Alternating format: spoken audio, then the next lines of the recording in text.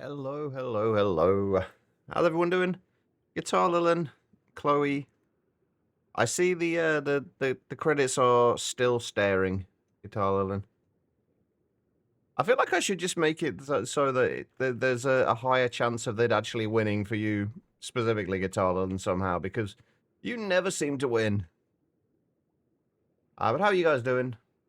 I realized after the stream last night that, and I didn't fix this. I realized after the stream last night, I'd said that I was going to start the HSSG coils for these crafting, and I didn't. So, yeah. We're going to do those now, and there's a bunch of other things we need to do as well. But yeah, we need to make 12, 24, 48 of the coil blocks. So that's gonna be fun. You back banging your head, Monifactory, slowly headbutting yourself to the things you want. Are you getting to the things you want though, Guitar Lilin? That's the important thing. How many did I say we needed? 12, 3 layers, 2 layers, 24, 48, 48. Alright.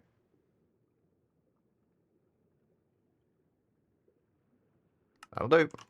Alright. So, today, first thing we want to do is we want to go move the miner, as per usual.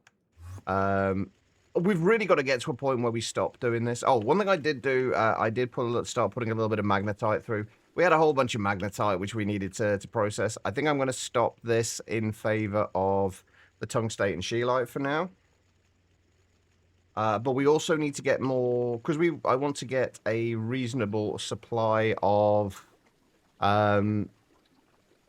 apatite and phosphorus today. We're going to need to go and mine some more apatite. But since the apatite veins are generally fairly chunky, we're going to need to get some decent store. I'm probably going to put like either a 16K or a 64K drive in here for apatite.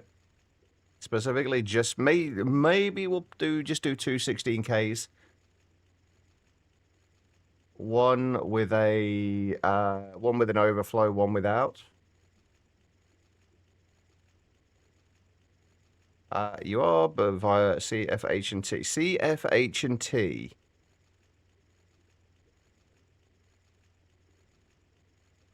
What you might need to explain a little further on those ones. What are CFH and T?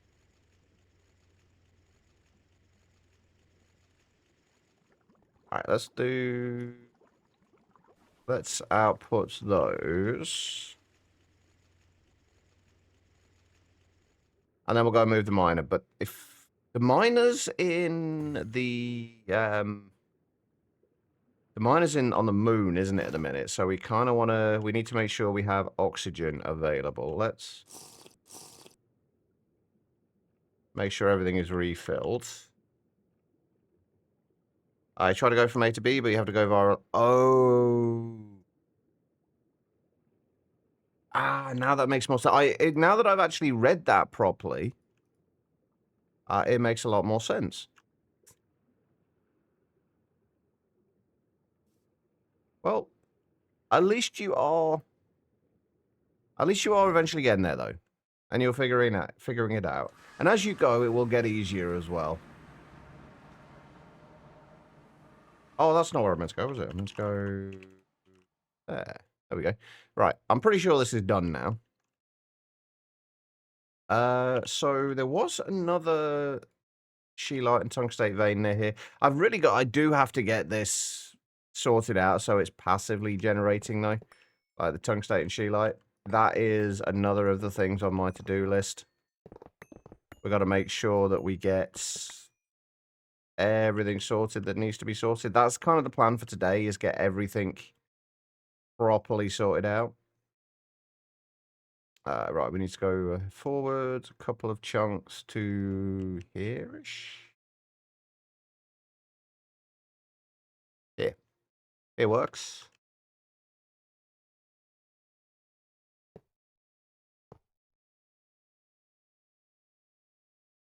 Right, and Put that down and grab... Where's my terminal gone?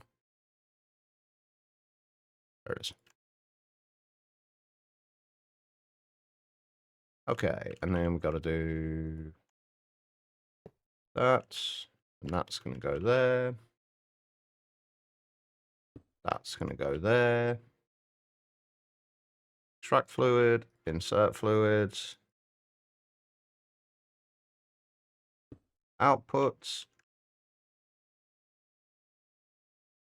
Converter.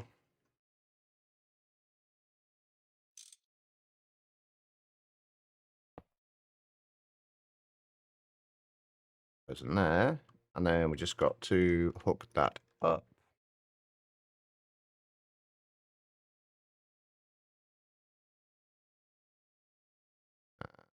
That up to there, and we should be good to go.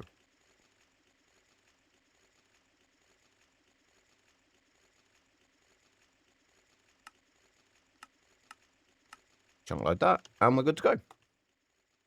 More tungstate and scheelites. Current head bunking is trying to transport clay dust to a drawer, not in the controller, so it does not go clogging the centrifuge.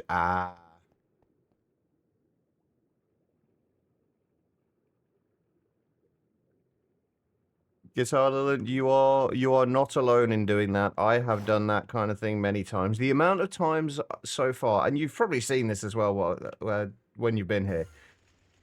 The amount of times that I have put in input, but like ME input buses when I've meant to be putting an output bus, it's concerning, to say the least.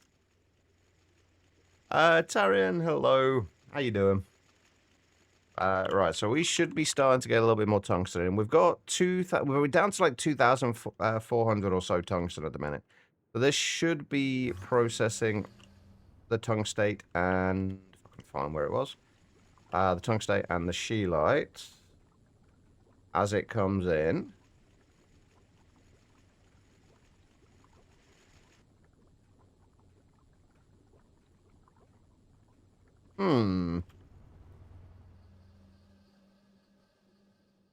Why are you not coming in? Oh, because you're still processing the magnetite, aren't you? That's why. Oh yeah, they'll just go through that and it'll be fine. Good, having some breakfast and playing more Grounded too. I played a tiny bit last night. I didn't have time. I wasn't really in the right headspace to play too much of it yesterday. I was going to wait till the weekend to really try it out. But it looks fun. I like the fact that they got rid of like or they seem to at least have got rid of the separate tools, like the axe, the hammer, and the shovel, and they're all essentially in like that one Omni tool. That's one of the biggest things I've liked so far. I've got as far as, when you first leave the training ground and you go to that first station where where the phone's ringing, you've got to go around the outside and around the back to get into, because the door's locked. I've literally just got to that bit, so I don't give too many spoilers. But it does seem really good. I haven't noticed any lag yet, but I did see a few people mentioning that lag was a problem. So I'm kind of expecting it will show up at some point in the near future.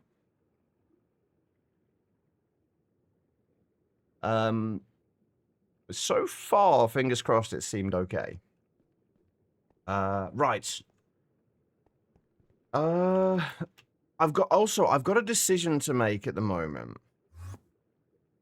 Do I make one more of these?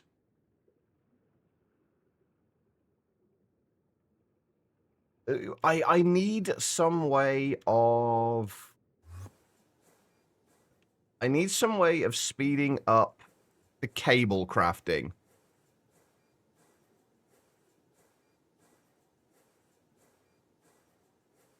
Credits then. God damn it, Bug. Always spoiling everything. How you doing, Bug?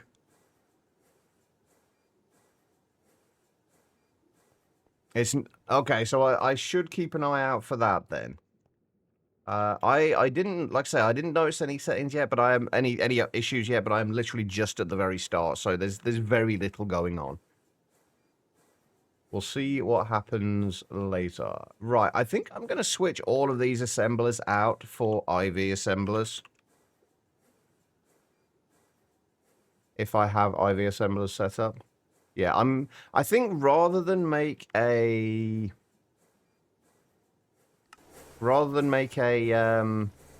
one specifically for cables, because these are still, they're not like slow. Actually, now that I look at it though, they're still only taking 1 second per cable, roughly. So, do we just put these in the multi-block as well as everything else? I wanted something dedicated for them. Almost 3 a.m. So you're wondering, bed, have a great stream. All right, I will try, Bug. Enjoy the rest, man. Hopefully you get some good rest. All right. So that is doing its thing. I'm going to recharge this while we're not really using it. I really need to make an actual IV charger for this rather than just charging it in machines.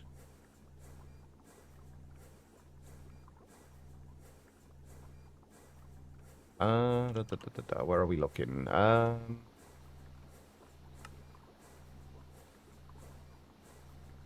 Okay, so yeah, at least it's not the liquid tungsten that's slowing us down. That was slowing us down before because of the extractor.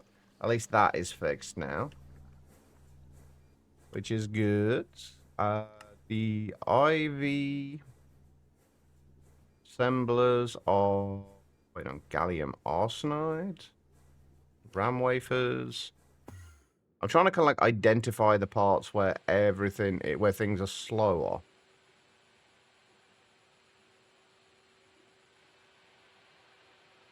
That's actually not that bad. Like 6 seconds for the RAM wafers is not terrible. I'm going to start by putting your motion sickness bracelet on. Is it really that bad?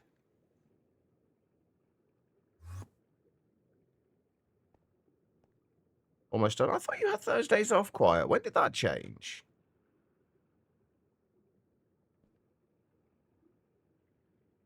We started going through the tungsten yet? No, we still haven't started going through the tungsten.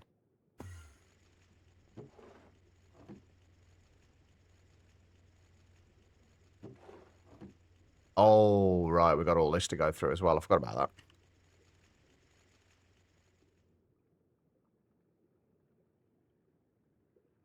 Oh, fuck. It is Wednesday, isn't it? I completely forgot that my sleep is... This is what happens when my sleep gets messed up.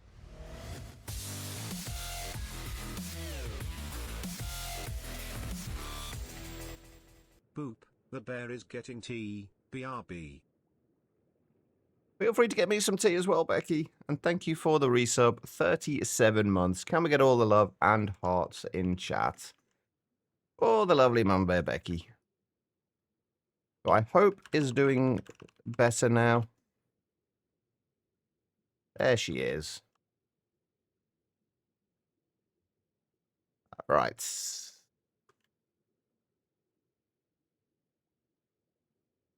But thank you, Becky. And enjoy the tea. Don't play first person. With third person, you can get an hour or two, and then you're queasy. Oh, wow. I've never had like motion sickness. I've never really had the issue of motion sickness, so that sounds rough though. Oh yeah, that's not going to work at the minute, is it? Because we're currently actually doing other stuff in there. Do I have any other IV machines here that aren't being used? You are IV, so you can charge that. Yeah, I've not tried it in third person yet. I've only played in first person so far. Okay. What do we need to get sorted today? We need to reset up the titanium EBF. I think that is going to be the first thing that we do.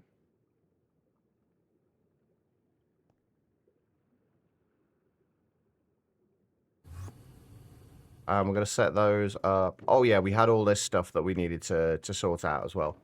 Yeah, we'll set the this EBF up.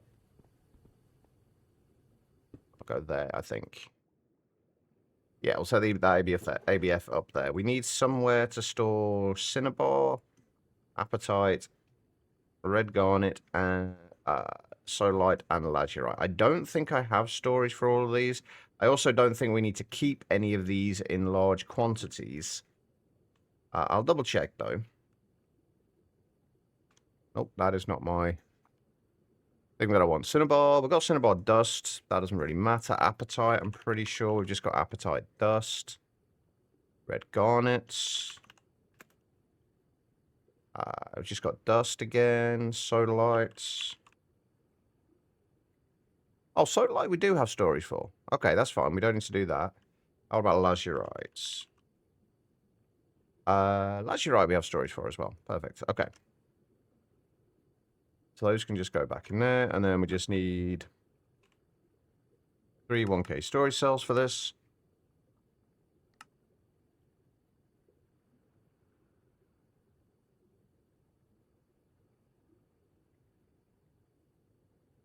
I'll grab all of those.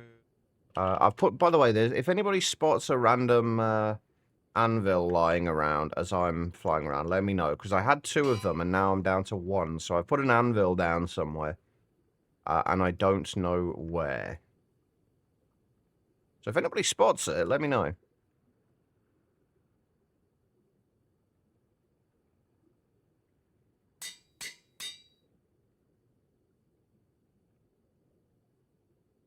I can never remember if there's 1p or 2 in Apatite.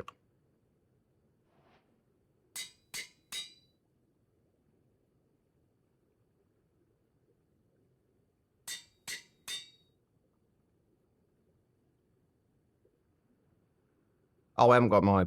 I've not got my things to break that. It's currently charging. Let me go and get that back. It's over here. Okay.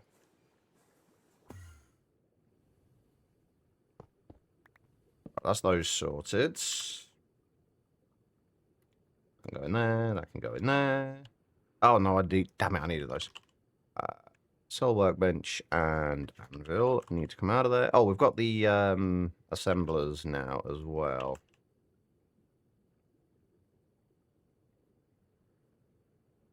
And we need the peer-to-peers. We're going to use peer-to-peer to transfer power, I think. It'll be a little bit easier. Right, so let's remove those. And that.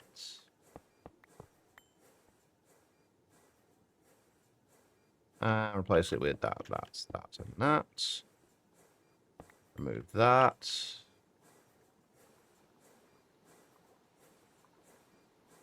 Connect that up to there, and then we can remove that.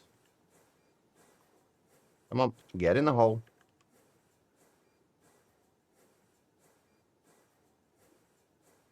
Alright. And then we just got to bring...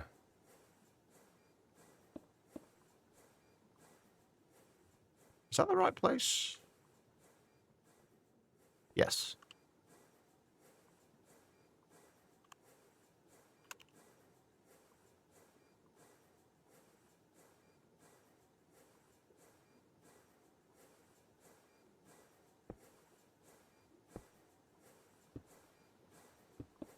Oh, dang it.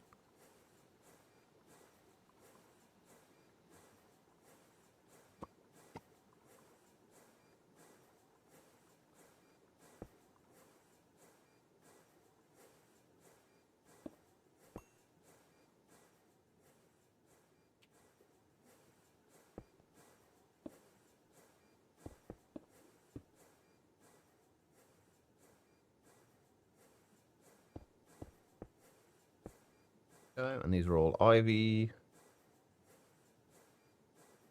They are all ivy, right? Yeah.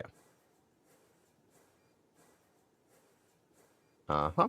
Okay, that's that. And then we just need to...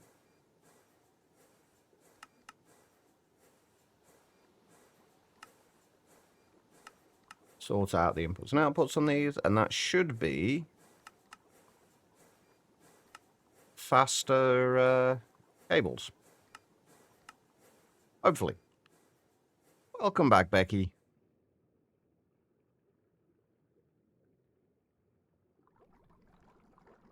Alright, let's get rid of all this slot. Okay, so that's that sorted. Have we started getting to the tungsten yet? We have not started getting to the tungsten yet. Oh, we do have some of our coils, though. We can exchange at least one of the ABSs. How is Becky doing today?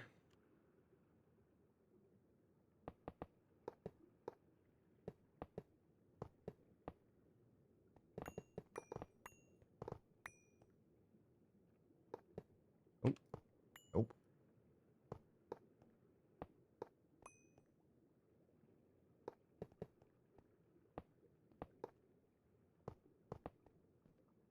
There we go. Right, that's one upgraded. Other one is on the way. And it's given us a bunch of RTM coils that we're going to use as well. Okay, right. So there's a few more things we've got to get done while we're waiting for stuff. We're going to need to move that miner again once it's finished on the tungstate and scheelite. Warm and tired. How's everyone else? Pretty much the same. So pretty much par for the course for me. Alright, those have turned off now. The aluminium is... What did we set aluminium to stop at? I don't know why I set that to 32,000. Like, we don't need 32,000 aluminium stored. At least, certainly not at the moment. If we just set that to 16,000, that'll shut that off as well. These are all going, but they're going to take a while to actually keep up. Okay. So, we had 3 more EBFs we wanted to do straight away. And we need to figure out what we need to still get kind of passived and passively crafting in order to make those. So, end steel, lumium, and signalum are the next 3 we want to do. Oh, before we do any of this, we need to speed up the production of the energetic alloy, vibrant alloy. Because these are currently just being done at LV. I think I'm only gonna upgrade them, I think, to HV.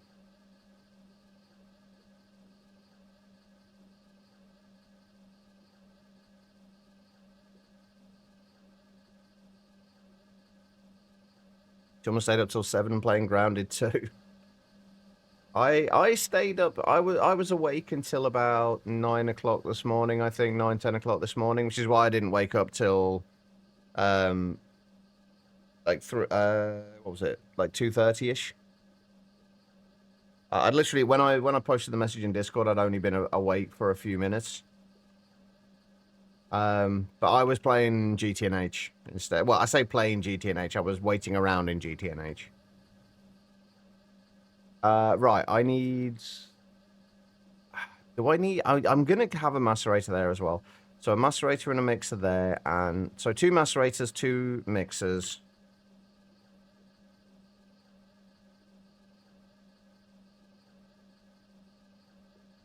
See, I knew I'd lost some of the... I knew I'd lost some of my patterns.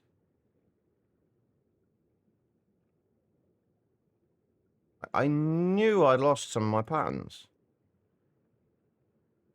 Because we have definitely made double steel plates before, and the pattern's just gone.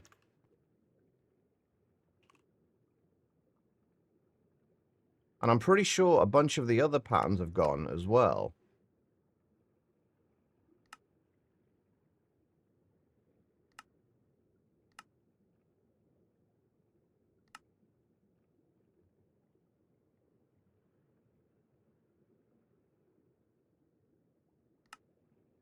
A little bit concerning.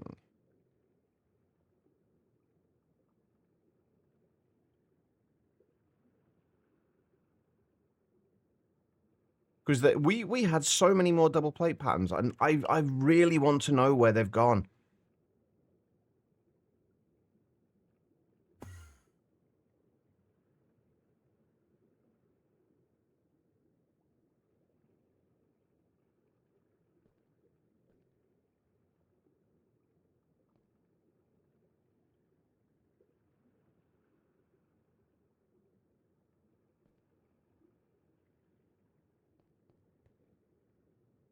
And I have no idea.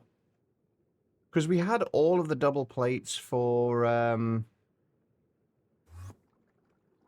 the some of the stack upgrades and things like that, and then they aren't there. And I don't know where they've gone. So I'm very, very confused about that. So we are probably going to end up finding a bunch of double plates that we need to make along the way. I always wanted done though, at least. But yeah, Becky, have you had a chance to try out Grounded 2 yet, Becky? I think you said you had Game Pass, right? Because it is on Game Pass. Although it does show up as some weird name when in Discord for some reason when you're using it on Discord. Something like Augusta or so OE Augusta or something along those OE something. It was very weird.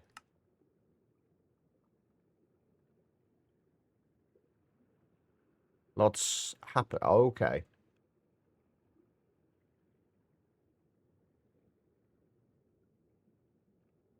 Oh, why are you not? Oh my god, I'm a moron.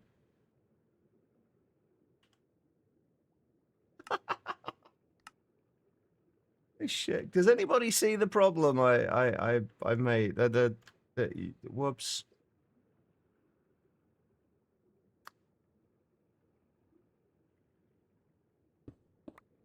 I didn't make assemblers. I made circuit assemblers.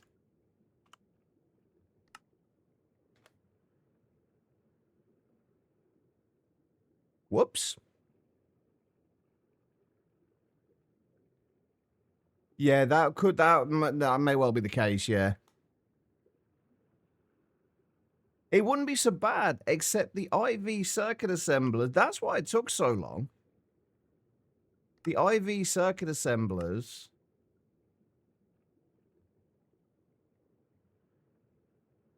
take LUV circuits. So I have now just wasted the materials for 8 LUV circuits, and I cannot get that back.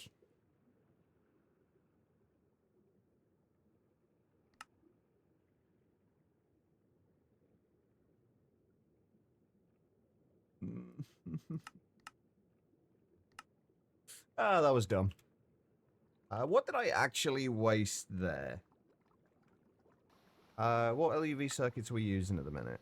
Which ones are it? It's nano ones, isn't it?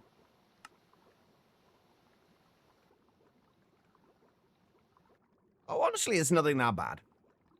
Okay, that's fine. We'll just, I'll put these through the arc furnace. Oh, so we can't do that because we don't keep oxygen in there, do we?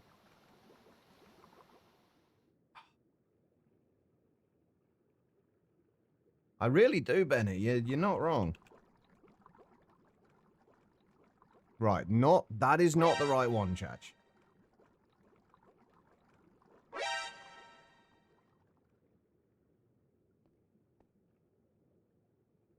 Oh, you never know. We might need the circuit assemblers at some point. Oh, wait. That also means that we currently don't have anywhere for cables to be made.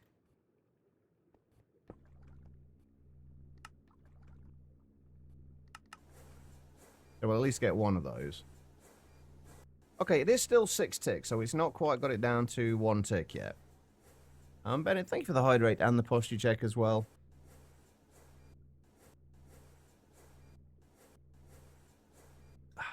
Right. I can't believe I did that.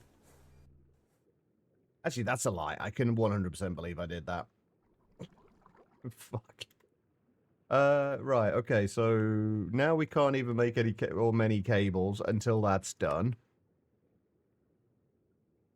Oh, that was so silly. Right. Well, we can break those down. Do I have an arc furnace anywhere? I should be able to do it in the MV arc furnace. Um,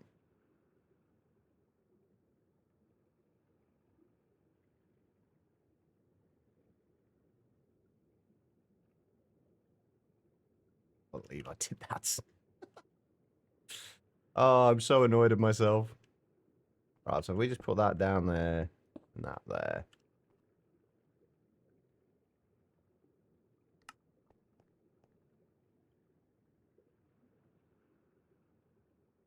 Oh, where did all my universal cells go? There they are.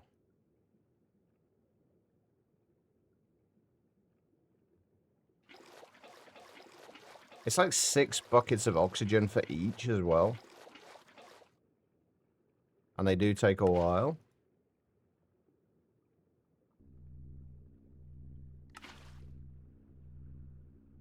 But we should be able to get some graphene, some tungsten steel, some tungsten. I wouldn't mind. I think it's mostly the tungsten that was the big problem. The usage of the tungsten for that, because we haven't got a ton of tungsten. And using all of that is not good.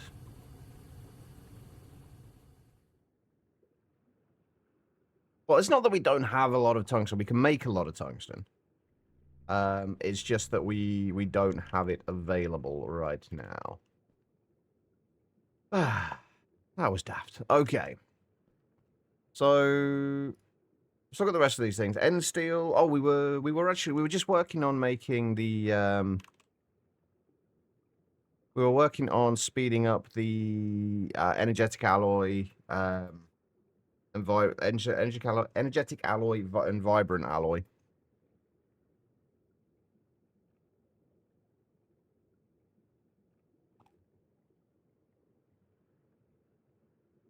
There's 3 of our... Oh, there's the other 3 assemblies, should I say. Alright, those can go into here.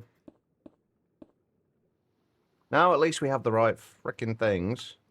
I should have noticed that it was wrong when there was only 6 slots in here. When I looked at it. I think there's only 6 slots in the IV ones. Okay, right. Let's try that again with the macerators. 2 macerators. And we need 2 mixers.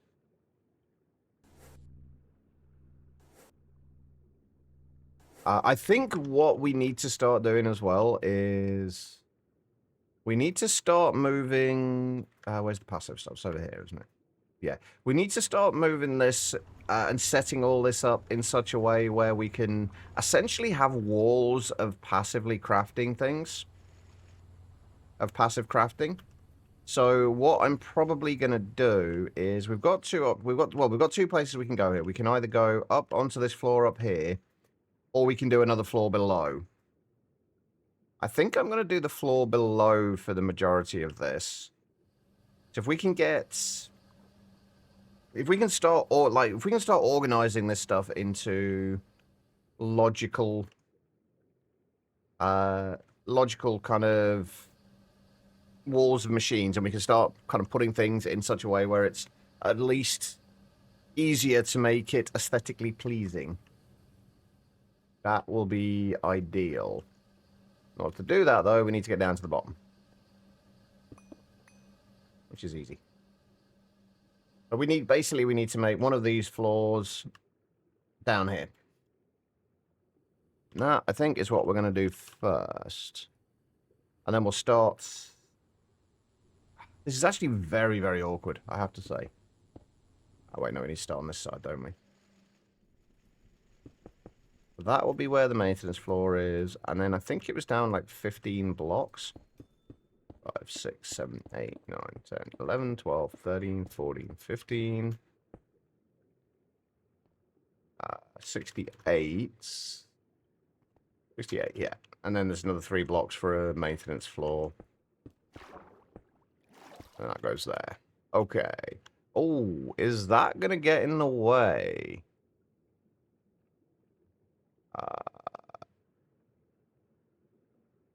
Yeah, that's going to be right in the corner. We might have to hold off on that last chunk out there for now.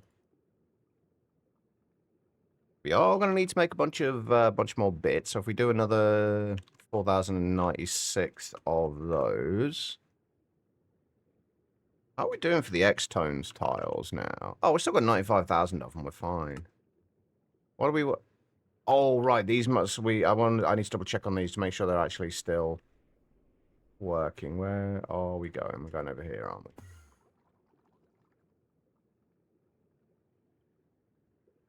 Yeah, that's not pushing out.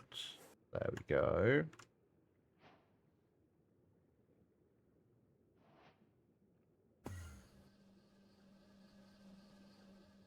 All right. There's my copy-paste gadget. Building. Oh, we need to go and charge that then. As well. Give that a minute.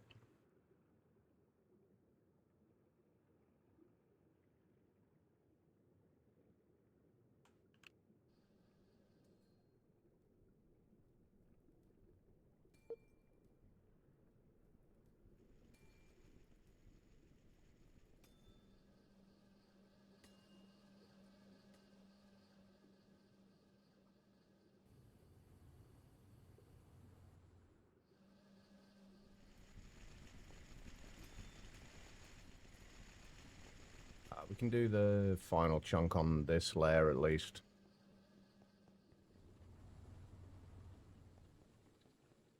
Because that's not going to interfere with the oil.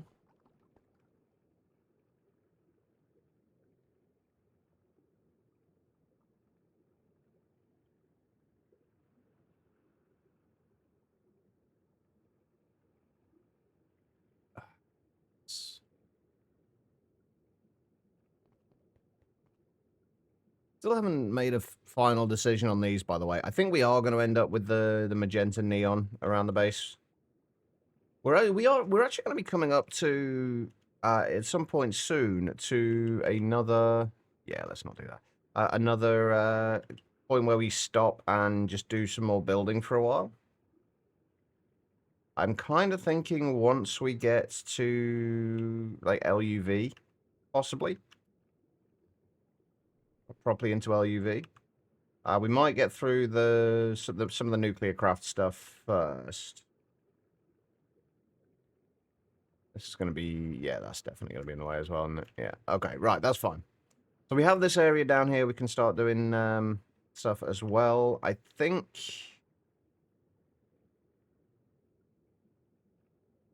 How do I want to do this? I think this we do want to have it in kind of like alleyways, kind of going down here with machines either side. And then have them into the walls, like, for, like, floor to ceiling. And then we can kind of...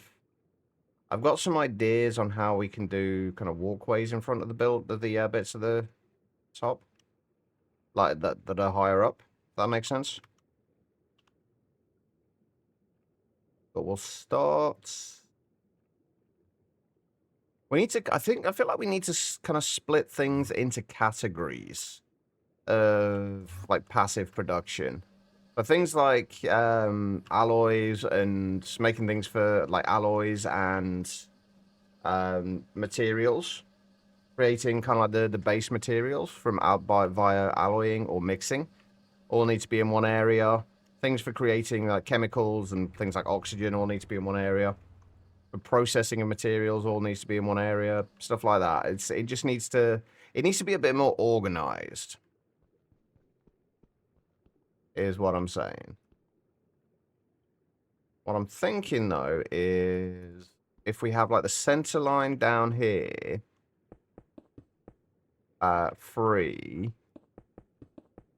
and then we've got these areas back here. So we'll have it inset by one block into there, and then we can have these areas back here for creating whatever it is we decide we want to make. Hey, Akira. How's it going? And then we'll just kind of have a bit of an alleyway all the way from one end to the other. Possibly blocking it up. Possibly having an area, like a small area in the center here where we can walk between the different alleyways on machines. So basically it's going to be like that. 1, 2, 3, 4, 5, 6, 7. We'll just try and lay this out in such a way that it actually looks good.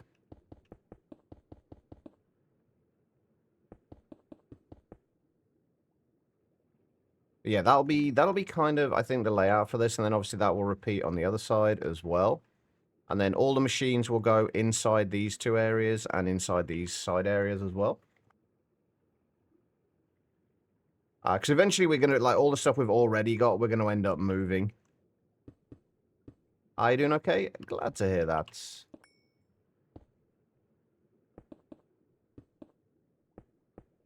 Alright, I'm trying to figure stuff out with building in mind at the moment. It's always a struggle.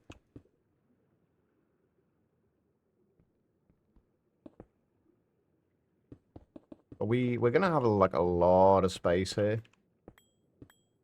And then I think for anything that uses, like, because there are certain things that are going to use, like, pyrolyze ovens and things like that. Stuff that's going to be a little bit chunkier we can leave on the higher floors. But anything that's just kind of, like, we've got a ton of machines that are just, like, individual machines like this, just making various things. If we can keep those all together, that'd be good. I've got 1, 2, 3, 4, 5, 6, 7. And then we'll just try and keep things somewhat categorized, I guess. So yeah, all machines will go into these areas. If we have... We're probably going to want the corner, like something like that in the corners. So we'll lose like a block there. I really don't want to do too much of the building now because it will just take my focus away from what we're supposed to be doing. But if we can at least figure out the layout. If we can get the layout right now, it means that we don't have to worry about it later.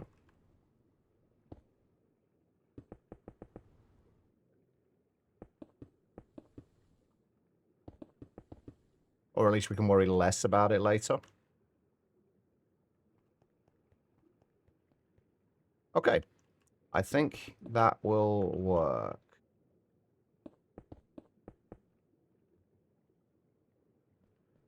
So we can have this, like a layer here for these, which we can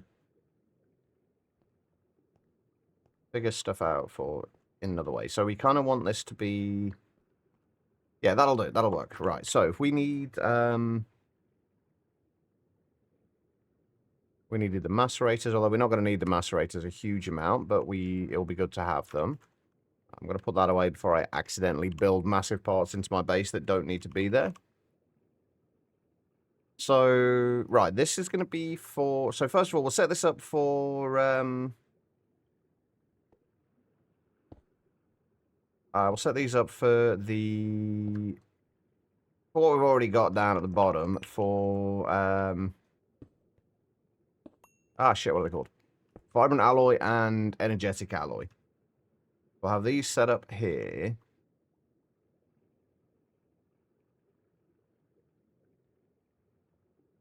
We could we have them next to each other? No, not really.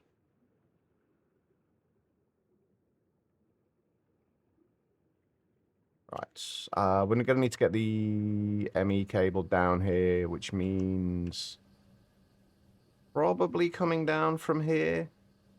Or probably here. At least for now. We can probably move it later, but this is definitely gonna need to come down here. Actually, no, we don't want that coming down from there, because if we're having like a walkway down there, that's just going to be awkward if we have it there. So what we want is to have it probably coming down... Where? Somewhere inside this, inside here.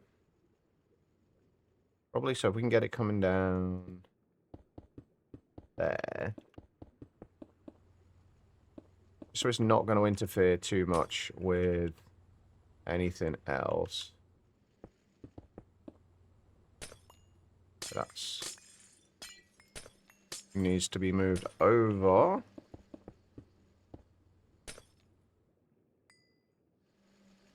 We'll do the same on the other sides. It'll come down from there.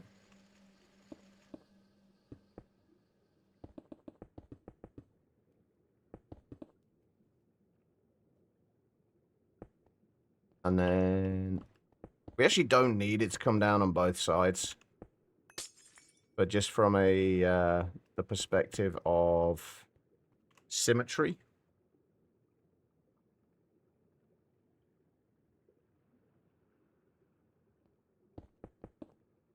Kind of wanted to.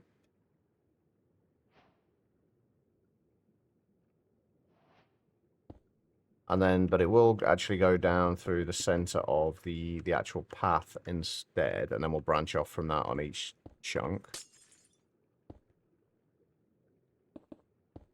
Yay for being out of work on time. GG.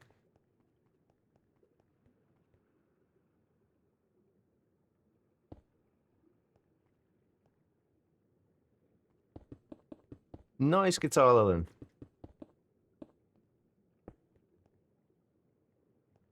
No more random chests. Although the storage drives might be... the storage drives do require circuits.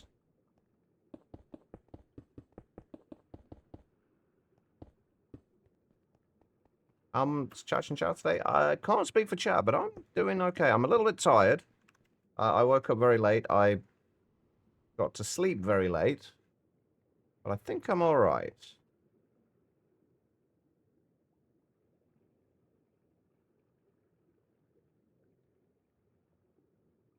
Right. I think I want a 16 amp IV converter down here. Do I want a 16 amp IV converter down here? Because we're still going to be doing this stuff with... we're still going to be powering a lot of this stuff with converters, I think. Although, do we want to do that?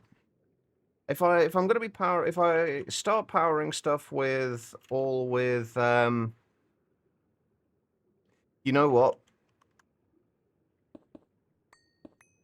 Let's do these at EV, then we can at least use peer-to-peers for doing it. We can at least use peer-to-peer things to do it, and we should have plenty of titanium. Oh god, that's what we were doing, wasn't it? I was sorting out the titanium.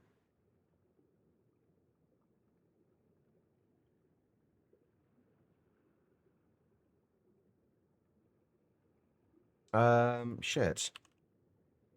Right, I do need this. So yeah, I don't want to be moving the LV power down here. But yeah, we're going to have to make a bunch more black steel. I think what I'm actually going to do is for right now, we're going to have to passive black steel anyway. But for now, I think I'm just going to make a couple of stacks of those. I also now have the HSSG coils to update. Where are we? Over here. Update these.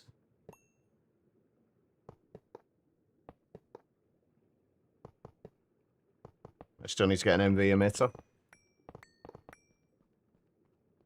Yeah, you always end up finding that one thing, like, it seems like you're just about there, then you just find that one thing that's like, nope, not yet.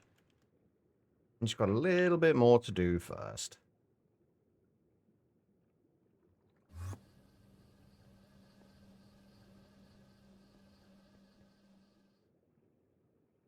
Wait, that's passive process.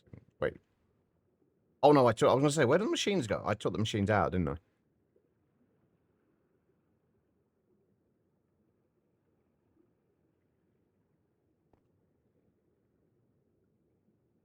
Right, so let me just grab a little bit of concrete here for a second.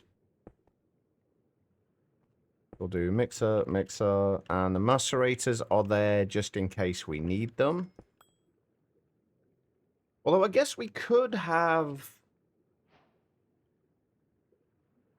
We could forget about the macerators here, because the macerators at the moment, this is for energetic alloy and vibrant alloy. The energetic alloy, we need gold dust. What we can do is we can just passively generate gold dust. We can have a set, one of the things we'll have here is a set of macerators that will like macerate various different things that we need. And the energetic alloy needs gold dust, which we haven't got coming in passively at the moment, and ender pearl dust, which we also don't have coming in passively, both of which we can set up macerators for, which I think I'm going to do.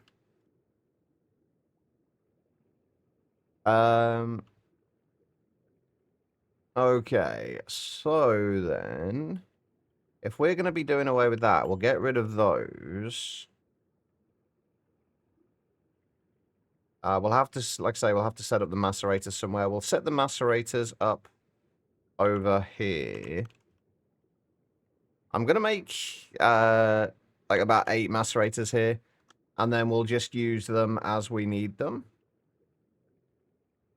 And then we just need to do an interface. I've got to think about how we're going to do this in a way that we can...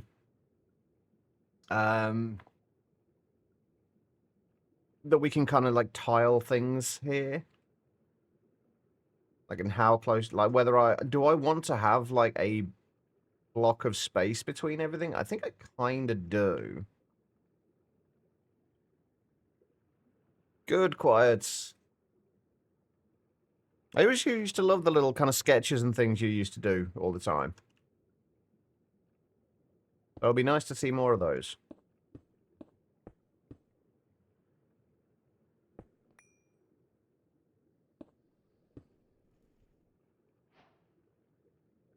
Right, then we'll just use those like macerators for...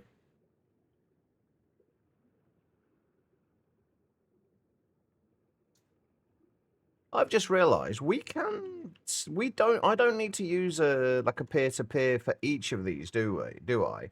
You can run a peer-to-peer cable into a wire, can't you?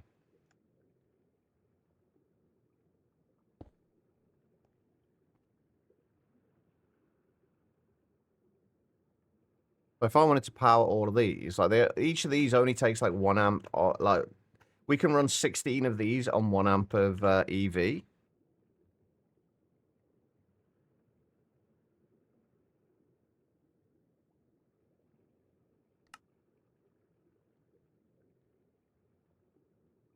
That should... Will that connect there? That is my question. If we turn it to... If we do an... Well, that's an EV output. Will that connect?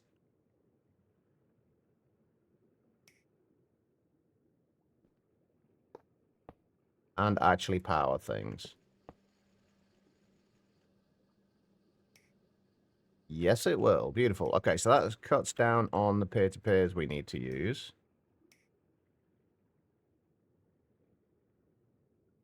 Ah. Maybe we will need to use a higher line. Or wait until it fills one up and then the other. Because that was just... Basically, that was trying to draw enough amps through here to power all of it. So it just burnt the cable. But if we wait, it should never... Oh, it might do, though. Yeah, we probably do want to do the 8X wires instead. just to be on the safe side. Since we're using 8, we've got 8 things going here. If we just do 8 X wires, just to be on the safe side. End steel shouldn't be difficult to make, hopefully by the end of the day, anyway.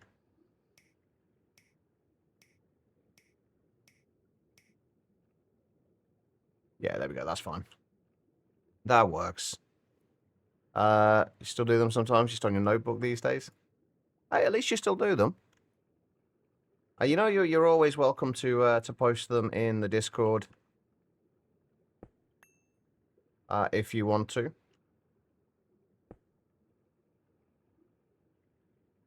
Okay, so how are we going to do this? I am going to use individual peer-to-peers for each of these because it will just be easier, I think. And then we're going to want space on either side. The thing I've got to figure out is I want to have monitors, storage monitors on here for everything. So we'll have like a storage monitor somewhere here to display how much of the energetic alloy, how much of the vibrant alloy. Do I want to have those below, or do I want to have them to the side? To the side would take up a little less space, but it would be a little bit weird. Bobo, how are you doing? So needs to work though. You gotta like reinstall the drivers for your tablet 'cause it's old as fuck. I haven't touched my graphics tablet in ages. I don't even know if I don't even think it still works. I keep wanting to buy a new one, but there's no point in me spending the money because I'll probably use it for about 5 minutes and then stop.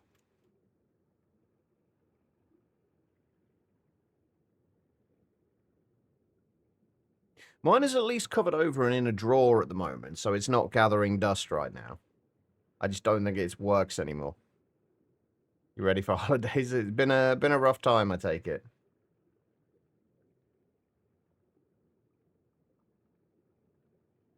I think I'm gonna have to do this with the things below. The storage below it. Like in there. Or I guess would it be better like could we do it like that and then have a block of space there and have a storage monitor there and storage monitor there?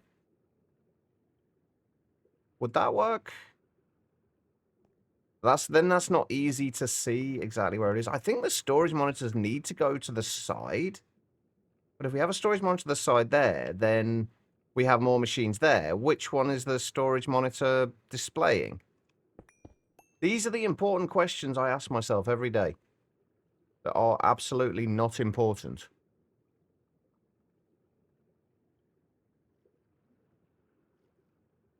2.5 more weeks pretending to do stuff at work. Part procrastination, part actually not having stuff to do since your boss isn't there.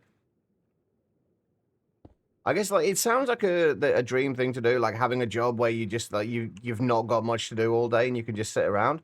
But it gets so boring, doesn't it?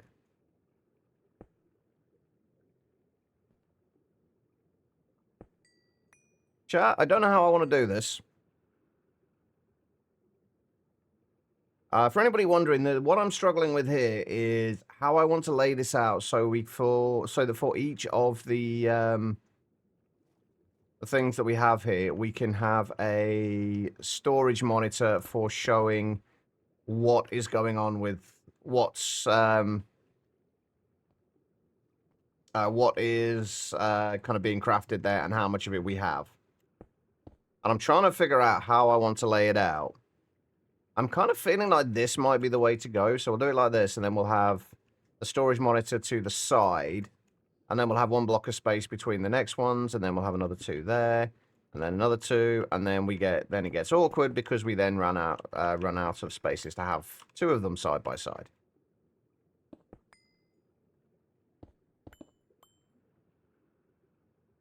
It's quite boring after a few days. It really is. Oh god, like getting to the point of doom scrolling is never fun.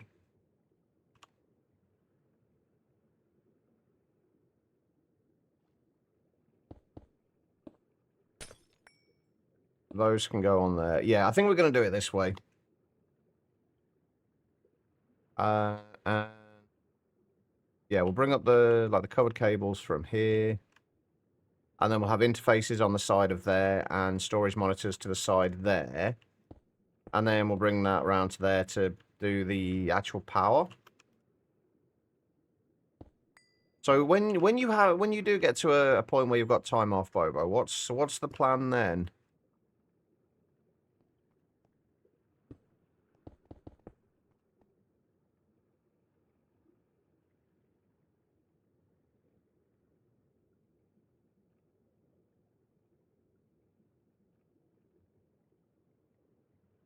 So burnt out, ready for vacation. You just crashed YouTube all day. See, I have not been able to work for a very long time, over 10 years now, unless you count this, because this is technically my job. I've not been able to work for over 10 years now, and it is, when you don't have stuff to do, when you're just sat there, it is so tedious. Like, it sounds like a dream come true if you're working every day.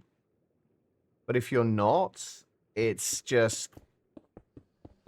horrible. It really is.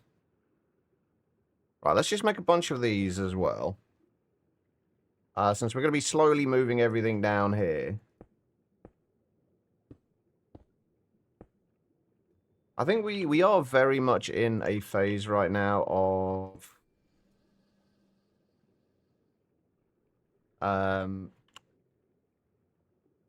we're very much in a phase right now of just... Oh, God, I've just had a thought. How are we going to... I've not really thought this through because... Oh, this layout's not going to work. Because we need to be able to shut things off.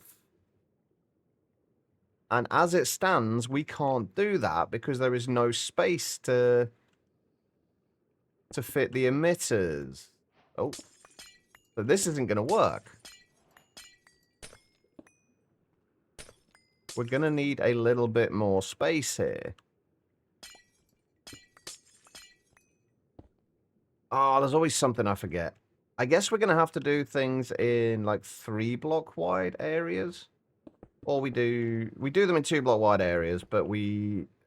Actually, no, that should still work. We'll just have to make sure there's an extra block of space there. And then we can have the emitters on that side. And then 2 blocks there, and then 2 blocks there. And that actually works out better.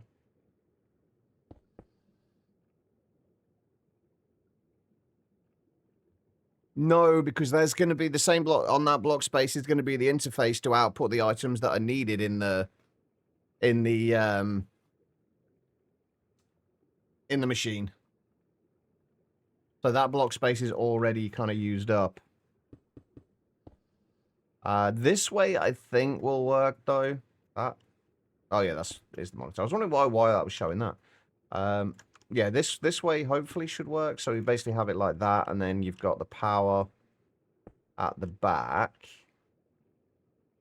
I think we can just run that like that, and then we'll just do the emitters on the side.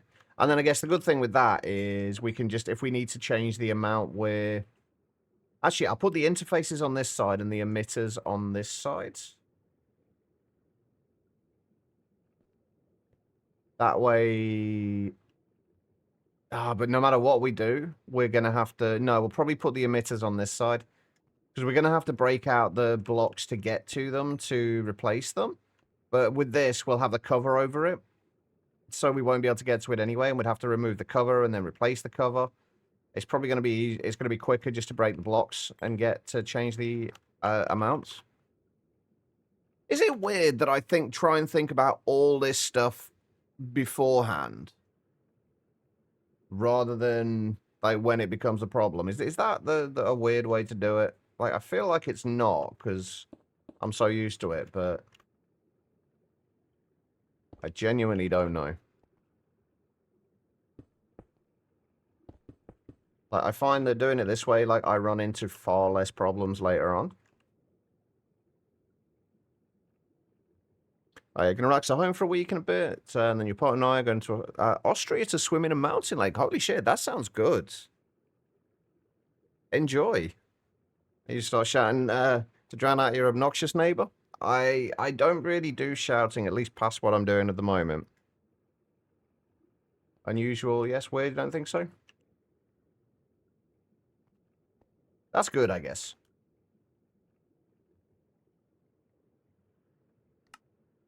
Right.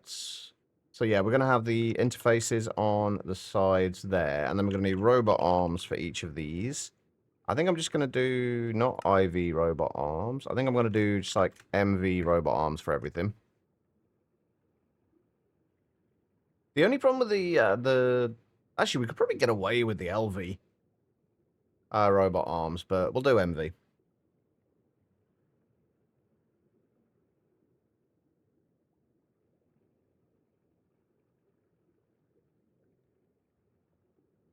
Yeah, it generally does spirited. Like I find that like I generally run into so few problems later on, like by taking the time to figure all this stuff out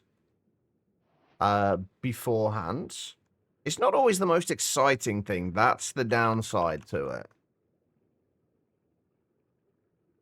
But right, that's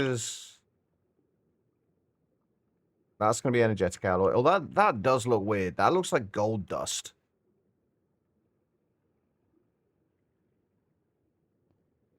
Energetic alloy. We've got vibrant alloy. Right, so energetic alloy is gold dust, redstone, and glowstone.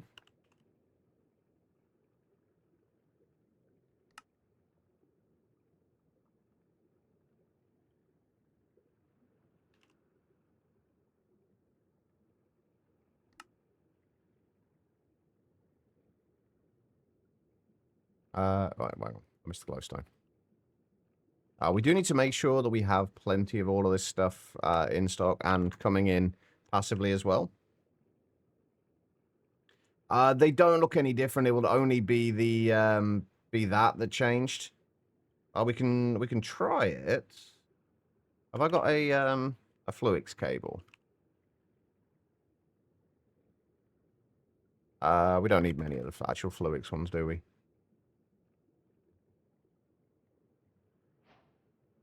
We can try it.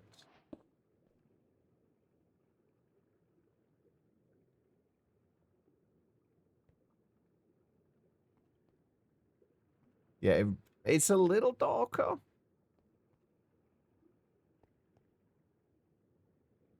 It might actually be okay. I wish it just had like a black background rather than a grey background. That is a little better. That probably will look a little better with a cover over it, and it will probably fit a little better than everything else. But that's actually not awful. Right, I need filters as well. Let's make a few of those. No, I think it's mostly the shaders that's causing the issue.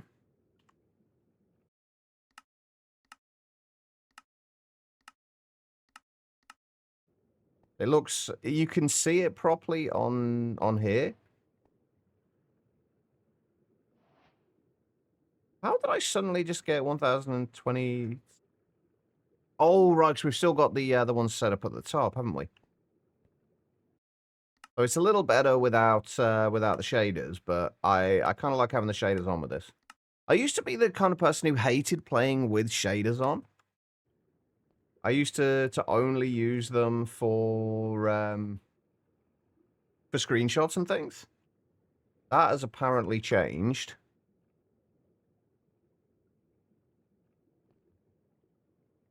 Okay, so we need to set this to input.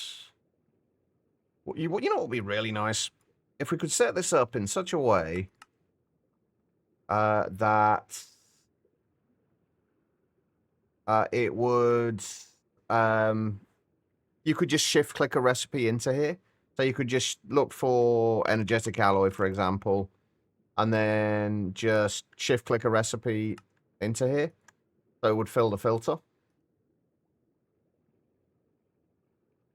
Unfortunately, it does not work like that.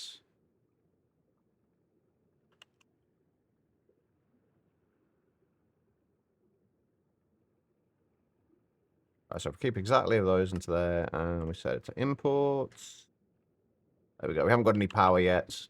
We're also going to need the machine controllers for each of these.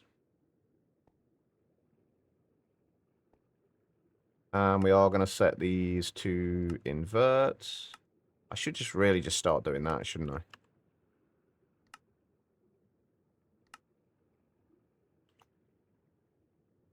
Right, energetic alloy, and then we want to set this. We're only keeping like 1024 of the dust in stock. We shouldn't need any more than that.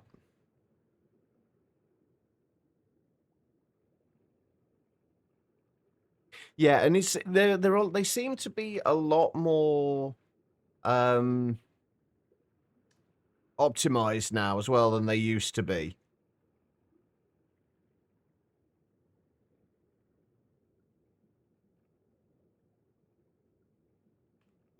So you don't have to worry about like dropping down to like 30 FPS just to play with shaders. Which filters were you using, Guitar Lilin? Right, these are going to be for vibrant alloy.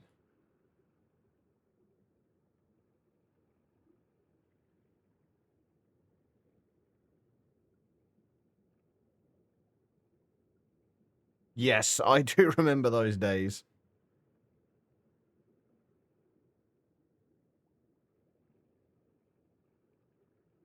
I accidentally made the item to... Ah. That would do it. I have just realized that we did want to make sure... We're going to be running into an issue if we have more than one thing that we want to shut these off from. That's the downside. 'Cause, like, I didn't want the vibrant alloy... Because I want to make sure we always have some of each of these things.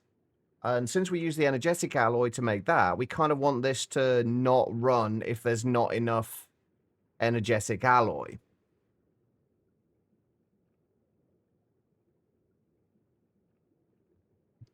But I don't know how I can do that in this space.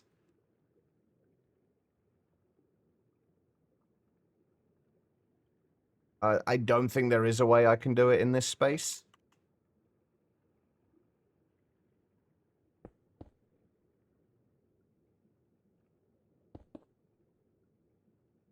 I guess the only thing we can do is ensure that this is always running faster than this. And then the vibrant alloy is also used to make end steel. But energetic alloy takes 7 seconds for 4.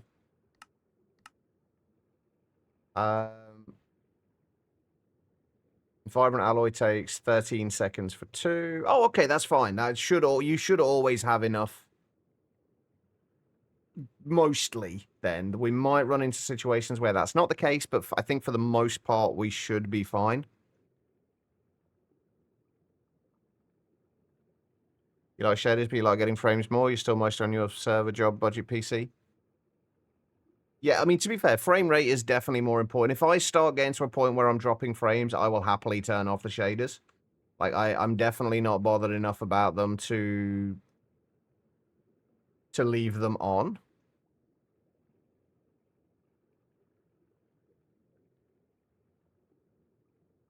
I guess what we could have done...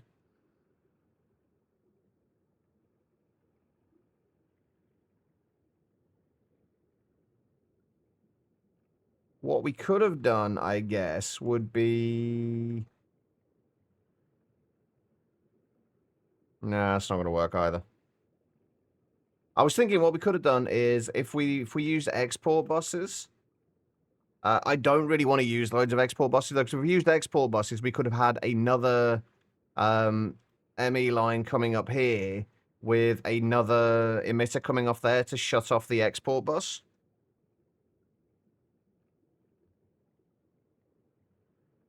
But that would involve using lots of export buses, and I don't know, I've just heard so many horror stories about using lots of export buses in the past. It's probably not an issue anymore, but we would end up using lots of them in this. I think we're just going to have to hope that this works and that we don't run into any issues. If we do, we'll deal with it. I think we are going to underclock both of these to HV, though, just because we don't need them overly quick. Are they worse than interfaces? I think so. Because interfaces aren't actively trying to push anything or pull anything. I think that would be my guess as to why they are better, why interfaces are better. But I don't know. I guess we could try it out, but the thing is, I don't want to end up trying it out and then eventually having to replace hundreds of output buses.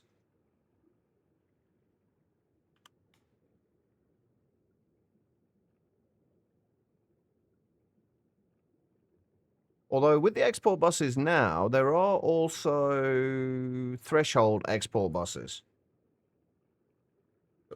Threshold export buses are...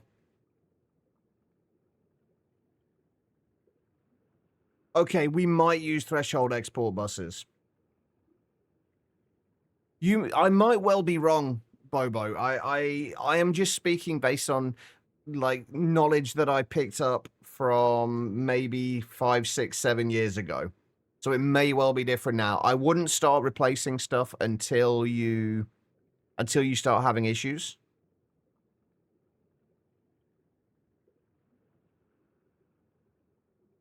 Well, that's exactly what that's exactly what interfaces though do for the most part. Spirited, you just have a bunch of output slots and then you output from that using a different method.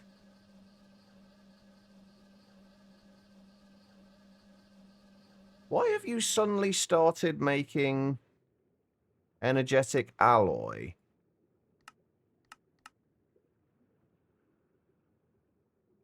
Why did you suddenly start making that? Why are we using energetic alloy?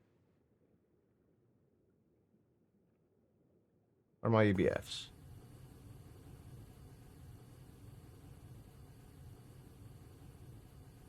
I don't know. I'm curious about that. Where were we? We're over here. You've had some issues? Is there anything like Spark or like observable for 112? I can't remember. See if you can find out what's causing the issues. And like I say, like take what I say with a grain of salt. This is just mostly just like anecdotal evidence. Like I've heard things in places and I've just I've taken it to heart. So what I'm saying may well just be not right at all. It's the Ender IO cables in the ME system. It might be the export buses there. It's possible. But I don't know. How many are we talking? How many export buses are we talking here? You know what? Let's do some tests. Let's start making some threshold export buses. And we'll try using those. Because the threshold export buses will actually remove the need for the extra level emitter, or we can use the extra... Actually, no, it will just remove the need for the extra level emitter. Entirely. No, it won't.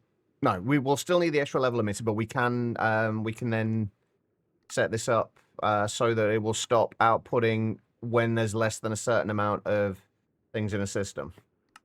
So, right, we need that as well. Yeah, we'll do some sciencing. We'll see. Because we're going to be obviously moving everything down here now. We'll be able to test and we'll be able to see if it starts causing issues. Because right now we are sitting at 11.4 milliseconds per tick, which, given how much we have going on, is actually fucking good.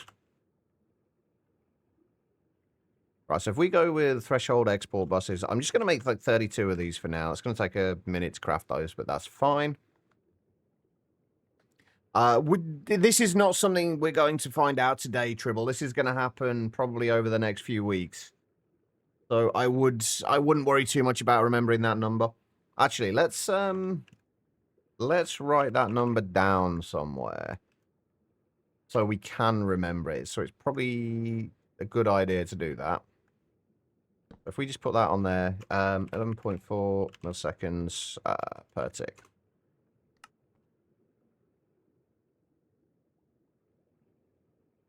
And where are we going? We're going over here.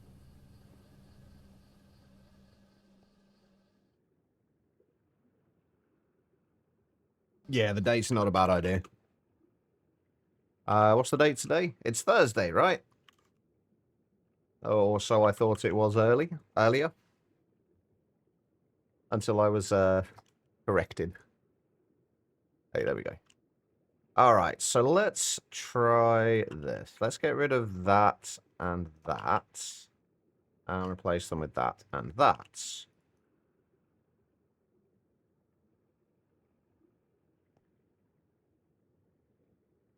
So, right, energetic alloy was redstone dust. And we want to make sure this always has, let's just say at least 16,000 redstone. So it will work when above the threshold. So this will only export when it's above this threshold. I'm assuming it works on, hang on, let me read this right. Threshold export bus works when the quantity of an item that's stored in the ME network is above or below the threshold. Well, does this work for multiple items? So, if we put the glowstone in there, how much? I don't even know how much glowstone we have. 128,000. Okay, so if we put the glowstone to 16,000 as well. So if we drop below 16,000 redstone, well, it'll stop exporting then, won't it? Oh, God, that's another problem.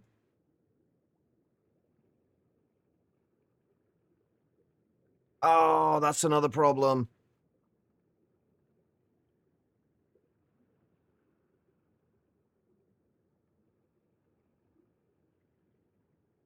Oh. Can I set a filter on the side of here that will stop more than X amount of items going in there? I don't think I can. Or can I?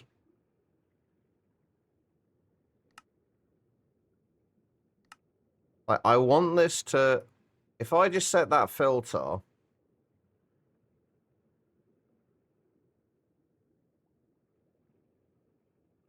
That will not... That will stop, won't it?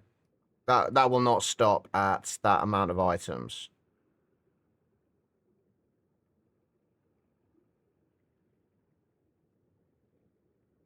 Oh, I really thought we'd fixed it then. No. I really thought we had it then. Back to the drawing board.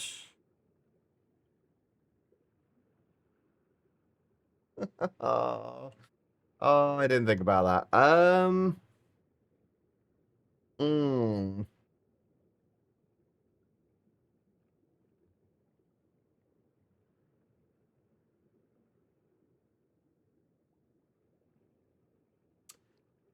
Okay.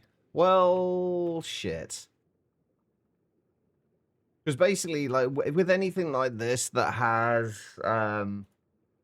multiple items in, you need to make sure that only the right amount gets in there.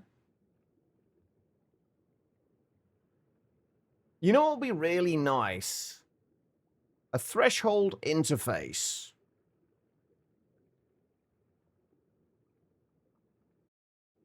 Or, as I keep hoping they will do at some point, an emitter that has multiple conditions.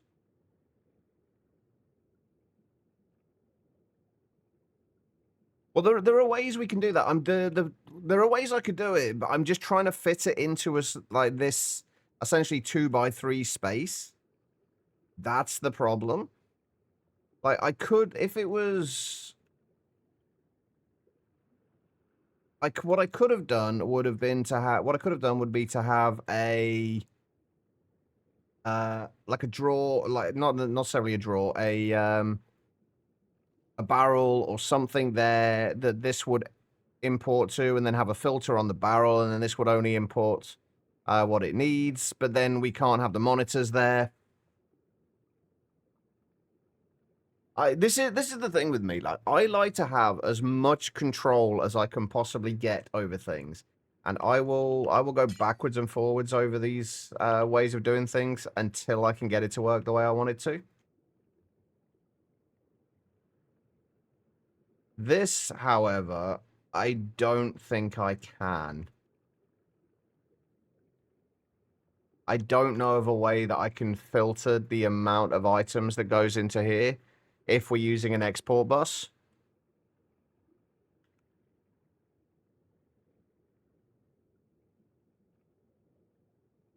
There's the precise export buses as well, but the precise export buses only output a precise amount rather than stopping at a certain amount.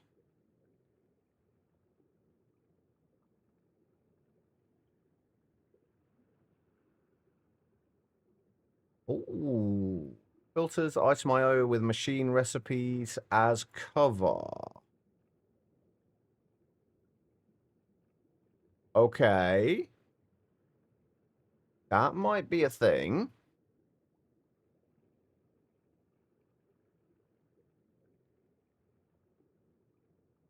Do we have any rubies? No, we've got a couple of ruby plates, but let's see if we can make one of these. And see if this does what we want.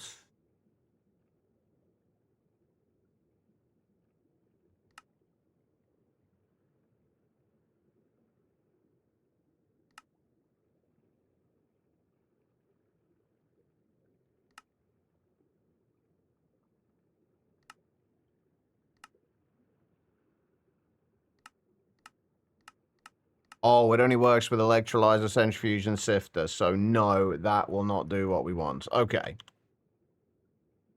Oh,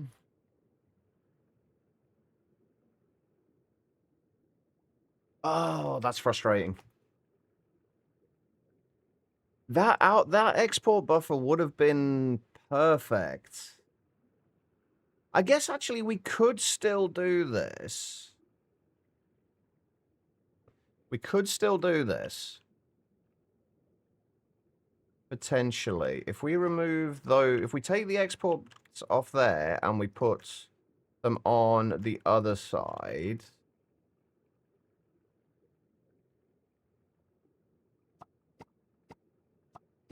And we put a... What can we use in here?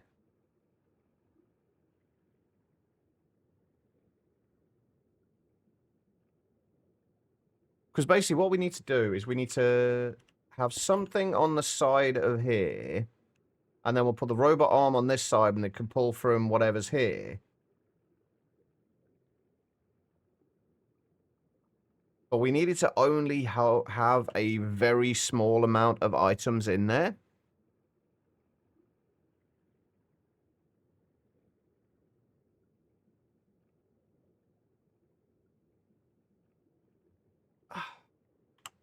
The only thing I can think of is like 2x2 drawers.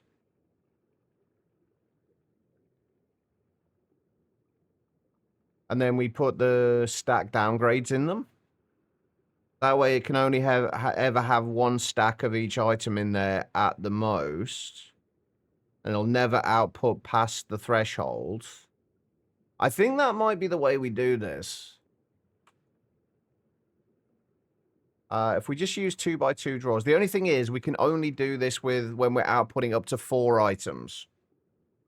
We'd have to find another way if we were doing it for anything else.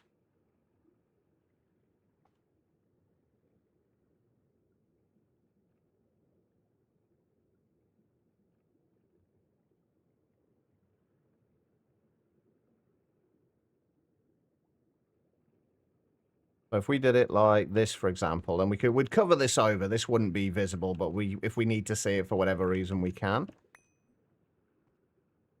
And then we'd just put the threshold export buses onto these and connect them like that instead.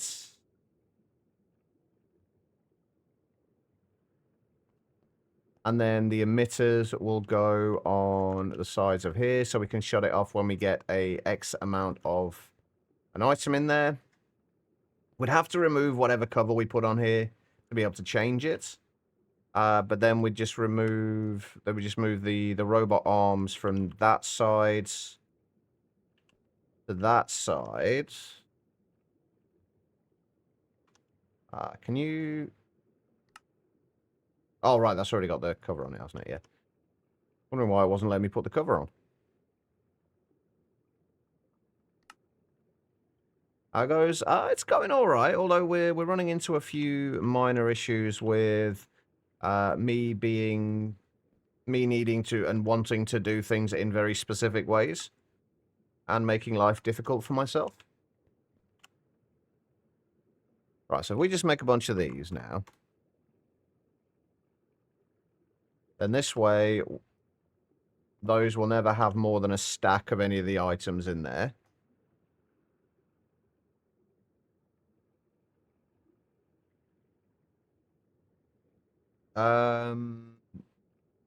Is there packing tape? Will packing tape work on it, Guitar Leon? I don't think it will, since that's obviously a functional, sophisticated storage thing, rather than a functional storage. I don't know of a way to do that, no.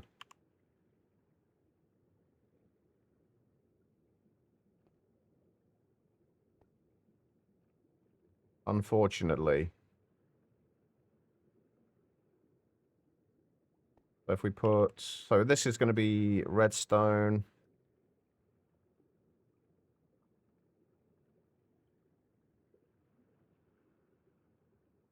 Wait, why am I trying to take glowstone out of the JEI? That's not going to work. Redstone, glowstone, and gold dust.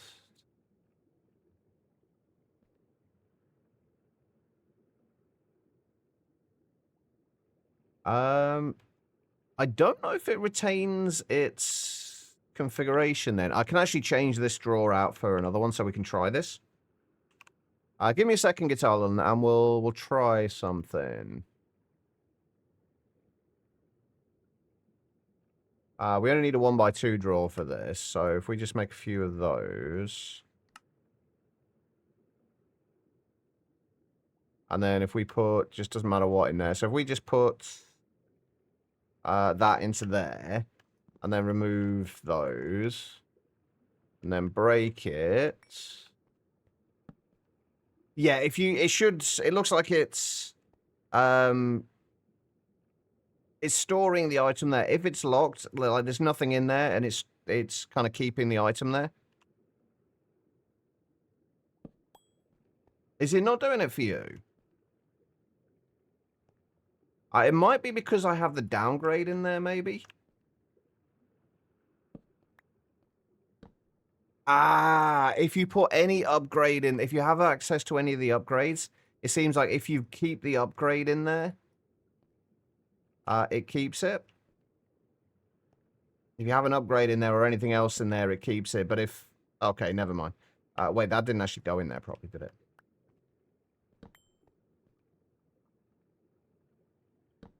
Yeah, if you have an upgrade in there of any kind, it seems that it remembers it. But as soon as you remove the upgrade and break and place it, it forgets then.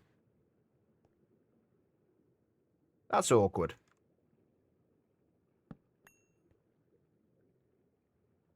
Right, okay, so we need to... everything's becoming a mess now, by the way. That needs to go in there. This is only going to output energetic alloy.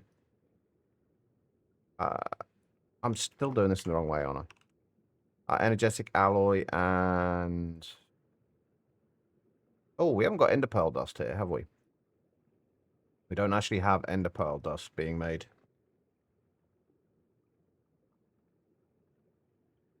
Where is the nearest macerator? This was supposed to be a day working on EBFs. That's clearly not happening. We're redoing all of the passive stuff, apparently. That is the new plan. Oh, we can move the cutter recipes from there as well. Right, let's just make a few of those.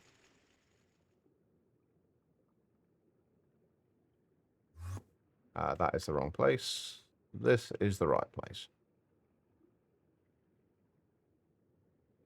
You'd have to draw the line at trying things some day. Alright, so we should have pearl dust there as well then. That can go into there. Okay, so... Right, so the thresholds... Well, we need redstone. And we'll output if this is over 16,000 redstone. Glowstone will do the same. Actually, we'll just set it to like 8,000. I don't think we're going to be in a situation where we run out of redstone for a while. And then gold dust is going to have to be a lot lower because we do not have too much gold dust. But if we make sure we've always got at least 512 gold dust in there, and then that should output... I'm not going to use many accelerator cards in these. I'm only going to put like 2 of them. Because we don't really... Oh, wait, hold on. I need the downgrade in there as well. And we need to lock it. Right, this should satisfy my my itch of having enough control in these things.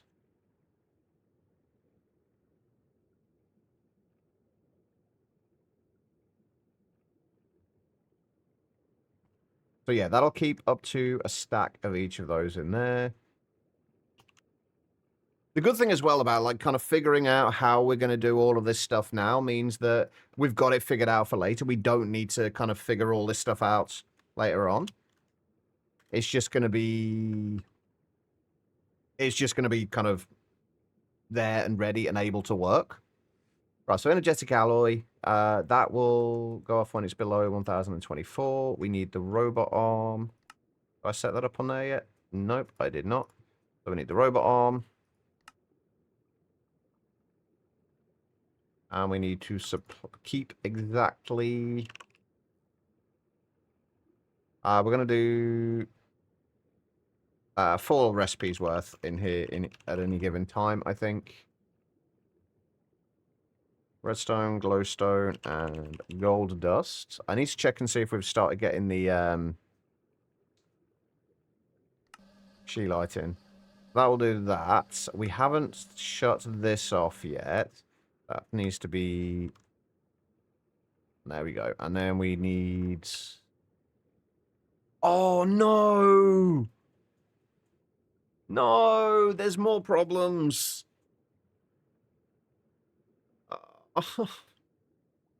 You know what we didn't account for? The output.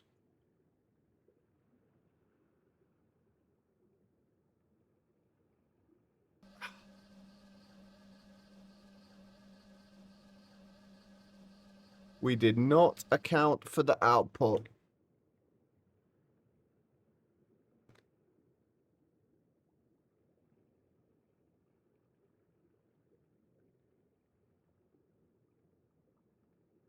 Shit.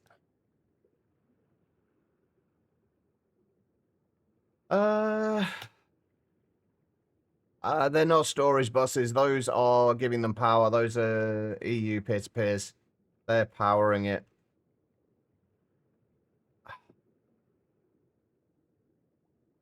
The interface is really the only way to do this.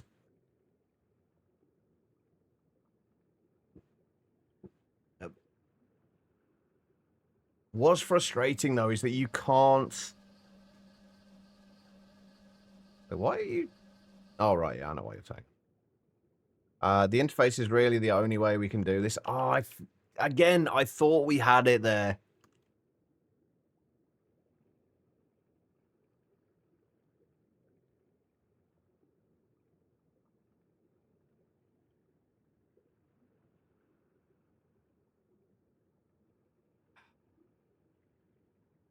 Back to the drawing board. Okay. No, the whole point is that we wanted to be able to stack these.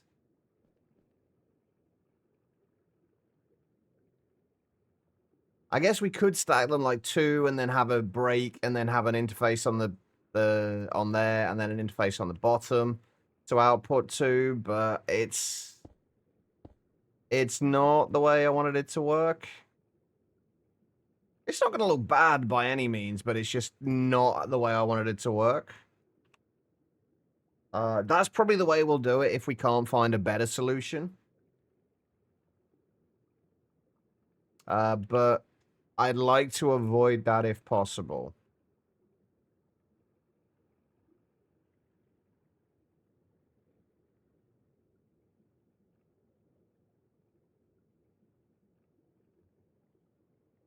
These can accept redstone cards. But that doesn't really help us, does it? We still, like, no matter what? Actually, no, that does help us. Oh, no, it doesn't, it doesn't. We can shut these off with the emitters. But then that's still going to have, there's still going to be a stack of things in there to use up. So it's not going to shut off when it gets over a certain point. It's going to shut off when it goes over a certain point, and then plus another stack at least of everything.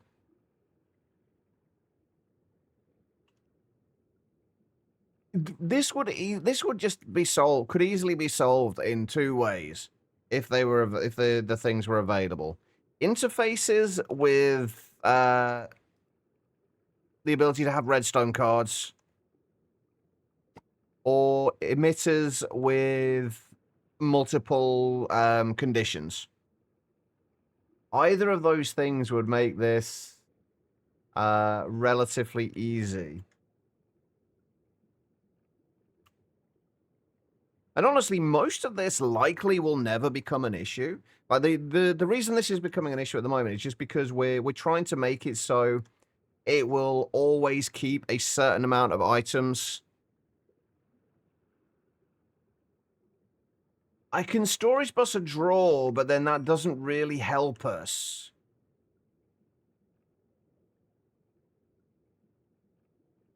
Like, that doesn't help us at all in this situation. Like, it may be in these specific situations, we might be able to do it. We could add an extra, we could output into the drawer here and then do that. No, I don't know. My whole point of of all my storage systems now is I don't like using storage drawers. I don't want to use storage drawers as my main storage or as any of my storage unless it's kind of part of a kind of a processing line. I don't want storage drawers connected to my storage. So no, we don't want to. I'm not going to be doing it that way. It would be a possibility, but then it also wouldn't really solve the problem at all. Because we would still be in the same boat. ME output. The ME output hatch, basically it allows you to output fluids. Hang on, well, let me see if I can find where we've got one. Yeah, the ME output hatches, these basically, you put them, they're used on multi-blocks, and they will, when they output a fluid, it will go into the ME output hatch, and then that will just basically go straight into your ME system. Same with the output buses. Any outputs from the multi-block it's attached to will just go straight back into your ME system. And the input buses and hatches basically do the same in reverse. They just input into the multi-block directly from your ME system. Unfortunately, I don't think there's any way to use them outside of multi-blocks.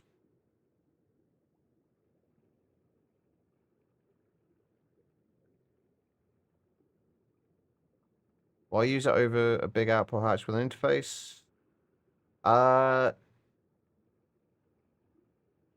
It's just one, you just don't need to, it just connects directly to it, basically. And I have it just makes it easier.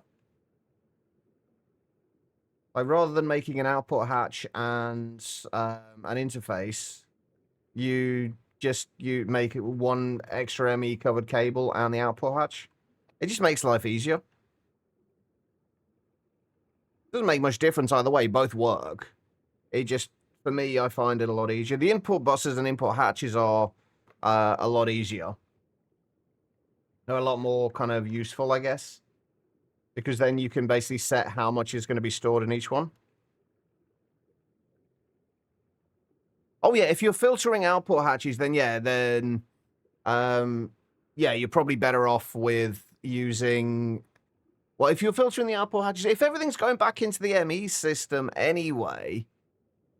If everything's going directly back into the ME system anyway, then it doesn't matter. Like, if it's not going directly back into the ME system and you need to route it into the input of another LCR somewhere, then yeah, output hatches are considerably better.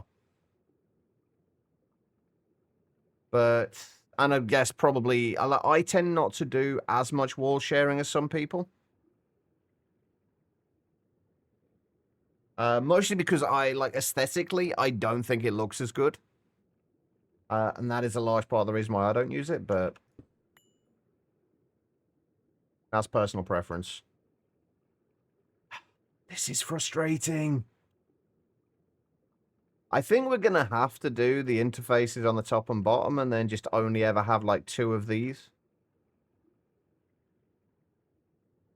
in a row, which is kind of frustrating. I really didn't want to do that.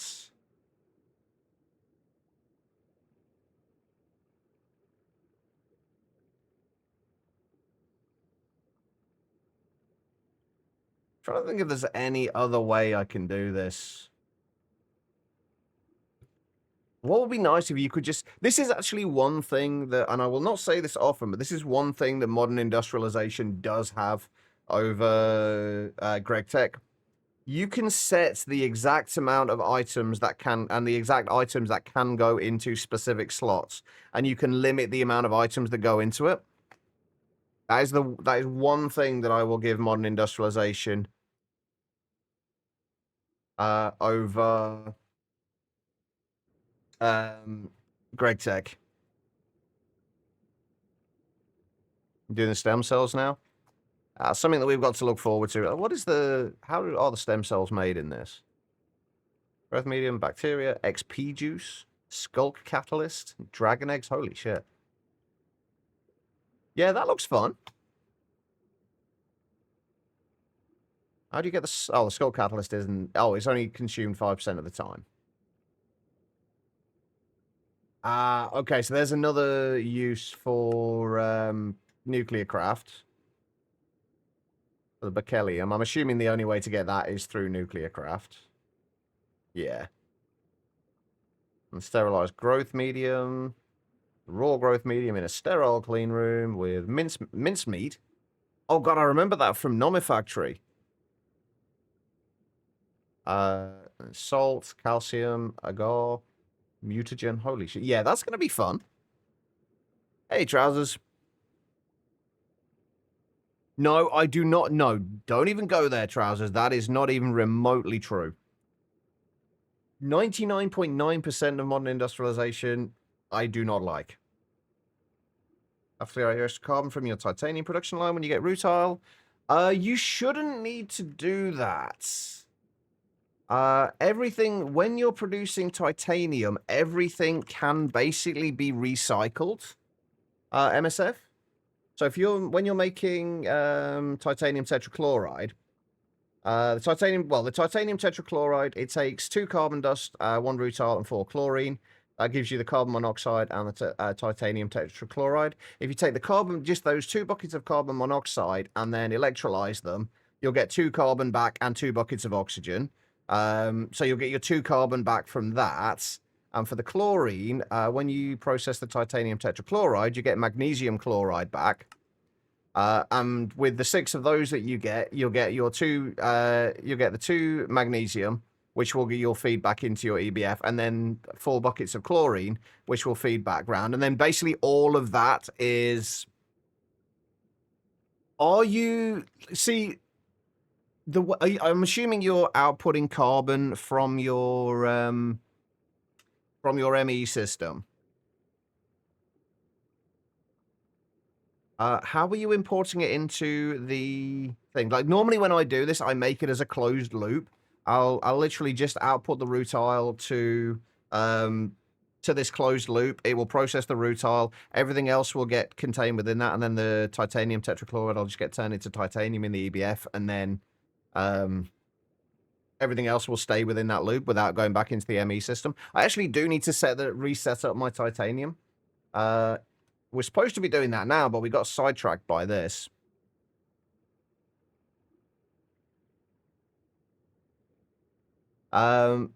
Which... It's an easier way of doing it, but if you're just trying to limit... Like, how are you outputting the carbon at the moment, MSF? Are you just using, like, an export bus, or are you using an interface? Or are you using another method for outputting it to using an export bus? It might be easier to use a, rather than use an export bus, have an interface there and use a robot arm. If you have a robot arm on the side with the interface with an item filter in there, you can set the item filter to keep exact, and then you just set that to 64 carbon. And whatever else needs to go in there, then it will never insert more than 64 carbon.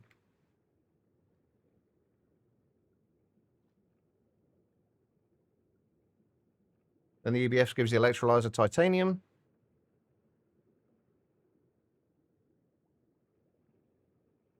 How do you mean, Hideyoshi?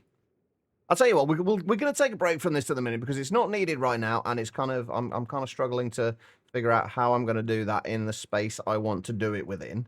So while we're here, we may as well, since we're talking about it and we need to do it anyway, let's go and do set the titanium back up again.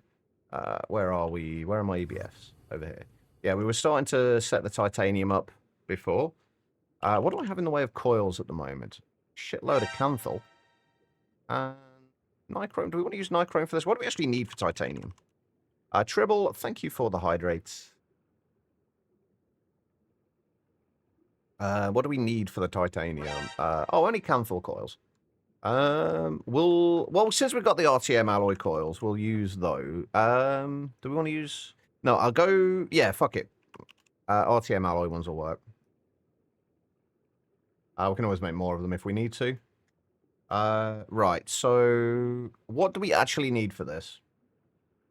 So for the titanium tetrachlorides.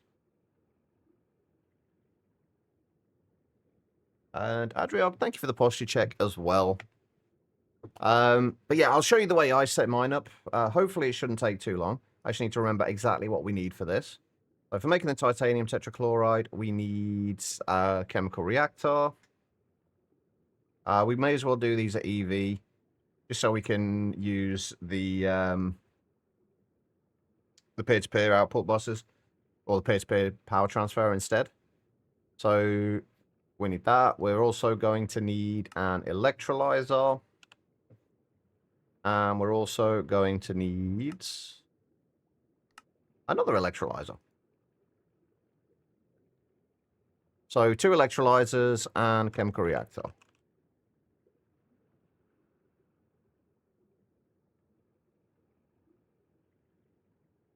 Okay, you can find planet stones and newer updates. I haven't even looked at that. Something I do need to start doing soon because I need to... are you talking about the ones that are used to make the... What is it? The quantum flux things? No, not... Oh, yeah, there's these. Like the various dusts are we talking about? Or are we talking about the other stones? Or the stuff for getting these?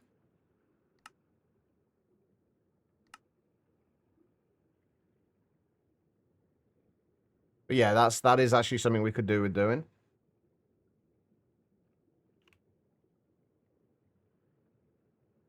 Oh, right. Okay, that's actually something I've not looked at yet, but it's something I could do with looking at in a little while. Yeah, you need to set. I know you need to set up the various things. We've already got stuff set. We've got the netherrack being made on the nether roof at the minute. Right, so we need those. We need a muffler hatch. We need a maintenance hatch. Are we gonna do this? No, we'll just do this at EV. Since this is going to be passive, we don't really need this to be running ridiculously quickly. So if we just run that at EV. Plus, if we have it at EV, we can run everything else off here as well.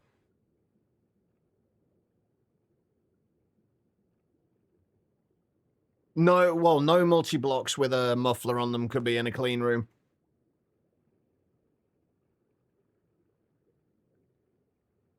It would be kind of a weird thing to have in a clean room. Something that's emitting extreme amounts of smoke. It's not going to be overly clean.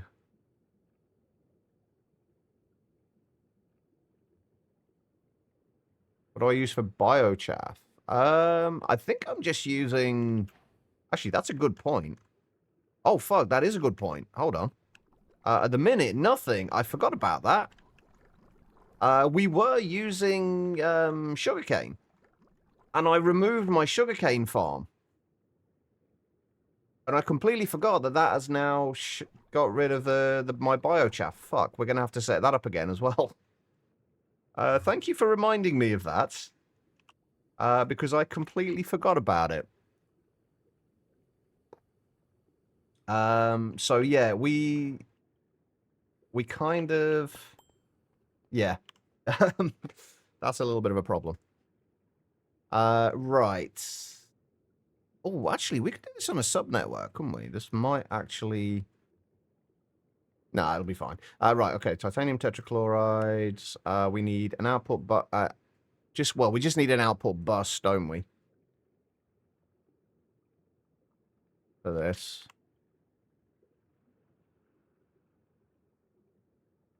We've got HP output buses. We'll use one of those.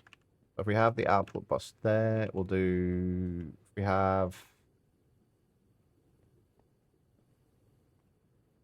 Actually, we'll put the energy hatch there and the output bus there.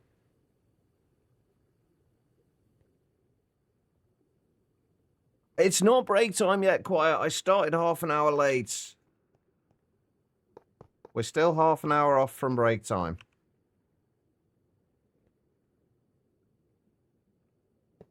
I do like the color, the background color of that, though. And thank you for the bits as well. Right. Let's just get this sorted out quickly.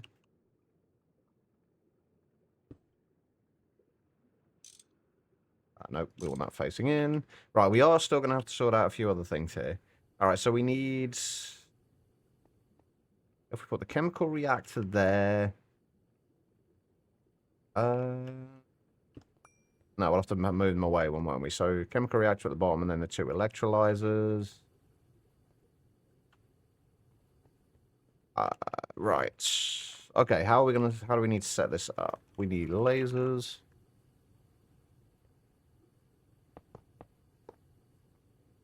That is a 45-degree angle, so that'll be fine. I can live with that.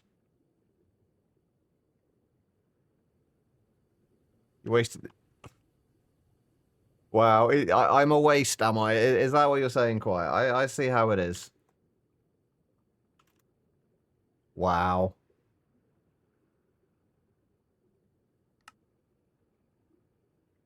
Okay, so if we put that on there, and then we'll power the rest of those with that. Okay, so...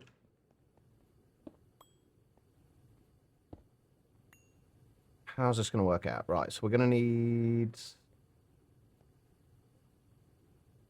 an interface in there. That's going to output the rutile for us.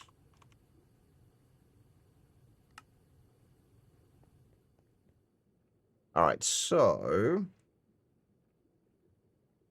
right, let me link all of these.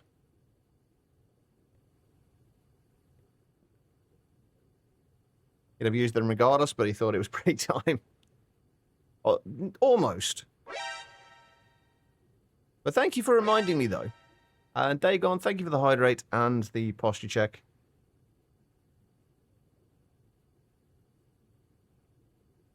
Right, okay, let's...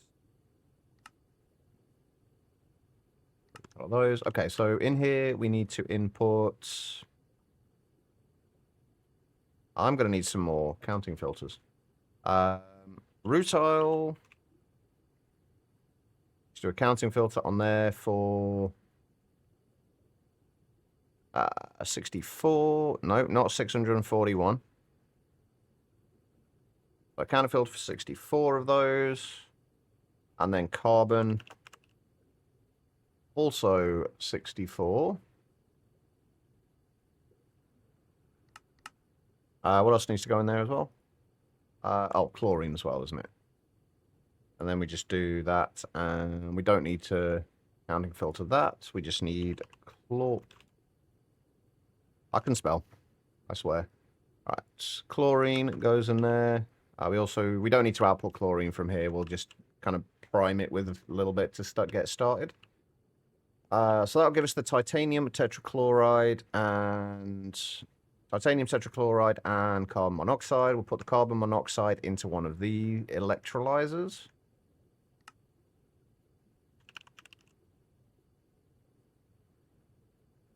So carbon monoxide will go into that. We could potentially do these just on the same electrolyzer, but I can't be bothered to do the maths for it. We may as well just use two.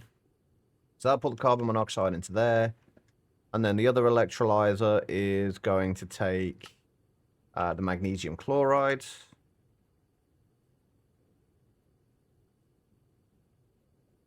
Hold on, that's why I actually put the right thing in there.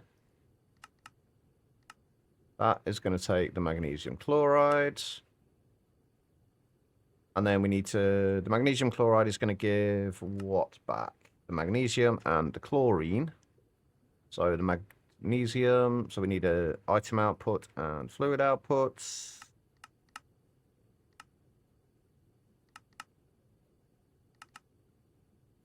We'll sort those out properly in a minute. This is going to give the this is going to need the item and fluid as well, because it's going to give the carbon and the oxygen. Oxygen will just go... We don't need the oxygen in here, do we? Like, oxygen is basically just an extra thing that we get from the rutile. Yeah, it's got two buckets of oxygen in there as well. So that will... the oxygen from there will go straight back into the ME system. And I've just realized we do need an input hatch in here as well, don't we? So that's going to have to move. Because I could really do with somewhere to put the titanium tetrachloride.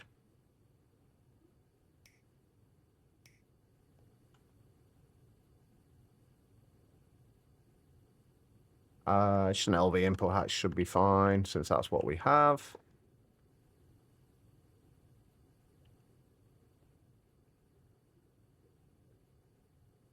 Right, so that should be there, and then into there, we need to do titanium tetrachloride.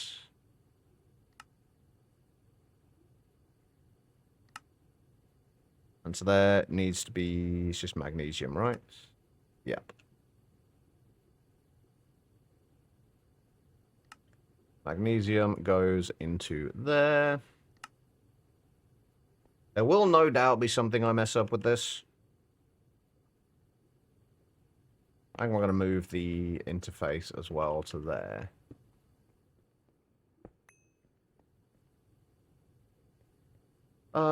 Right, what else needs to go into here? So that's just got fluid outputs, so those need to go to there. And then into here, we need to insert... I am going to filter this just to be on the safe side. That's going to be... We're going to be inserting the hot titanium ingots into there.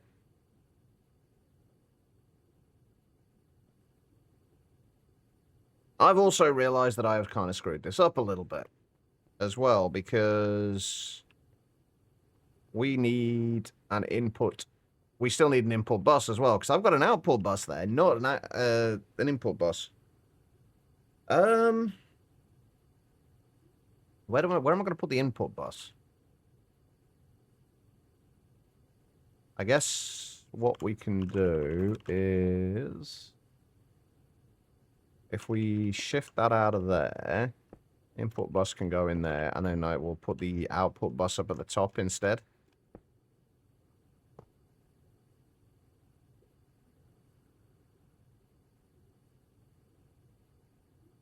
Because there is only item outputs, right? Yeah. Okay, so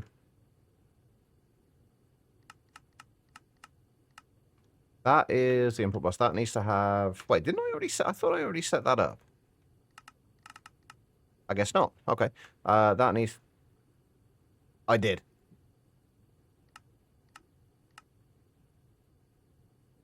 Because every time it just eats my cards. Okay, so that will be inputting the magnesium dust into there. And then this will just be extracting items. We'll go straight back into the ME system. No. Wait, is that right? No. Okay, so we do need to filter that for the hot titanium ingots as well. So that will go back into the ME system. And then the magnesium chlorides. We'll go back into this system. That should be good. We need a covered cable. We need a peer-to-peer.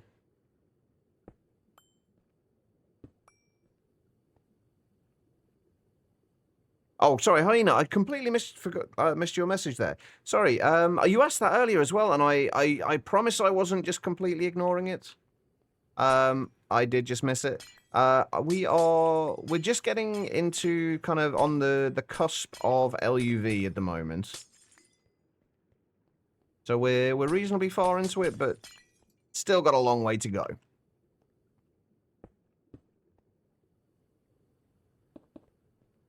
All right.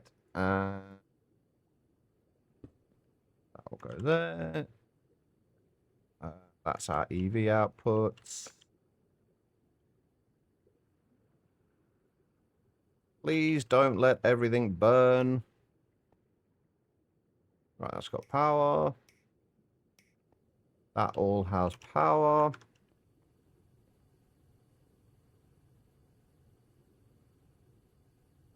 We need to output the rutile to there.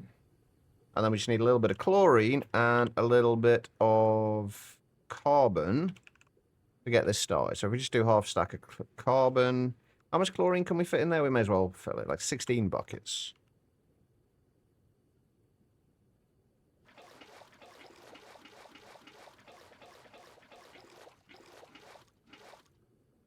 Don't really need those at the minute. If we put that in there, and that in there. Right, something will break here. I almost guarantee it. Oh, in fact, I know one thing that's going to break already.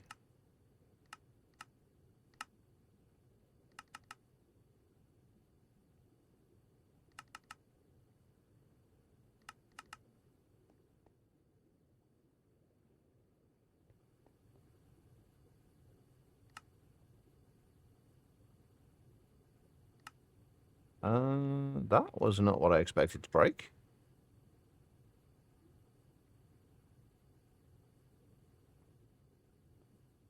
Oh, because I literally changed it to the side that I... Basically, what happens is, for some reason, these have this weird the laser nodes have a weird interaction with the output side, or the default output side of GregTech machines. So you can't, by default, insert into that output side. Normally, you would have to turn on this, but that doesn't, for some reason, seem to work with...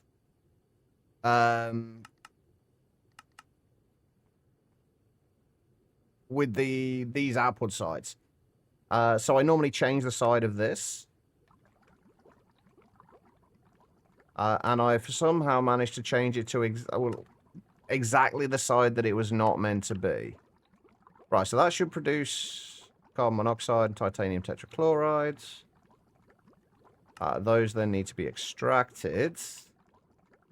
Carbon monoxide will go into there. That needs to be on extract.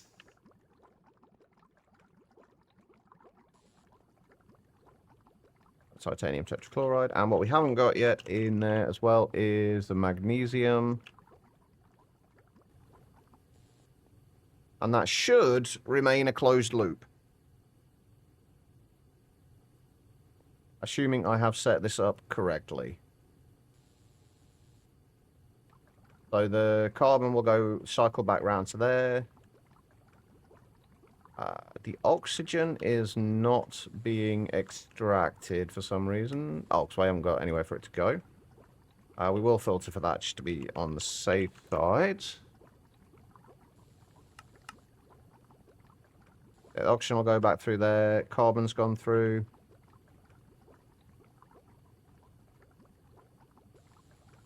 Yeah, this should now just keep cycling back round. And keep processing the titanium as it's being made. And then it'll go through there. Yeah, okay, so that's how I set up my titanium. I don't know if MSF is still here. But that's the way I tend to set it up. How long have I been playing in this world? Good question. We haven't got the stats anymore, have we? We used to have. I know I went through that quite quickly, but hopefully it still made sense. All right, time played 12.5 days, so quite a while. But as always, we're not rushing things. Right, I guess we're back to trying to figure this out.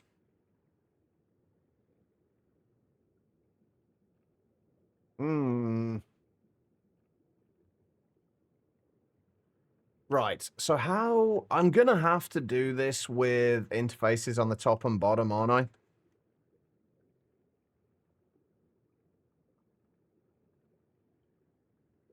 It would just have been so much easier if there was just an interface that had redstone control or a threshold interface. But the only threshold things we have are threshold emitters, threshold level emitters, and threshold export buses. And the threshold export buses, we can't stop it from getting a certain amount going into here. So we kind of need to be able to use a robot arm for that. But this setup here is just way too complicated for my liking. It's way too much to set up to do all this, so I don't really want to use this. But I want to be able to shut things off when I need to.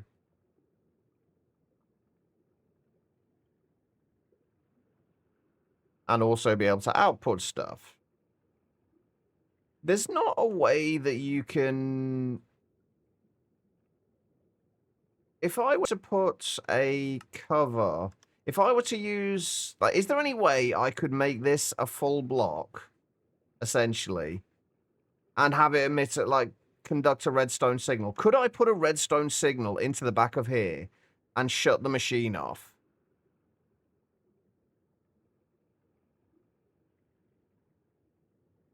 No worries, MSF. I'm always happy to help if possible. Right. What I need to know is, will this conduct a redstone signal? I'm gonna go ahead and say no. Because it's not a full block. Because basically what I was thinking, we could have an interface there, and then move the emitter to the back, and then send the redstone signal into here. But that's not going to work. I do love little challenges like this.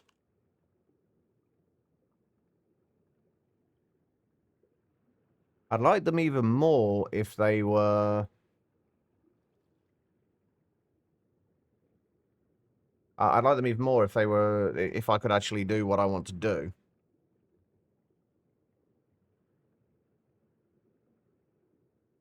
Unfortunately, it's not looking like I can.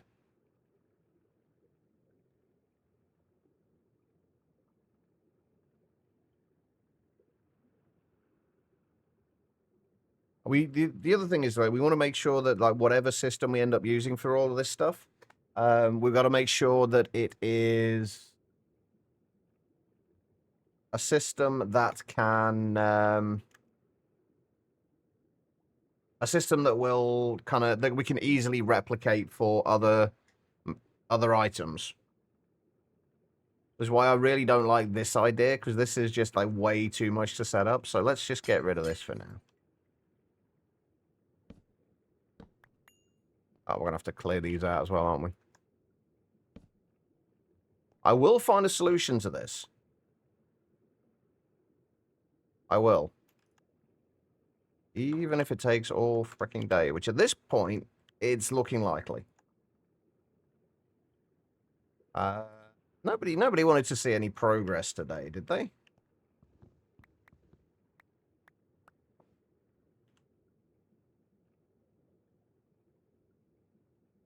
For most things, it's going to be fine. So it's literally just going to be a case of, like, emitters. How do we get all of this done with only 2 sides available?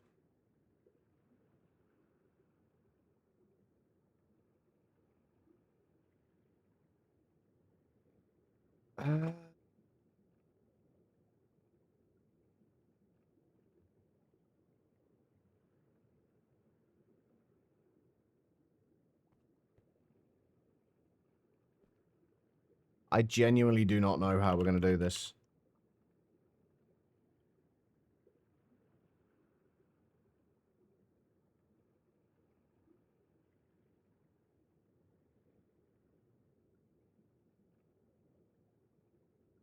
How can we limit the amount of items that go into these machines? I really hoped that the filters would allow us to do that.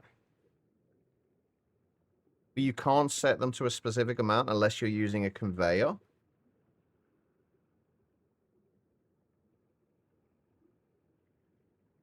Actually, would it work?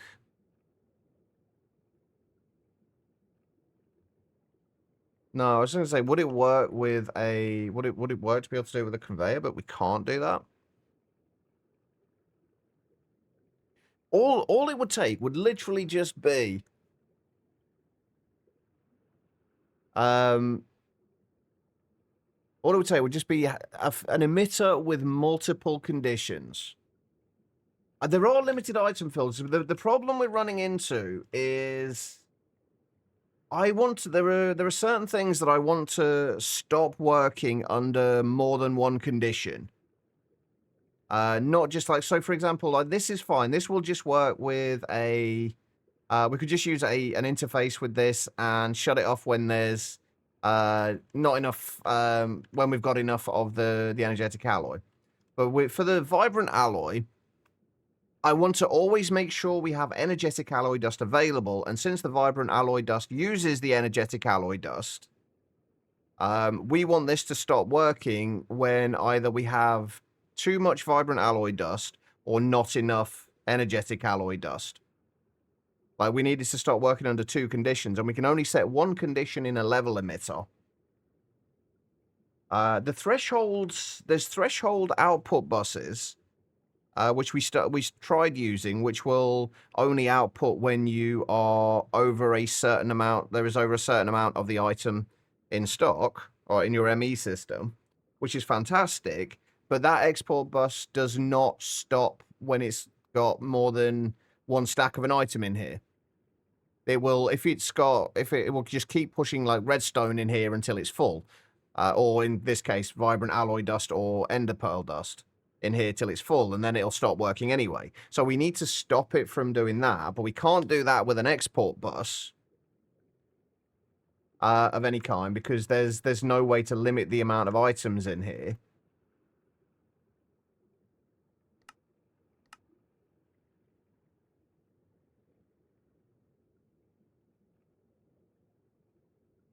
Maybe, will it work with the robot arm on there?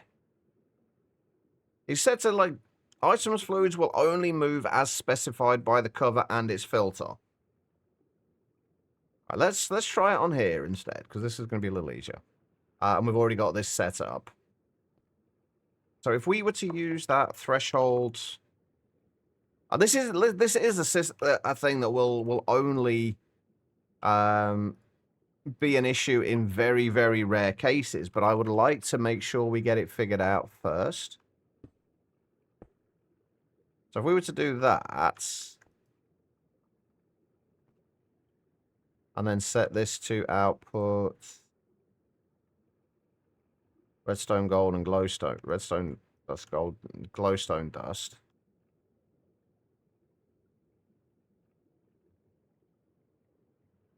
Now, see, it goes over the 8 that we had set for that. It does not respect that.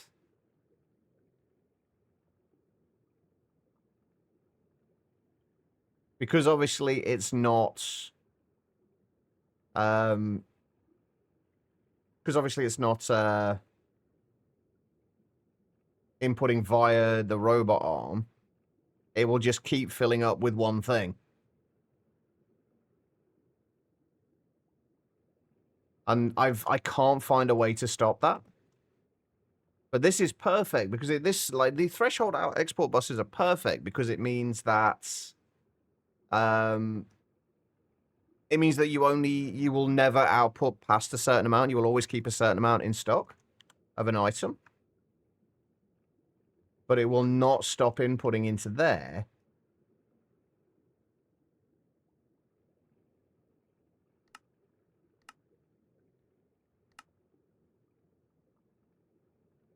And there's no way to say turn off. We can use... We could potentially use a... Well, actually, there's not even a way we can use a redstone, like an emitter to turn that off. I'm trying to make it as simple a system as possible to kind of duplicate for other things. Yeah, that's what we were doing before. The problem with that, though, and the problem with even with this, is that at this point, we don't have any way to output. We don't have any way to output the items from here. Like, there is nowhere to put an interface. And if we want to stack these on top of each other, we've only got 2 sides to work with. So I think, like, no matter what I do here, I don't think we can do this in the way I want to do it. I don't think it's possible.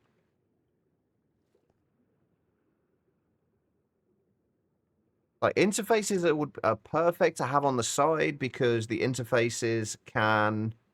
the interfaces will allow it to kind of output items, and then it will... you can use a robot arm to insert into there, and then we can output the output from this back into the interface. But then it won't stop under certain thresholds. It won't, like, if it drops below like X amount of redstone, it won't stop. It'll just keep outputting to it. And while it's not going to be much of an issue with these, it might be with other things. We still need to power these as well. So really, we've got like 2 sides to work with if we want to do it this way.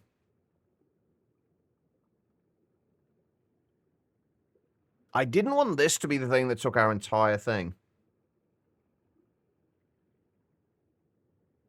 Then it starts just getting complicated, though, Bobo. The whole point is to try and make it as simple as possible and easy to expand and add to and add different things to it. So if we can come up with a system that doesn't involve things like subnets, it would be even better. It's really just the ones where there's multiple conditions where we want it to... No, you're all good. In this situation, I'm definitely okay with it because we absolutely do need... we need to come up with a solution to this. It is something that absolutely needs a solution.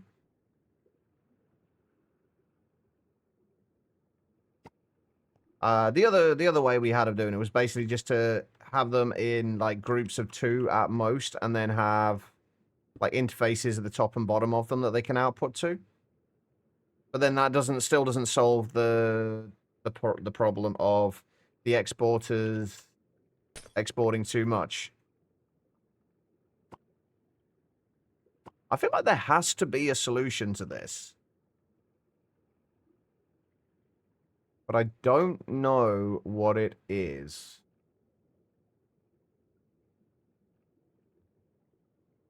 Oh, wait. That was something I didn't know about. Ooh.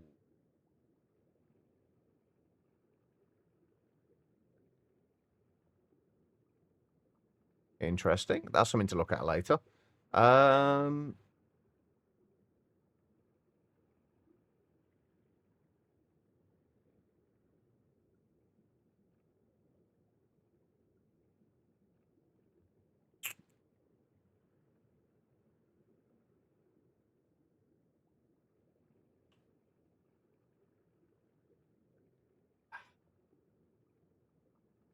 There's item buffers. Oh, there's the buffers. Can we... What are these like? Could we output to these? I know Chloe mentioned these the other day as well.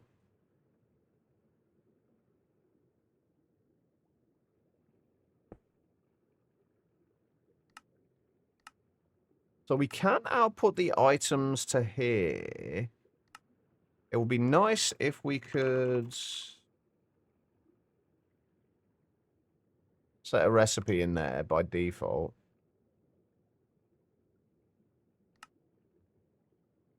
But we're going to have the same problem here as well, aren't we?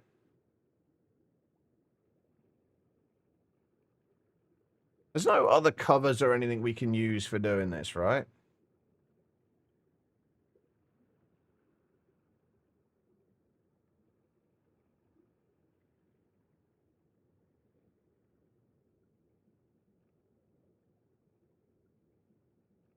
Doesn't look like it.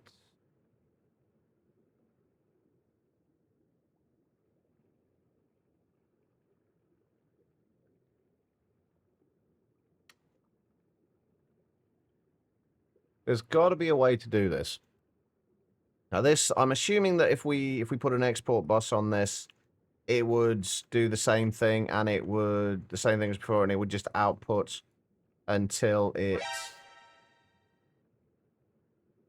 couldn't output anything more.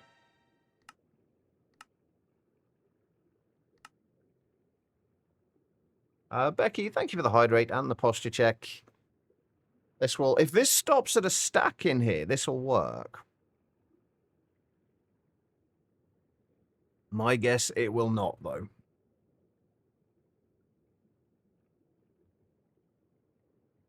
No.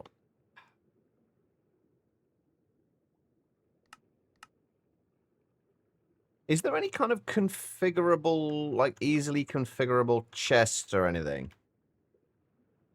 You forgot that. Oh, it makes your all things make your hands hurt. Oh, that's not good.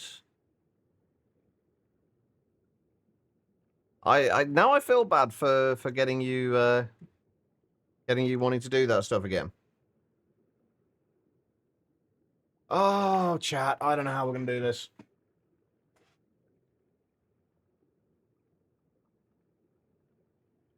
And yeah, what Bobo said, make sure you're taking breaks.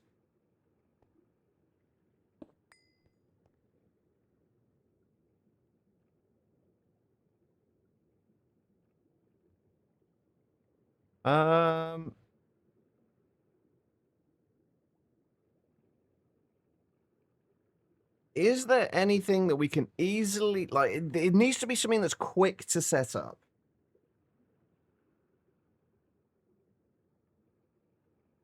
So, like, something with a limited inventory, like barrels may actually be the way to go with this.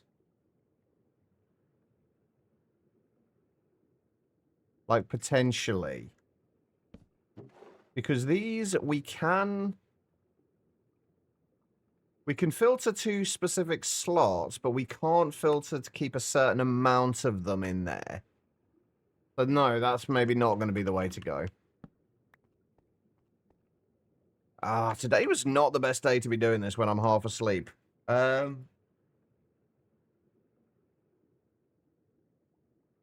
want something that's like a configurable barrel of some kind that we can configure how much goes in them.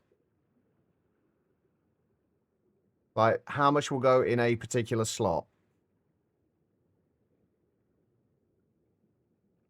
I know Ender.io used to have something like that. I'm going to guess that is one of the things that was not moved over, though. When they updated, it doesn't look like it. Fuck.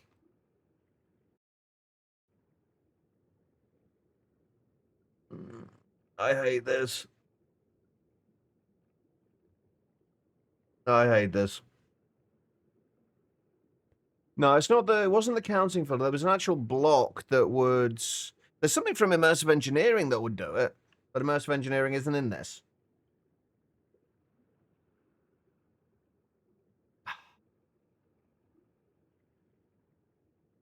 It's just being able to filter the inputs for only a certain amount. I'm gonna just have to deal with the fact that we might run out of some stuff and just have an interface on the side. Like I think like we've spent too much time figuring this out already, and I'm just gonna have to deal with the fact that we're probably gonna impulse hopper. That was it. Yes. Pretty sure that is not a thing anymore.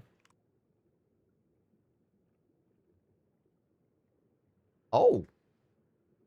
Ooh. It is a thing. It's a thing that we can't easily make right now because we haven't got a lot of the stuff here, but it's a thing.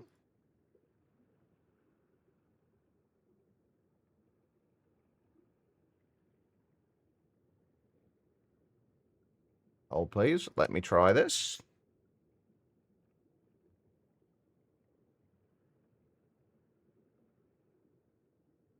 I'm sorry this is taking so long, by the way. This was not my intended... this was not what I was intending to do today.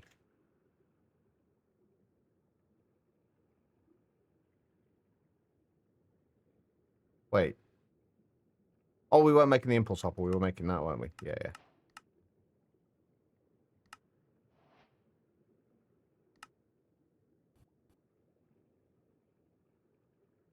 Right, is this... Aha.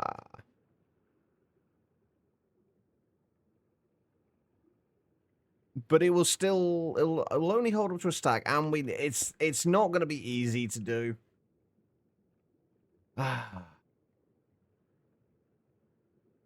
Like these are the kind of things that I work on that like most people just probably wouldn't care about. I like the challenge though. Also, where am I using energetic alloy? I keep using energetic alloy and I'm not entirely sure where it's getting used. And also, I'm not sure why that has an NBT tag on it and those don't. If anybody has any suggestions, I'm open to them.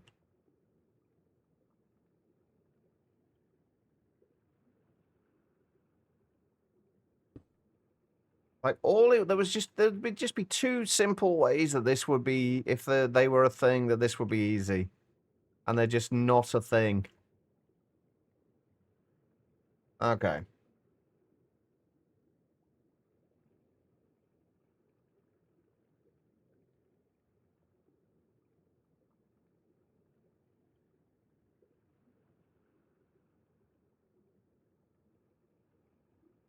The outputs are the biggest problem with this.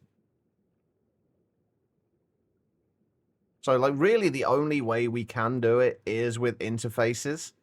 Like, that's really the only way we can do this.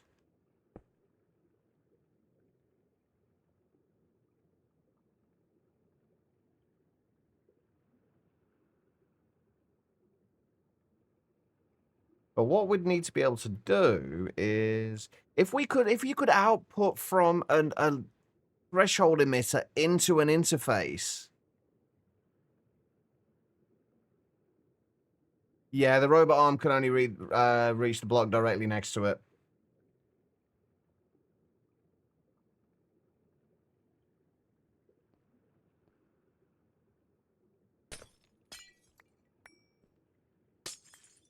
I want to do this with like so we can have it with minimal setup.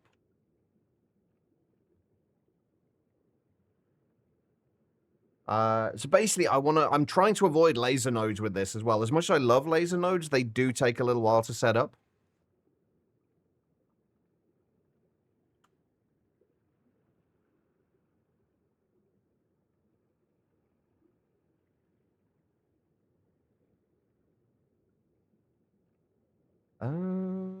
Hmm.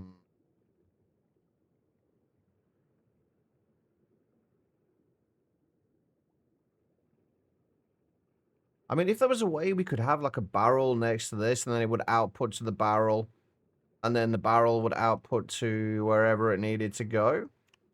But then we'd have to have another input on the barrel.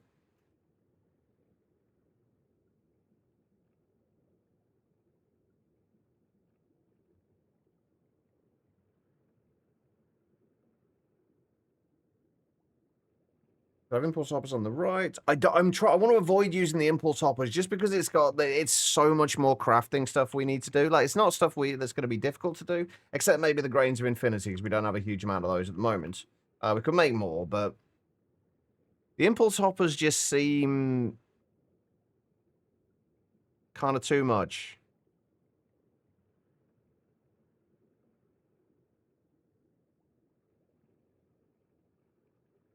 But how would we get the impulse hoppers, the threshold exporters and the level emitters on the impulse hoppers? We'd need to use like an extra block of space. Basically, we're trying to get it into at most a 3x3 area. That is all we have available.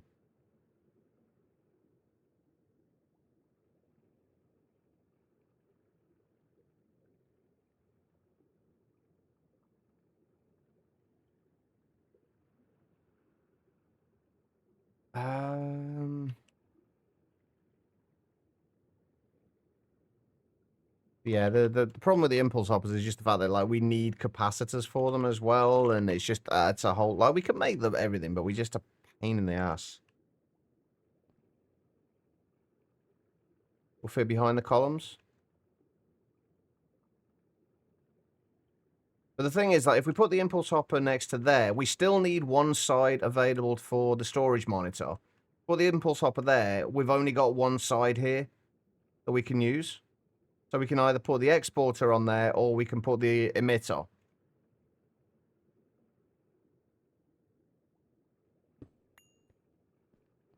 I feel like there's going to be a creative way we can do this that I'm just not thinking of, but...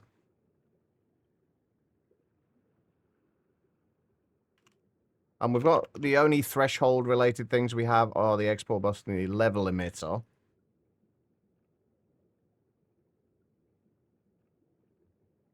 If only we could have multiple conditions on a level emitter.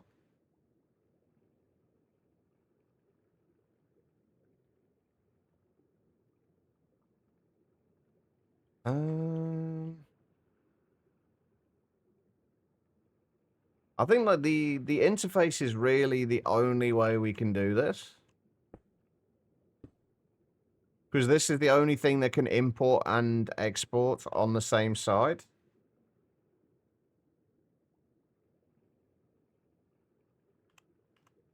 The threshold level emitters are literally just that. They're just level emitters with a threshold, aren't they? There's no way we can do multiple thresholds. No.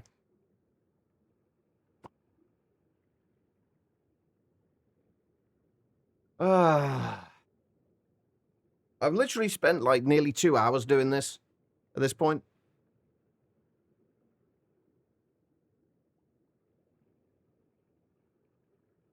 I think that it's going to have to be the interface. The only other way we could do this is if we could find a way of having additional signals going to say into here. Like if I were to put covers on this, I'm assuming this would not emit. It would not kind of start acting as a full block, right?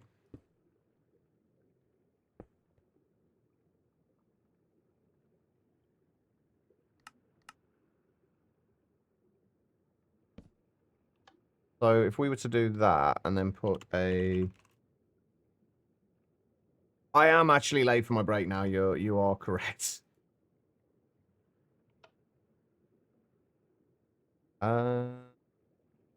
Right, let me just remove that for a moment. And we've got that on the back of there. So should we... in this mode, we require a signal weaker than the set redstone signal to run. But if we turn that on... Still on, yeah. So that does not make it act like a full block. Oh, I guess we don't have a facade on... or cover on that side. Nope, not there. I can't get a cover on that side, can I?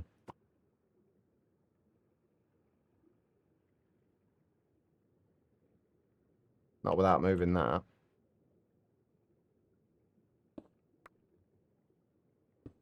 I was trying to see if there's a way that we can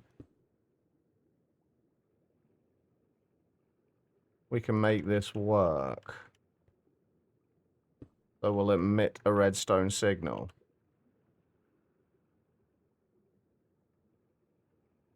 No, we could. There seems to be no way that we can get a redstone signal through here. No matter what we do. That's not an option.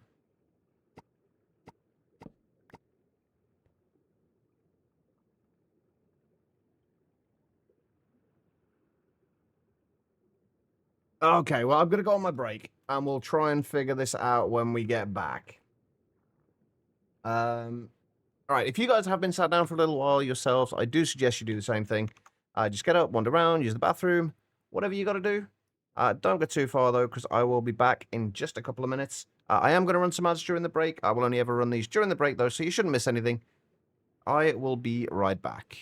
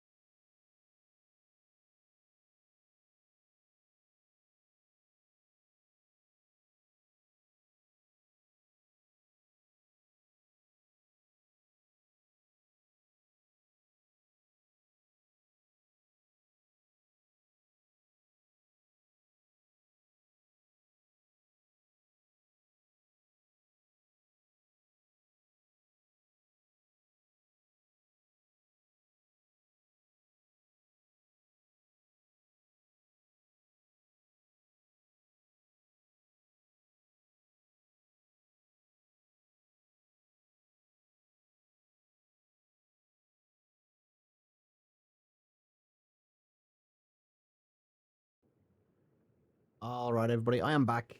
Thank you all for sticking around during that break. I do greatly appreciate it. And I've come to a decision. I'm just going to give myself an extra block of space for each thing here. Instead of having them stacked on top of each other like that, we'll just basically have one block of space between them. And that should solve all our problems. So we just have one block of space between everything. That way we can have like an additional emitter on there for when it drops below certain things, or if we need to have multiple of them, we can probably set it up in a way where we have like we can have up to like 3 emitters on there, and we can use laser nodes if we have to, and then they'll into there. So that will give us plenty of space for everything we need to do. So that is the way we're going to do that. Not quite what I wanted, but it is going to work. So that's the main thing. All right. I do hate it though when I have an idea. I have an idea of how I want things to go, and how I want things to work, and then it doesn't pan out.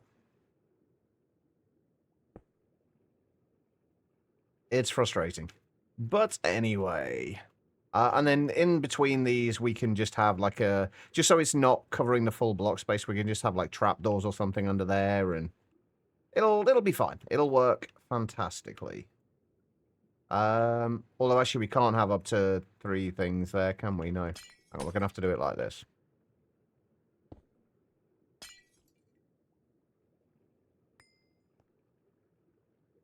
Yeah. Like that. That'll work. Okay.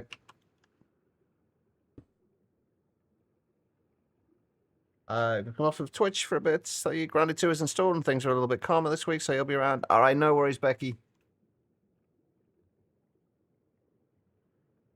Take care of yourself. Hopefully things are definitely a little bit calmer.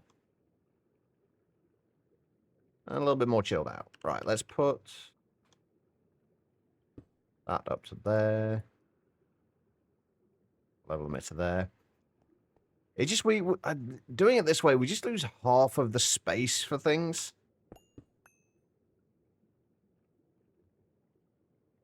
So frustrating.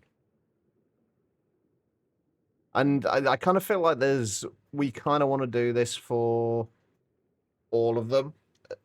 Like, we could do it so we have, since this one only needs to be shut off with one thing, we could have the space, could have this mixer directly on top of there, and then it would still work. And then just the ones where we have multiple conditions where we need to shut it off, we'll leave space. But then if you do it that way, it then starts to look awkward because everything's just randomly spaced out and it's all weird, and yeah. Anyway, right, this is pretty much how we're going to do this. But let's get this sorted. This was also we could make end steel. This is literally what all this was for. So we were speeding up the vibrant and energetic alloys so we could make end steel.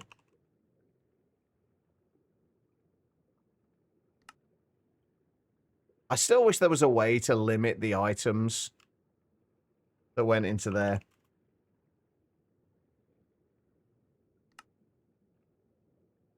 Last point. How are we doing for tungsten now? Oh my god, we only went up to 3,000. We've only got up to 3,195 tungsten. Oh, I guess we are using some of it. Are we still? And we've finished going through the tungstate and scheelite as well. Ooh, we really need more tungsten. We need to get that sorted out at some point in the future. For right now, let me finish sorting this out.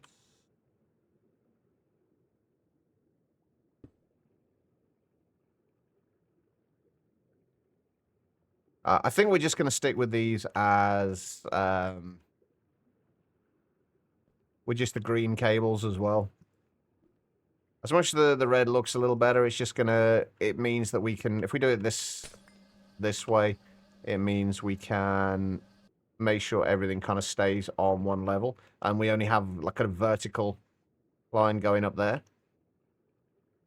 Just makes things just a little bit cleaner.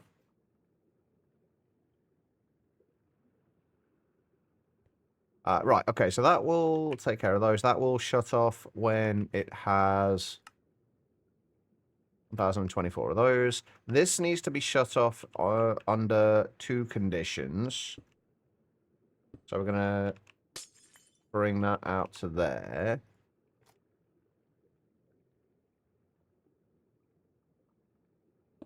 So this is going to emit a redstone signal when there is above, or it's going to, we want this to turn on with a redstone signal, and it needs to, so this one's actually going to have to be reversed, isn't it?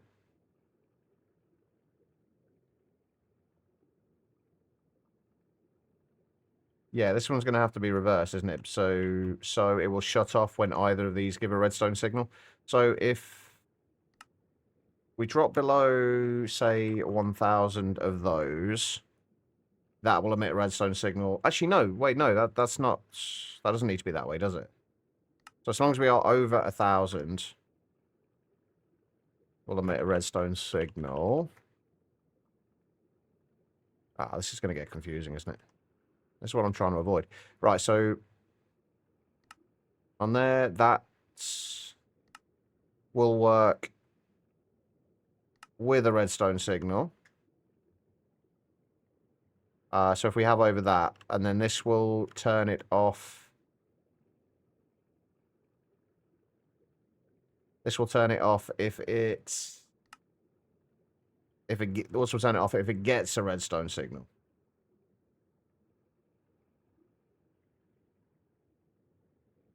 So if we say 8,192, that should be turning that off. Oh wait, no, they are gonna have to be the same, aren't they? They are gonna have to work the same way, aren't they?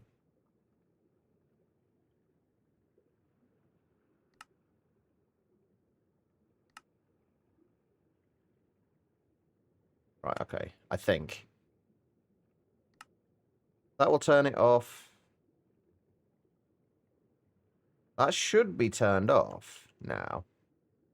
Why are you not turned off?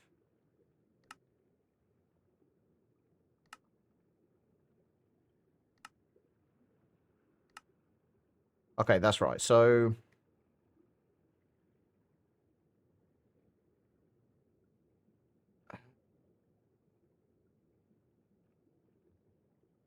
my brain is not working today.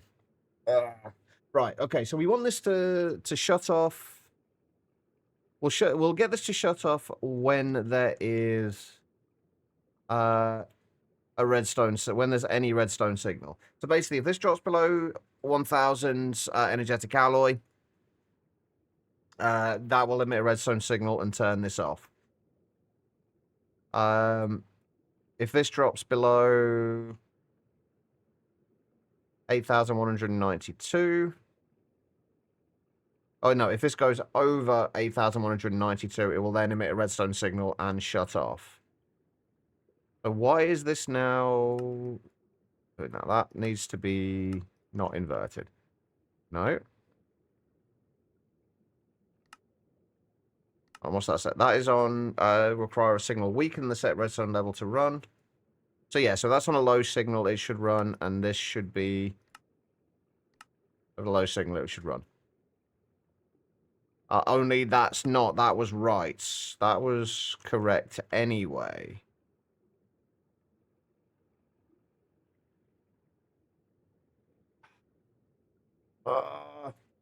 My brain's just going around in circles today. I hate days like this so much.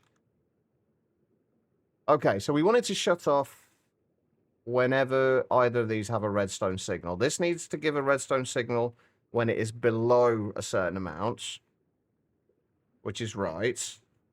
So when that, so this needs to have a low redstone signal to run. Okay. And then this will emit a redstone signal when it's above that. And that will shut off. So this should be running now. So if either of these turn on, that should turn off.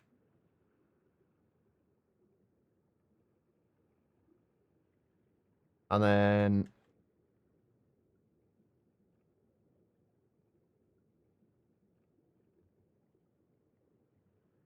right, so that is over. Right, so we set that to over 2,000. That should turn off. Okay, right, so that's right. I don't know why my brain is struggling so much with this today. I really don't.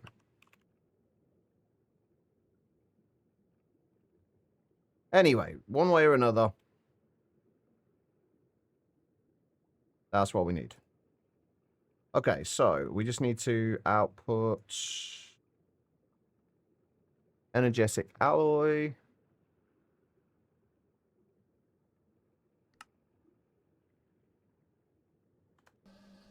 And pearl dust.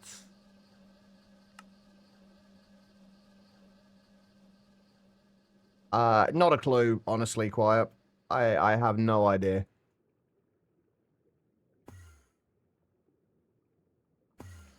About 4 or so hours, maybe. Maybe a little bit more.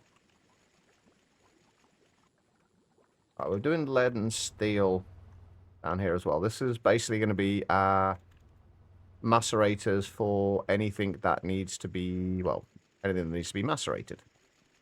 That we don't have in large quantities anyway. So we're doing lead and steel dust already. So these need to...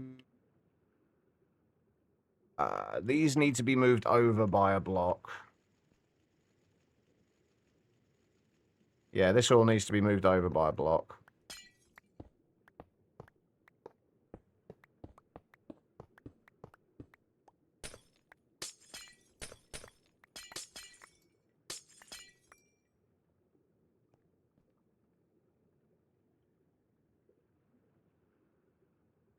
I think the main problem I have at the minute is just the fact that even when I do sleep, I don't feel rested.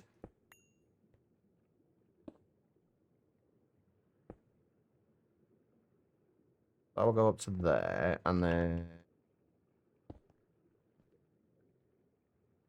we need things either side.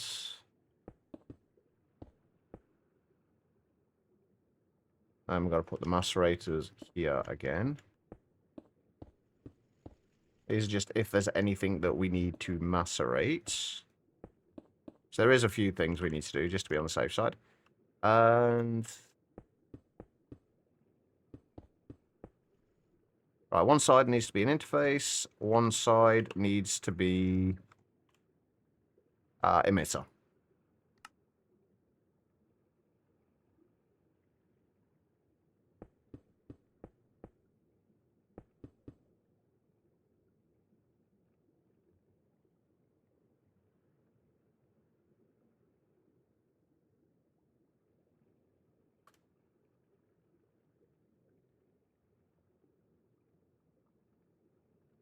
I unfortunately have it constantly quiet. It's been probably over a decade since I consistently felt rested. That doesn't need to be up here, does it? It's an unfortunate situation. It does make it very difficult to get anything done. That's what sleep studies are for. Yeah, that's easier said than done here, though. You can't just go in and say, or as far as I'm aware, you can't just go in and say, oh, can I get a, like, can't just go to your doctor and say, can I get a sleep study done? I used to go to the doctors kind of quite frequently about my sleep.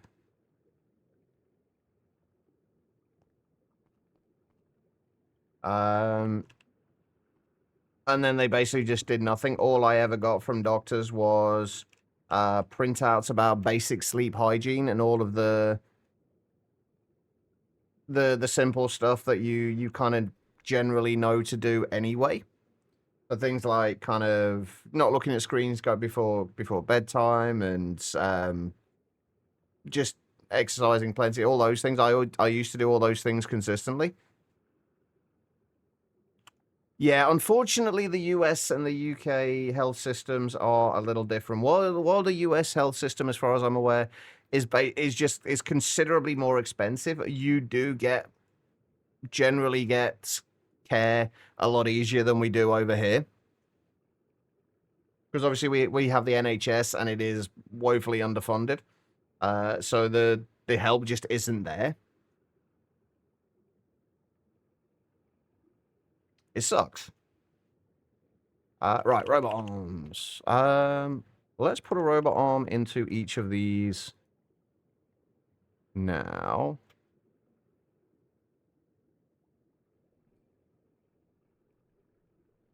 Yeah, that's definitely one of the things that has go into it. The cost is does not seem like something I could deal with. But the care you get is generally better and a lot more timely. So it's kind of, I guess both systems have their pros and cons.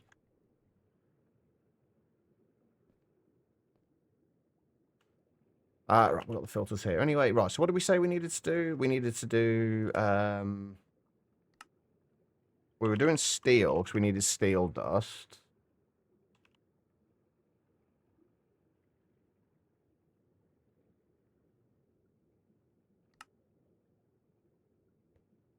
And then this needs to, all of these need to be shut off when they have a redstone signal.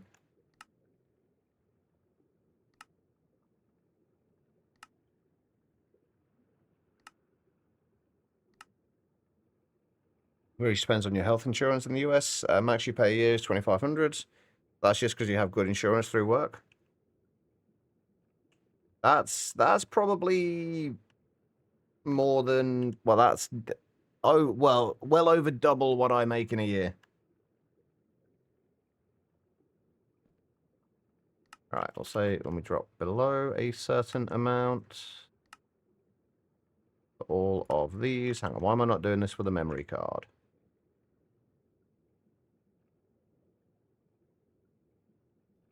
Okay, so these, when we are below, we're doing this. This was steel dust we were doing, right?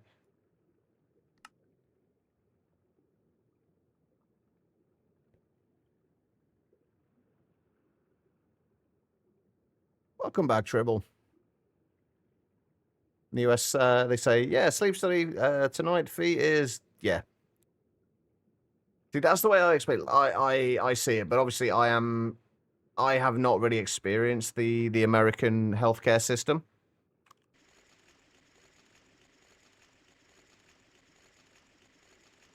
We don't actually need 1,012 of those. Like, if we just do, say, 250, we'll say 512. And then that will push and pull to that side. Can I copy the settings from these? Will that?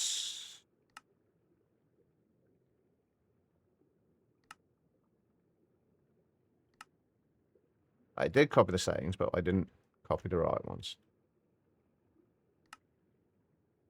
Yeah, okay, so there we go. In the US, insurance typically just comes down to employers. Self-paid insurance is insanely expensive. Yeah, that's it, isn't it? Like, everything has perks, cons. Like, there's always going to be good and bad things. Oh, right, we also needed, what did we have the things on there? Right, we need monitors for all of these.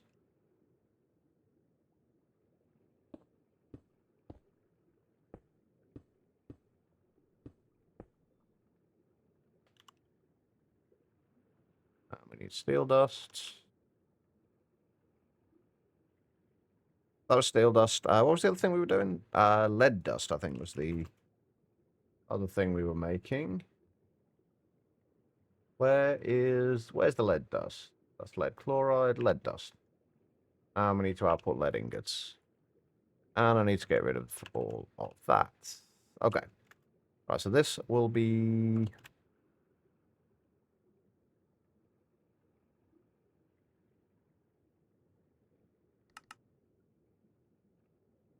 that, and that will be importing, and that will be lead ingots. That should import those, and then this is what we've got below, just say 256 lead dust. Okay, let's find a way, something that we can do.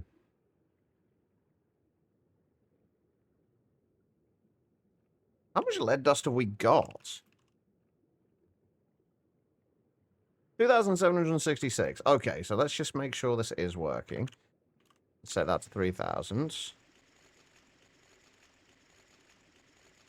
Yep, so that is fine.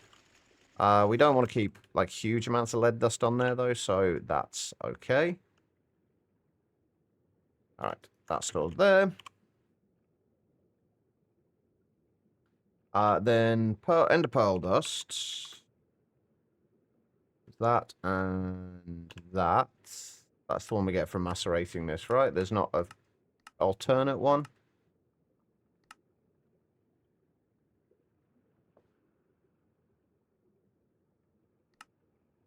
Nope, that's the one. Okay, cool. Right, so this is... Oh, we need some storage for the ender pearl dust as well. That's something we haven't got.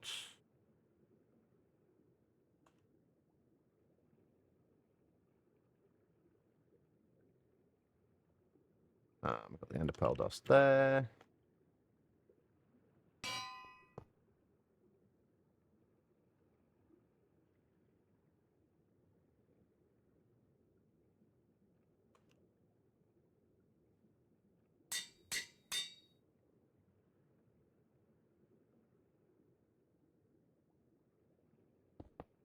Okay, so now we should have storage for the ender pearl dust. If we set that to, again, just 512. Robot arm. Filter, ender pearl.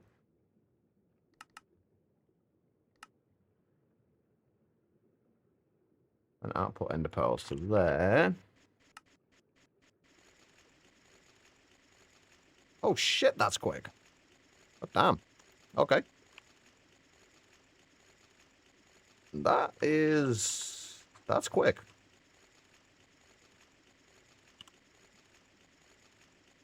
We set that to 512. So that should shut off when we get to 512 of those. Okay. How am I putting drives directly into the terminals? I've got it set up. Basically, I have a separate ME system that is linked to the storage drives. And these have storage buses in them. And this wireless terminal is just linked to this system. And then I filter each of these just so I keep like items and fluids separated. I've basically just filtered them with fuzzy cards for either item discs or fluid discs, depending on what we want to put in them. Works pretty nicely. Although I have a feeling we are... Oh, I'm actually glad you asked about that, because we are down to only one slot left on our item ones. So I'm going to do a few more drives while we're here. But thank you for reminding me of that. I'm also this time going to remember to actually put the priorities on these as well. Actually, let's do 3 more as well. Let's just do all 6 of these. I'm going to need another 5 of these. Actually, with 20 bay drive units is nice for that. Yes, it's incredibly nice for it. And with no channels as well. No channels is also an incredibly nice thing to have.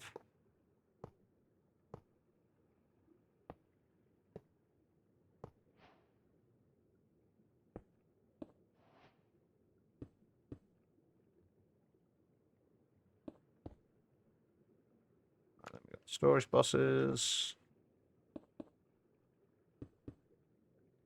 I'm going to need 6 fuzzy cards as well.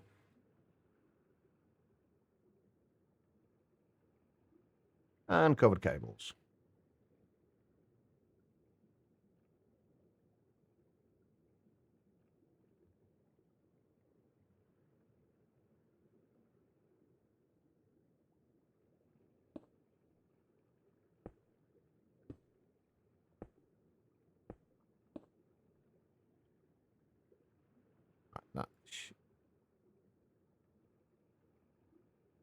That was weird. Right, that should be good. We need to make sure we copy the priorities to these so they don't go into our other storage. Have I got my fuzzy cards? Yes. Okay, right. And then we just got to copy... those are the ones that are already done, right? Yeah. Okay, so we just got to copy that to there, and that should give us item drives. That should keep us in item storage for a little bit longer. And we've got plenty more space here if we need it anyway, which is nice. Okay, let's go and continue with reorganizing our passive stuff. All right, so this should be outputting everything that needs to go out to be output from there. We need another robot arm.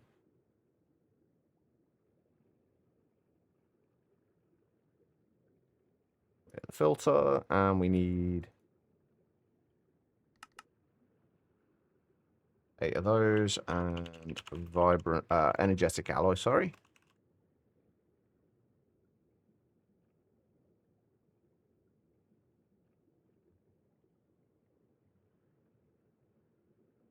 All right, and then that should be there. Perfect. Okay, so that should shut off in any of the situations that we set up, or we set it to. Right. Now that we've got now that we've basically just redone all the stuff that we already had before, let's get to the other bits, which there is actually other stuff we're going to need to do here as well.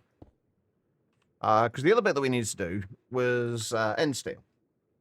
And for end steel, we are going to need dark steel and endstone dust. The endstone dust is actually going to be a little bit of a problem, potentially. Because we do need to do the rock breaker in the end, which is a pain in the ass. And it does need to be ran at IV as well, which is also a pain in the ass. What I'm actually tempted to do is, because we're not going to need like huge amounts of end steel, what I might do is just go to the end, mine out a bunch of end stone manually, and then just store that, and then we'll just keep going with that until we run out. I can't imagine we're going to need end steel for too much.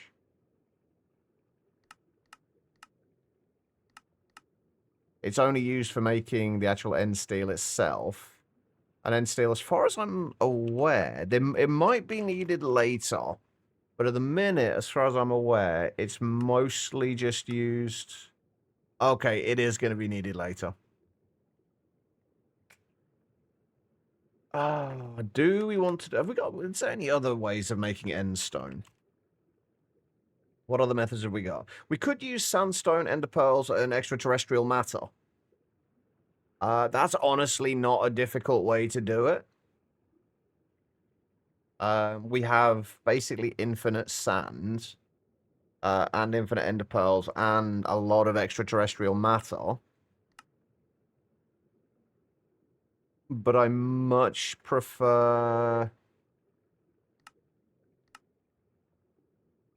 the idea of having its passive. But I don't want to run it at IV at the moment. Less than 3. Miss, how are you doing? 31 months. Nearly half a stack of months. How are you doing, miss? It's going to stick you in the subworld next to Becky. Always a good place to be. How have you been, miss? I've missed you. We haven't seen you in a little bit. Alright. And, nope, not hashtag. Ah, okay.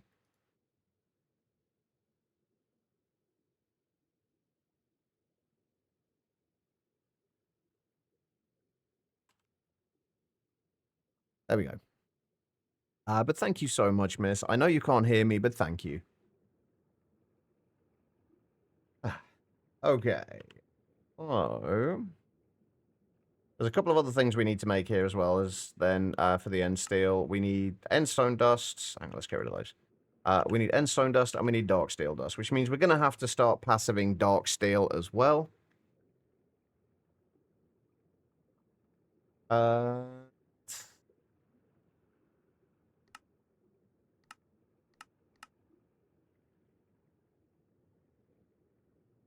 Do we want to passive the dark, just the dark steel dust? I think we should just do the dark steel dust, honestly. We'll do that in a mixer above one we're doing now. Let's just, so we're going to need 2 more mixers. Here's the general gist. I did...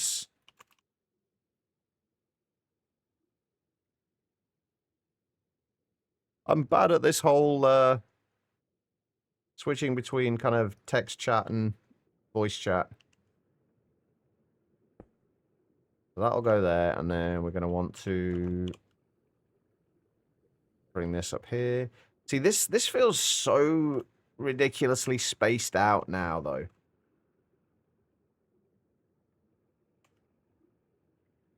Like, unnecessarily so.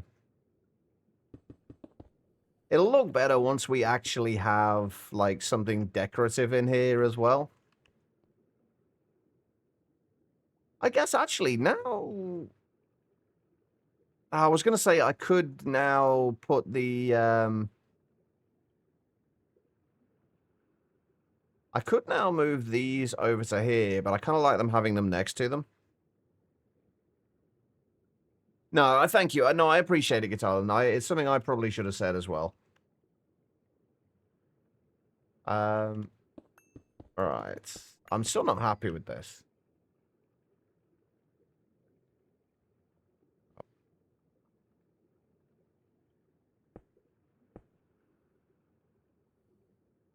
Then again, I being a perfectionist, I am quite literally never happy with anything.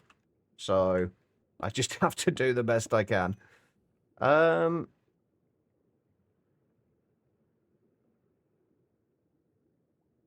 mean, I guess later on we could always come in and we could always add in additional mixers in here to the ones that don't need like extra shut-off systems to them.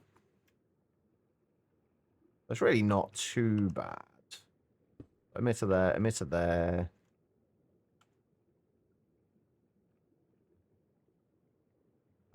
Robot arm.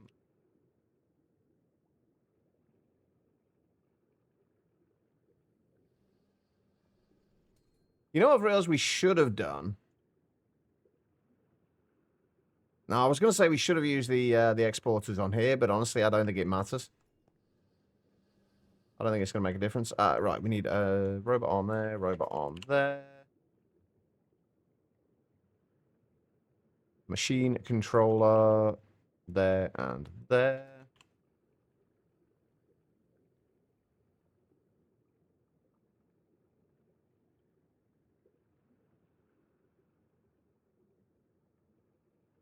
That's true. It's kind of an expensive use for it, though.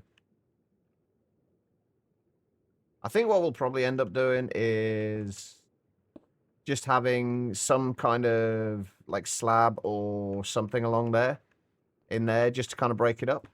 Like even like strips of the anti-blocks in there would actually look quite good.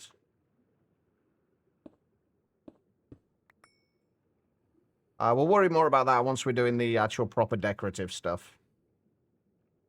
For right now, Right, if we're going to be doing... Let's do dark steel first. Dark steel was literally just steel dust and obsidian. We're already making steel dust. Not steel dust. Steel dust. And we have plenty of obsidian dust, so we are good for those. We shouldn't need to shut this off. The only concern might be the steel dust, so I will use another emitter for those to shut this off for steel dust, if possible. Yeah, unfortunately they do. And annoyingly, speaking of conduit facades, you can't paint them anymore for some reason. Like, the painting machine just does not seem to work. Right, so end steel was steel dust.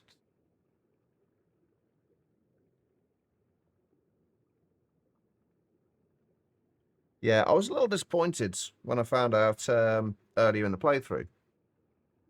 Steel dust and obsidian dust.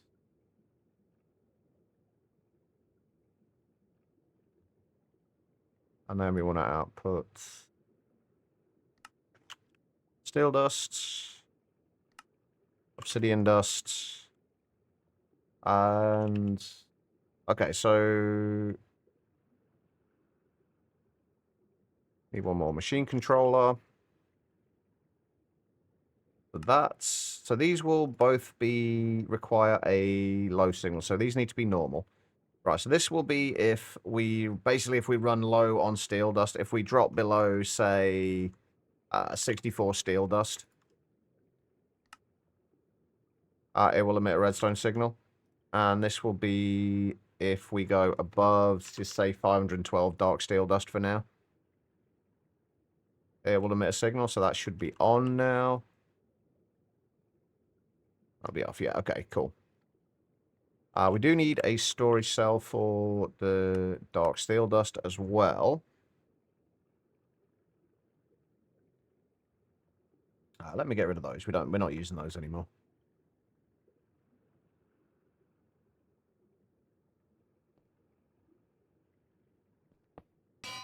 All right.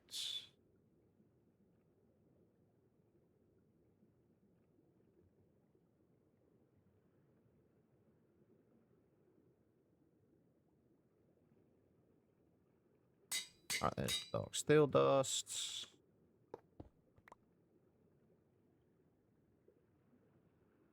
I'm still getting random fish. Right, we need storage monitors, which we have there. And then this needs to... Also an input and output. And then we just need to set that to import. And... Oh, yeah, we need to give it power as well. We need to get black steel passived in the very near future as well.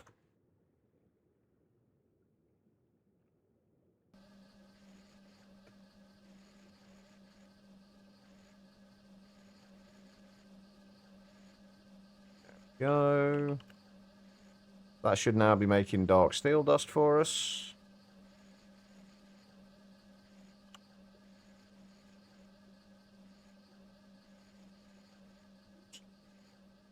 I mean, there's not much pollution going on. Nothing's emitting smoke. We are a perfectly clean, environmentally friendly factory here. I promise. Just ignore all the dead fish. And random chickens that, until recently, were floating in the ocean. I may or may not have killed all the chickens. I was getting really annoyed with so many eggs randomly appearing in my inventory that I had to kill them. They had to go. Right, so this is for the end stone. We still got to do the end stone. And I think we are... I'm guessing I haven't got a great deal of end stone right now. We've got a 371 end stone dust. And only 31 end stone. So, how do we want to go about this? I guess we can set up the rock breaker. For now, it's not like it's not going to be the worst thing in the world to do. Like, it's not going to be running constantly anyway. We'll just get a 4K item storage cell for the end stone. And then we'll go on to... we're never going to be re-summoning the dragon, are we, at any point? Right? I can't imagine we will. We're playing in peaceful, so we shouldn't need to. So we'll just do it on the main end island.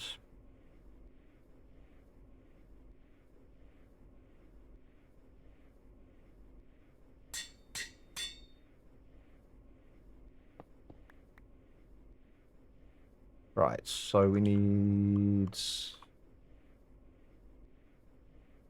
I never set up the rock crusher, did I? Oh, wait, no, I need an IV rock crusher anyway, don't I? So...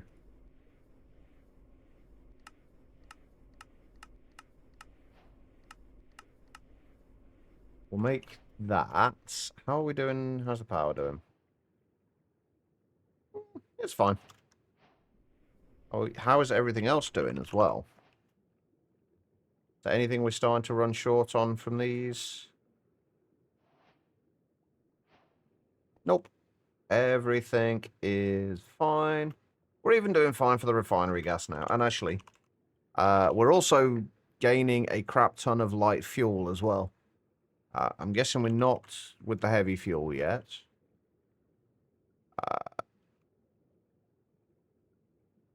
Refinery gas we're getting plenty of. Oh, I see. Running away. What else was the other one? Naphtha. You yellow bastard. Yeah, we're getting plenty of stuff here. I need to start speeding up some of the processing of this stuff. All right, no worries, quiet. We'll probably be a relatively short stream today, even compared to recent ones.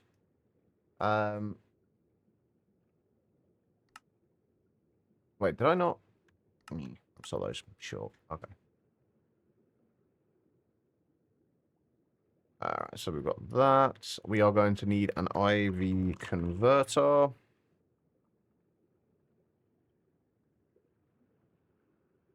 I'm going to need a couple of advanced connectors.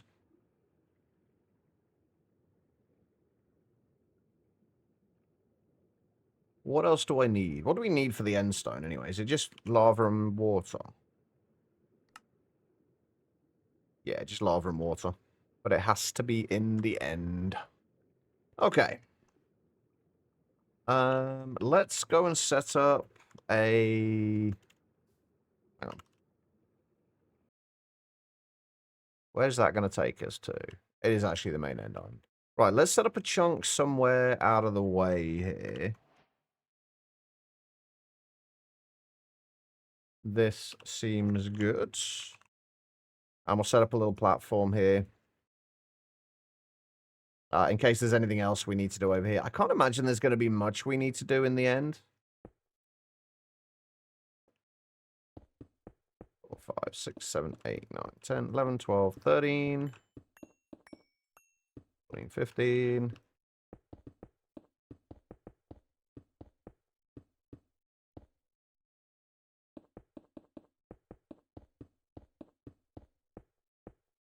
But just in case we do have to do anything else over here.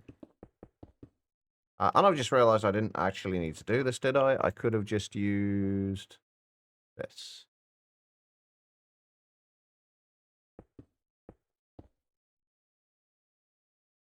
And that will make my life a whole lot easier. All right, so now we've got one more chunk we need to chunk load.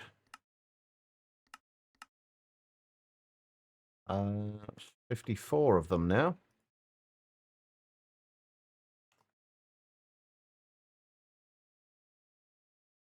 Right, I'll grab some wall boards, some glass. Oh, God, I had exactly 666 glass. All right, so we'll do... this is going to be... Is this going to be awkward or not? No, we just need another ender chest, don't we? I don't know what all these were used for. Oh, they were the ones that had the diamonds in. All right. I need red dye.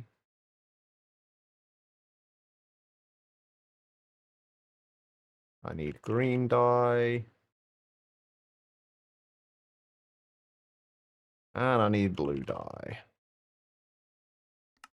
How do I have so little lapis?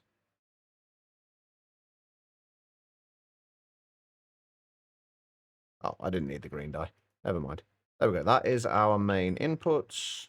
I think all we're going to do is we're just going to stick that on the top of there. And then we'll grab the wall, but oh, that needs to go one block further out. Actually to there should be, no, it should be fine over here. Right, to there. I do kind of wish with the advanced connectors from Laser IO that you could connect them to like one input, like one of them to multiple outputs. It would make the wireless power considerably easier to deal with.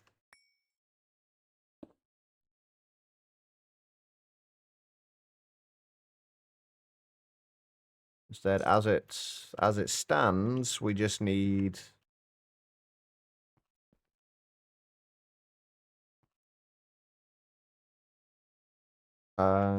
we need to have one for each connection. That will go there. And if we just do set a temporary home point there.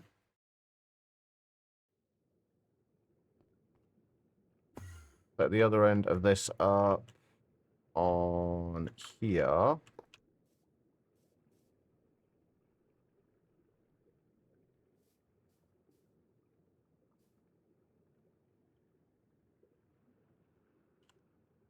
Get rid of that. So that is rock crusher end, or it might have other stuff there, but it's for right now. It's just the rock crusher in the end. Okay. And then give that some power. We have power. Beautiful. Now we just need water and lava. I really need to get lava stored in my ME system.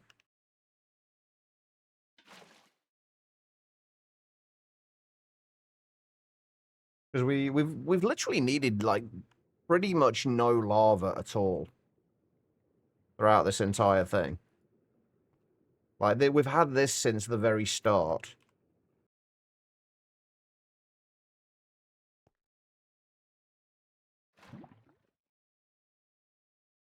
All right, we should just need to put that into there. And feed that. Oh, the only downside to this is we still need to shut this off when we have a certain amount of end stone.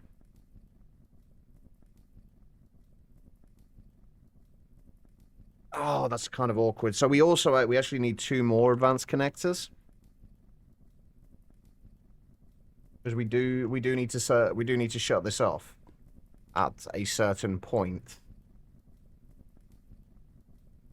I forgot about that. Actually, we like as much as like we have a decent amount of power at the minute, but I don't think we really want to waste 1 amp of IV just to make end stone. It seems a little excessive. So what we need to do then is make more redstone cards for a start.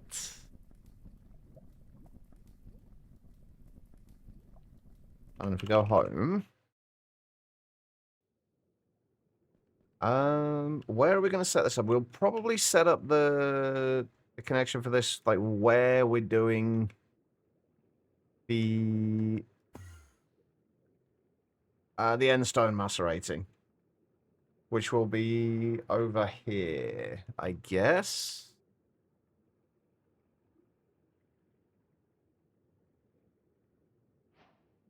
And then we're just going to have to set up another emitter for that. So I've missed something here, haven't I? Wait, have I not? We only got 3 things going through there? We have. Okay, right. So if we do another emitter there, for end stone and emit a redstone signal when we have over... We don't need to store much. If we just say 2048... And then we have just a laser node there and connector there.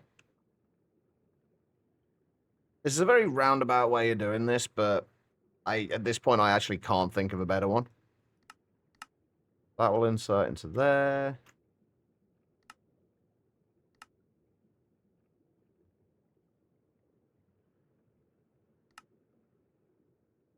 Link that to there, and then link that there. And then this should shut off when it's goes over the... Oh god, it's dark. Where's my night vision? There it is. Yeah, it should turn off when we go over the set amount of things. So if we just set that to 100, that should have turned that off.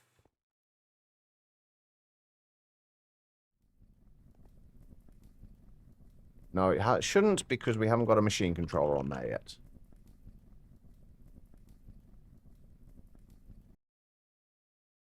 There we go. Yeah. So we can shut that off so we're not wasting power just producing end stone that's just going to get voided.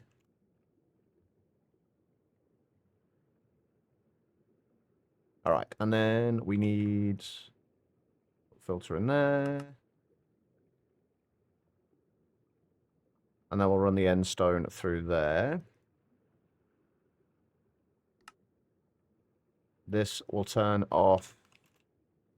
Nope. We just want, say, again, like end stone dust, we don't need a ton of it.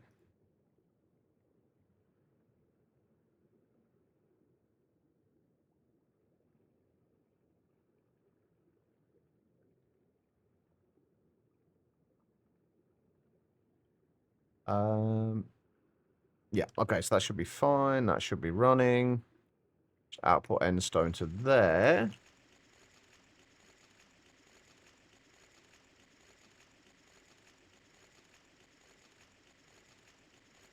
And make sure... So this should stop at 512.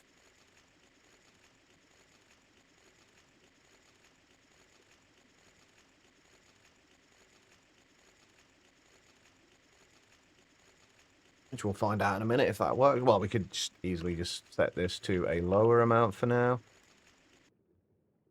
Yep, so that'll turn off when we get over 512, and this will keep going until... I think we're just going to keep 1024 end stone in there rather than 2048. And then that should shut off, and that will keep the end stone from kind of overfilling and then just voiding. Right, and then the last thing we've got to do is the end steel dust itself. Which we are going to need another shut off on this.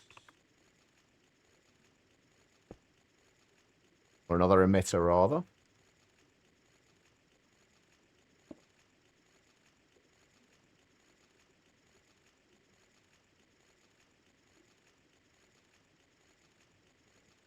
Oh, I've already got a machine controller on that side. Alright, and both of these should be set to default. This will emit a redstone signal when vibrant alloy dust is below 1,000, say. So we've always got 1,000 vibrant alloy dust in there. And this will emit a redstone signal when end steel dust is over... I think we've done the rest at 1024, so we'll keep that But the dark steel dust, I don't think we're going to be needing a ton of. So we'll just keep that as is. If we just craft one of those for now. Oh, we also need storage for the end steel dust.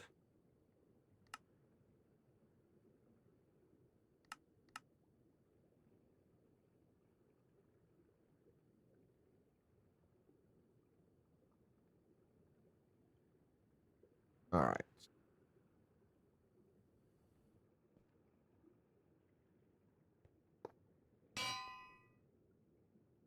And steel dust, and there we go. Right. Let's end steel dust sorted. This has been a very, very slow day in terms of progress. I was hoping for more, but we have made some progress at least. All right, and then this needs to output dark steel, vibrant steel, and endstone dust.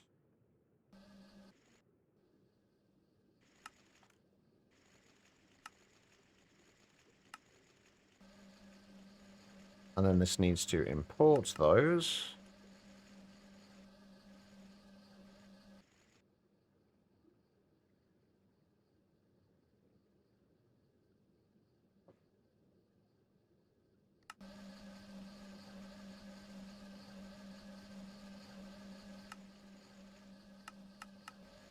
And there we go.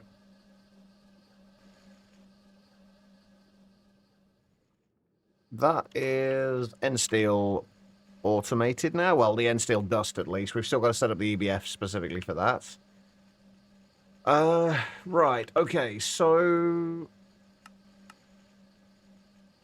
Lumium, the one thing we don't have a lot of right now is phosphoric acid. We need to passive the phosphoric acid. And actually, this is also just kind of highlighted another potential problem.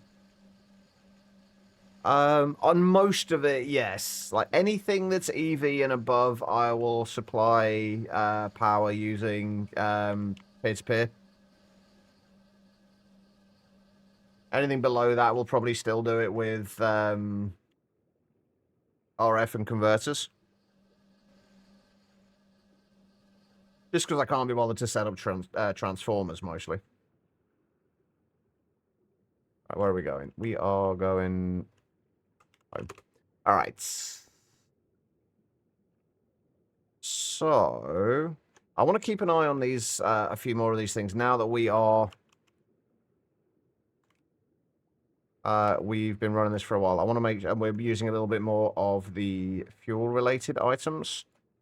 I want to make sure we are still actually gaining on a few of these things.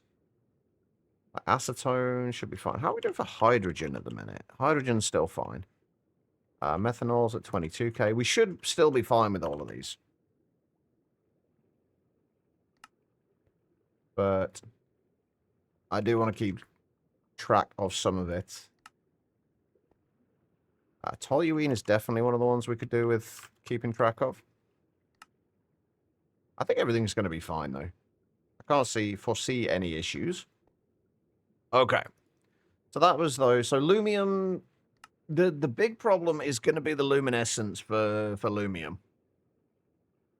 We've already got the energized clathrate base that we passived. We still need to do tin alloy, sterling silver.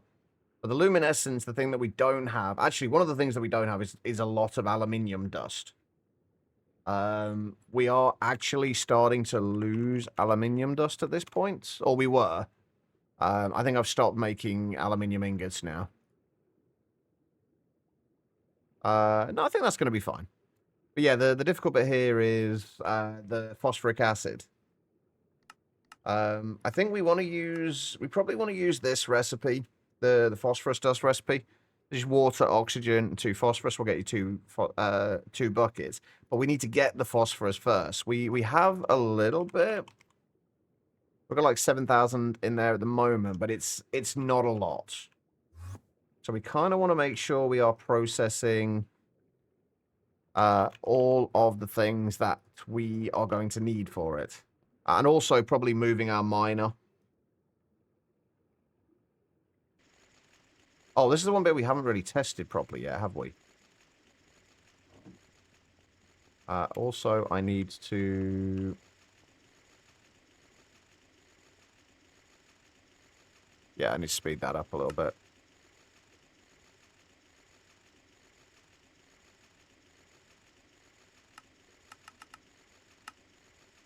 That one's already sped up. Okay. Yeah, that will take care. That will putting that appetite through will give us a little bit more appetite. We've got a little bit of phosphate. We've also got tricalcium phosphate, which we can process to get more phosphates. Which actually, let's do that. I don't think we've got any other use for tricalcium phosphate besides just electrolyzing it. We don't need it for fertilizer. Oh shit! I still need to set up my. Speaking of fertilizer, I still need to set up my sugarcane again. I forgot, like, when we tore it down, I'd completely forgotten the fact that we were using sugarcane for making, like, biochaff. And for fermented biomass. I completely forgot about that, so we need to set that up again. That shouldn't take too long, but we'll do that in a minute. Let's get the, if we take the tricalcium phosphate, and we'll just put that through the centrifuge. I will centrifuge all of that. That will give us more phosphate and calcium. And then the phosphate, we can then electrolyze for phosphorus and oxygen. A little bit of phosphorus and oxygen. So let's do that. Do we need phosphate for anything else? Is there any other use for phosphate? Fertilizer again. Otherwise, it seems no. So if we just output all of that to there. We haven't actually tested the electrolyzer yet, have we?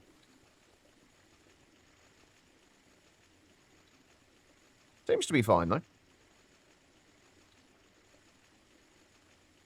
Yeah, seems to be fine. Okay, right, let's get that sugarcane set up. Have we got an easier way of getting this now than just the sugarcane farm? Because the sugarcane farm is incredibly easy.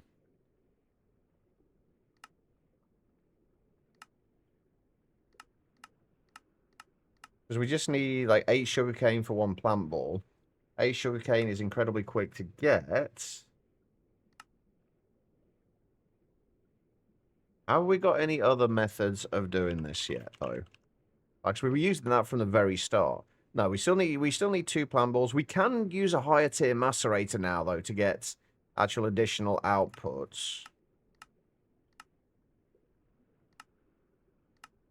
But yeah, I think just setting this up with just setting up the sugarcane farm again is the way to go.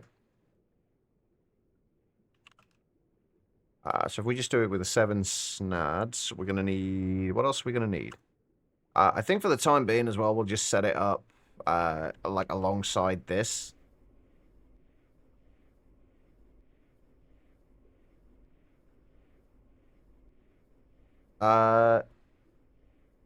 Not high enough tier. Oh, yeah, that'll do it. That'll do it. Right, what else do we need? Actual sugarcane.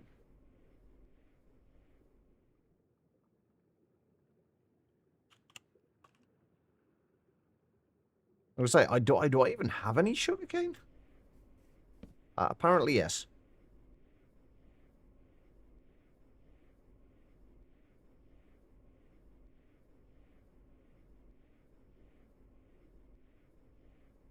Were the items still going in, though?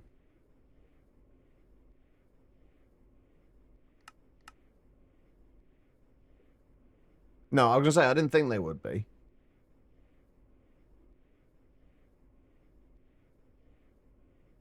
At least you got it figured out, though.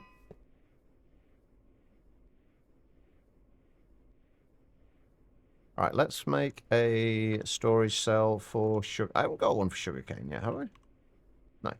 Alright, so let's make a storage cell for sugarcane. I'm getting more fish in my inventory again.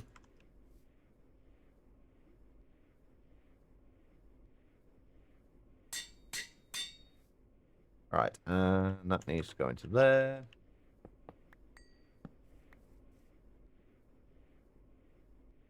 Right. We've got plenty of space here. We're only going to need like 3 blocks. So if we do it to there.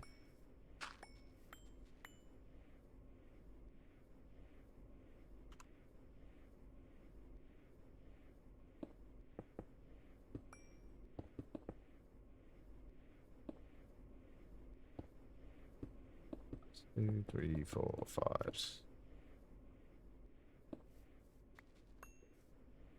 That's 7 blocks wide. So if we do snad in the middle.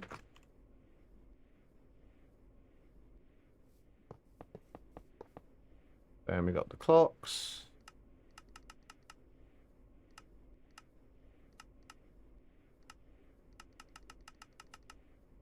Oh wait, no, that still needs to stay 15, doesn't it? Well, not that it matters, but...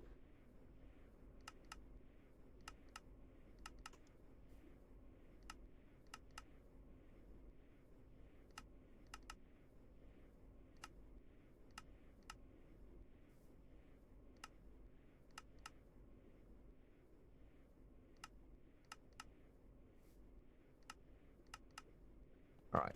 And we need a piece of dirt.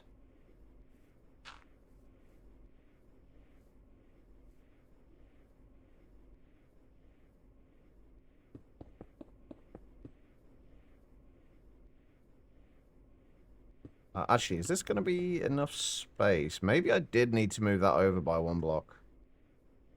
The stuff needs to go behind there. I guess we could put the pistons on the other side. I think that's actually a better idea anyway.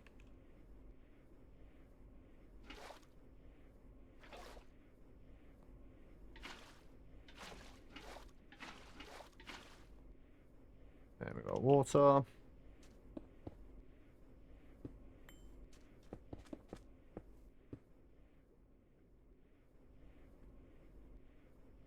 I feel like there's got to be a faster way to grow sugarcane at this point.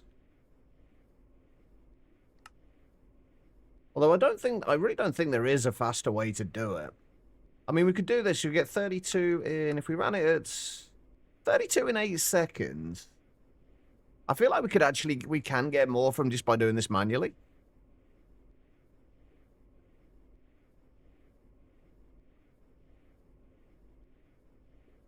Oh, we are making enough fertilizer to do that. Even if we ran that at IV, I still think we're going to make more this way. Right, so we need... Oh, shit, what are they called? Observers. I need 2 more observers. Oh, wait.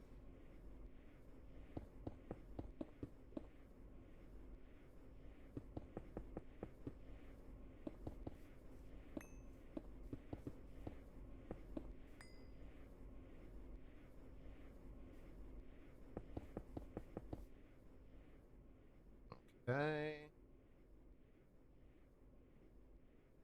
Oh, crap. I need that anvil. Give me that back.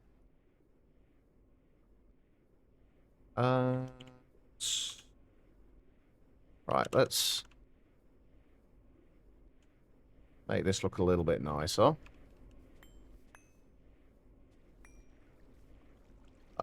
Whoops.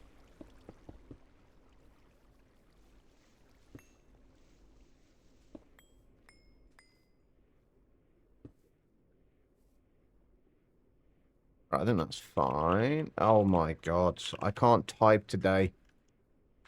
Come on, Judge.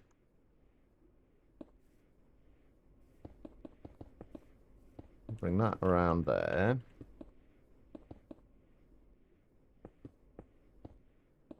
Doesn't need to look especially nice, but we may as well make it look at least a little bit nice.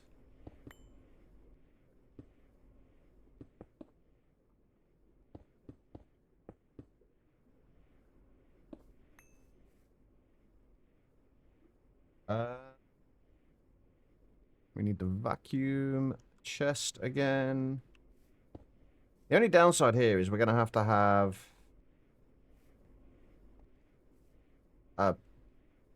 an import bus or something on the side of here, which is going to look kind of ugly, but it is what it is. I think I'm going to actually do that.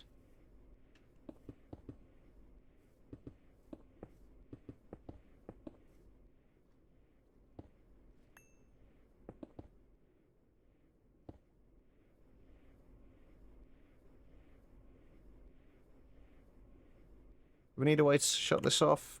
Probably not. Do need an import bus, though. And some acceleration cards.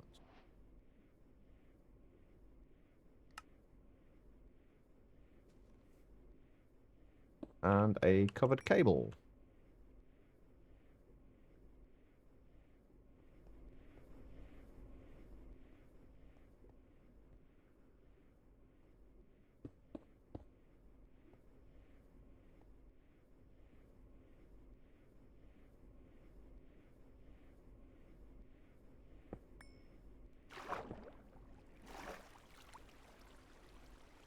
Yeah, knew that was going to happen. Right. And we'll get rid of that as well. And flood ourselves yet again.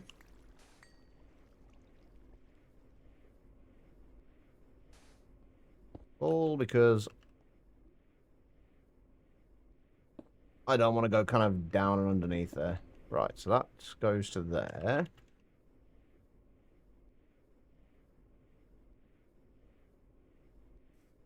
Nice to see the floor getting washed. I mean, it's been a while. It's just been sat there getting messy.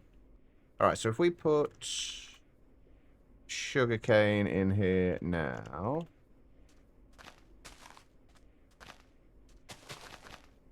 Oh, wait, those need a redstone signal to work, don't they? Oh, I didn't think about that. These need a redstone signal to work, don't they? Not to shut them off.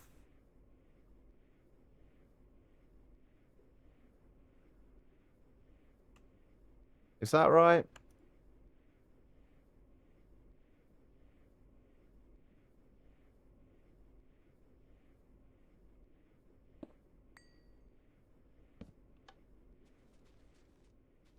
Yes.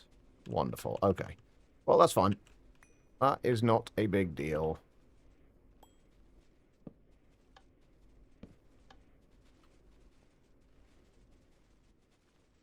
There we go. That's better.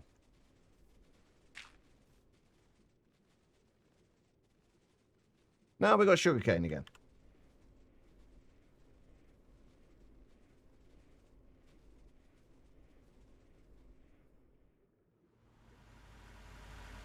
Right, where is home? There it is. Right, let's import the rest of those. That should have started this going again. Which it has. Although it's going to be a minute before it goes through this. Do we want to speed up the pyrolyze oven? Will speeding up the pyrolyze oven actually help? Only if we are getting enough sugarcane through there.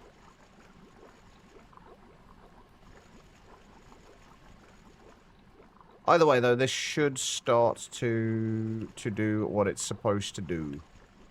Again. Okay, good. Right. We need a parallel cracker right now. I'm assuming the parallel hatches don't work in the crackers.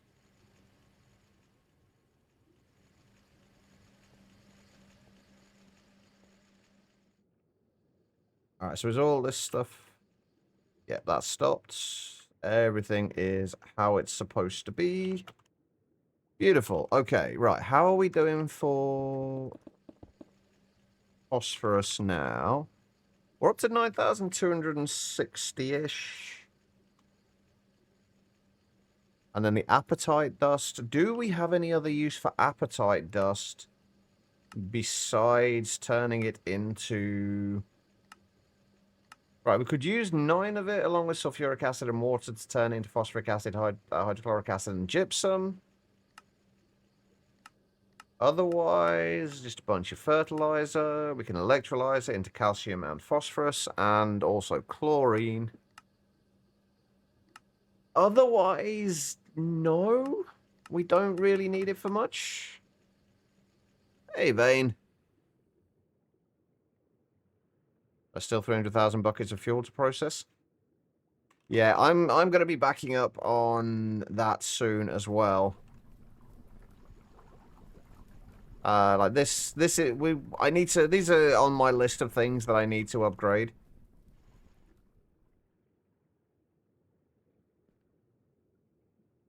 Do we need apatite gems? I'm assuming we probably need them for that ultimate gem. Empowered Anori. I'm pretty sure we do need the Empowered Anori. Yeah. So we will need them later, but for right now, I think the phosphoric acid is fine. Yeah, I'm not even sure. I've not even looked. Like, I've been trying not to look too far ahead. And kind of worrying about it when we need to. I don't think apatite is overly difficult to find in large quantities anyway. Like, yeah, you've got like 754 there. Just in that vein. Or in that chunk, rather. And that will give us... You get 3 times the amount that you would get from this. So each one of those would give us 24. Apatite dust. So, like, apatite won't be difficult to come by. That shouldn't be an issue, I don't think. I guess we can always leave the apatite until we start running out, but we do need to get phosphoric acid crafting. Or no, we do need to passive it. I'm gonna have to do this in a temporary place for now because reasons.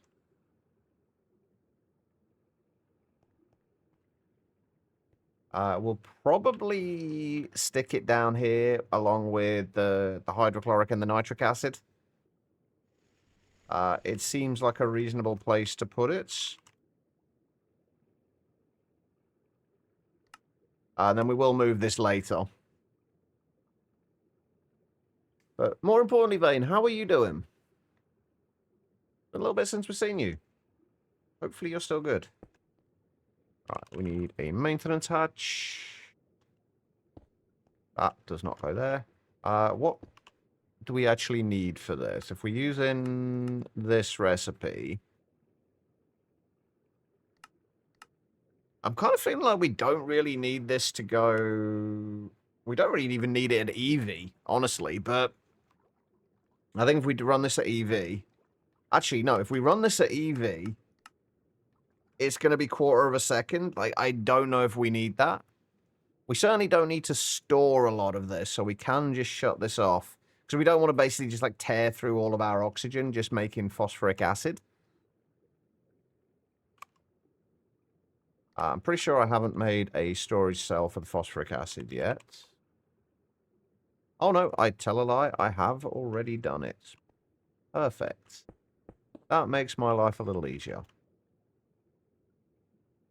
Oh, I can also, when we move stuff, which we will be moving things eventually, I can upgrade these to use the ME input buses and output hatches and what have you. Oh, in fact, never mind. I've already upgraded them to use that. Perfect. Oh, I guess we don't even need a new input hatch for that either. We can just do... Wait, where am I outputting from these? Oh, right, we're outputting in the center of there. So, yeah, we're going to have to do another output hatch.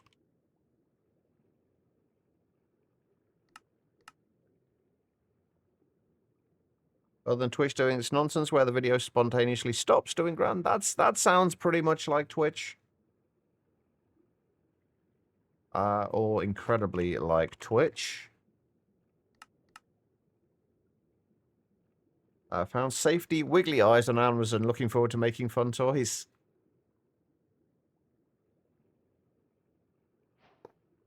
Alright.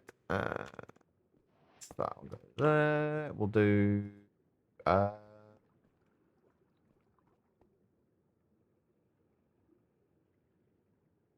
I might just do this with HV. No, there's no point in doing it at HV rather than EV, is there? Because like since these are perfectly overclocked, we're never going to be using more power by overclocking it. It'll just be done quicker. So we'll still use the same amount of things. It'll just be used quicker. Let's just make a bunch of these as well, because we could do with them. And then we'll do the output hatch over the side here. And my setup is very capable. It's getting there. It's doing what it needs to at the moment. Except for forming, which is not doing because I haven't got an output bus on there, I'm guessing. Oh, no, it's because I haven't got a maintenance hatch on it. No, I have got a maintenance hatch. Why are you not forming? What am I missing from you?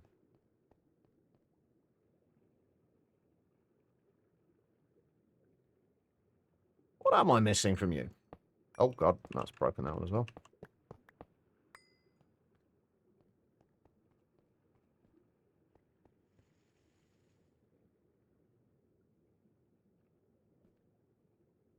Oh, right. Ignore me. Right, we don't want a 4-amp energy hatch.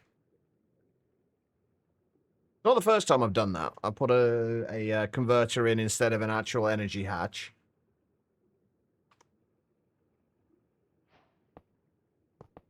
Happened far too many times. Right, that will go there.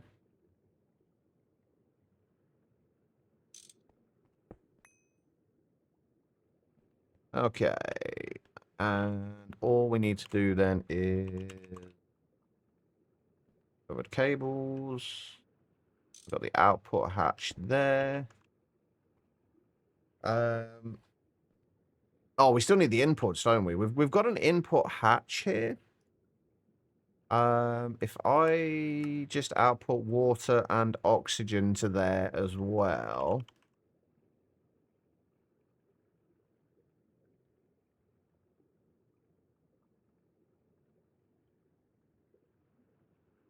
That should be good.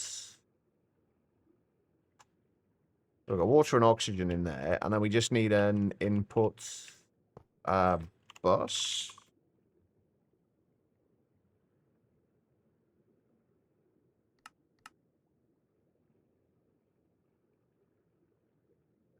They do look very similar. I just need to read more is really what it is. Alright, and then we've got that there, and that's there. I am going to cable anchor those. Nope, not that one. That, there we go. Right, and then we just need to put an emitter on there.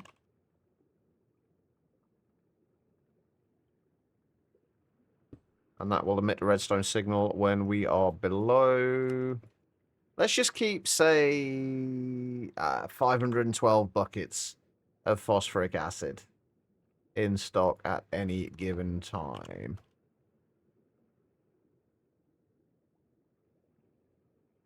And then machine controller. Invert that. And then we just need to output... Do we need a circuit for this? 24. And we just need to output phosphorus.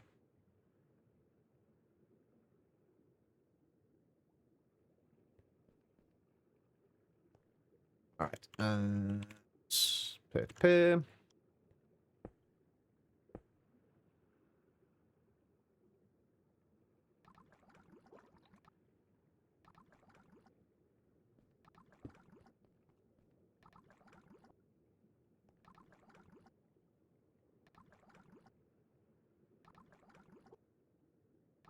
Yeah, and that's going to keep going off and on again because... What are we not inputting into there quickly enough? Pretty much everything. Because those only update every 5 seconds. So what are we using up quicker there?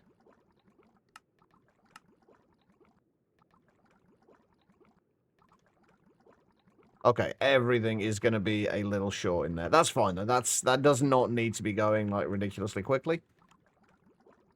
It just needs to be going. And there we go. We have phosphoric acid now.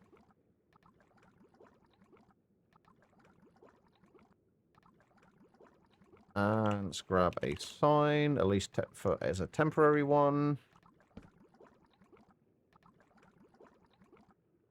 Right, there's phosphoric acid. Perfect. Right then. So, next thing we need to do is... I think I am going to have to fill some of the spaces in between here. Like, I don't like how much space this is taking up.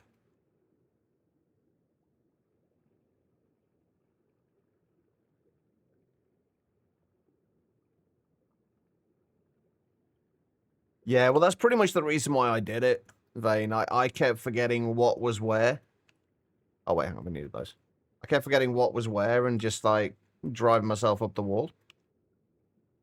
Right, sterling silver and tin alloy dust. So we're going to need silver dust, copper dust, tin dust, and iron dust. We've got a bunch of those things, but not like we need them to be coming in passively, so...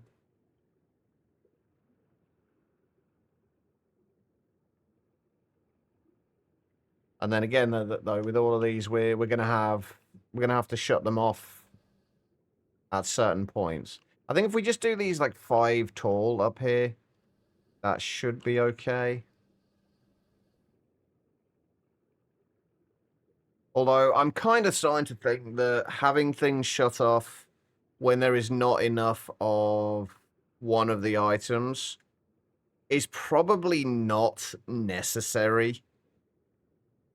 And as much as I like that level of control, it's going to become very awkward when we start getting to the more complex things. Like, we don't want to be able to be shutting the sterling silver off, when like the aluminum dust off when we under like 4 different conditions.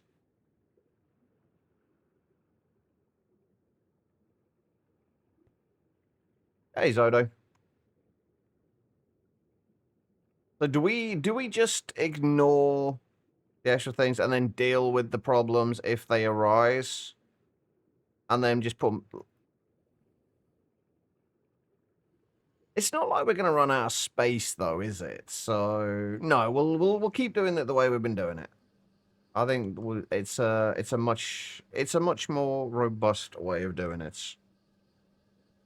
These are the kind of things that I always go just like backwards and forwards over and trying to figure out how I want to do things. Right, so we are gonna need another mixer though. Oh,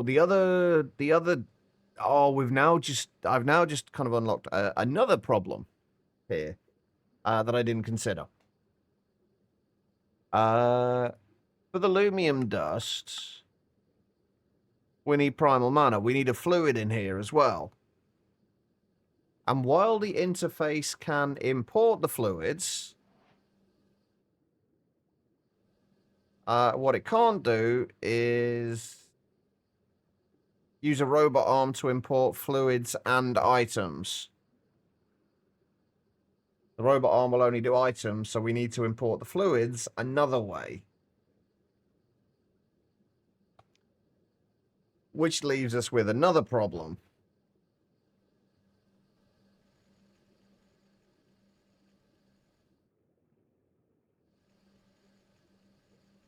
Which we're going to have to solve.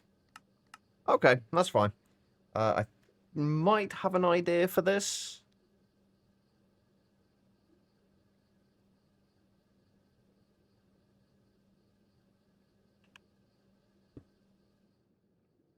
The idea is basically we just have an exporter on the bottom of here. That wasn't my initial idea, but as soon as I looked at that, I realized, oh wait, we actually have another place we can input stuff to. So yeah, that's actually not a problem at all.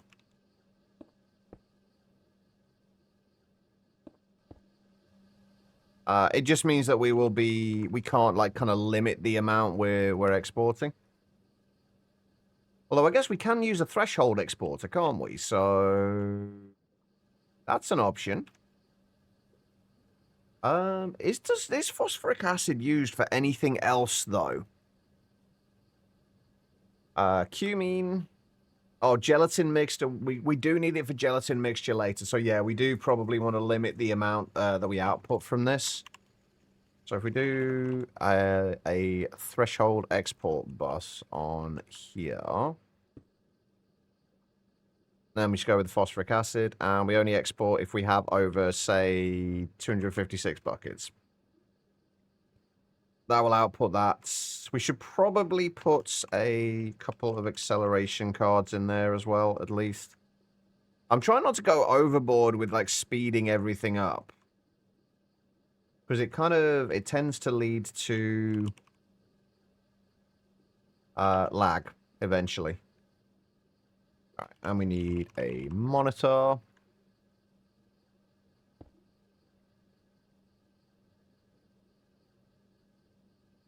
And this is going to be for lumium dust. And if we keep, just say, like 512 lumium dust, we need a robot arm. And we need machine controllers. And filters.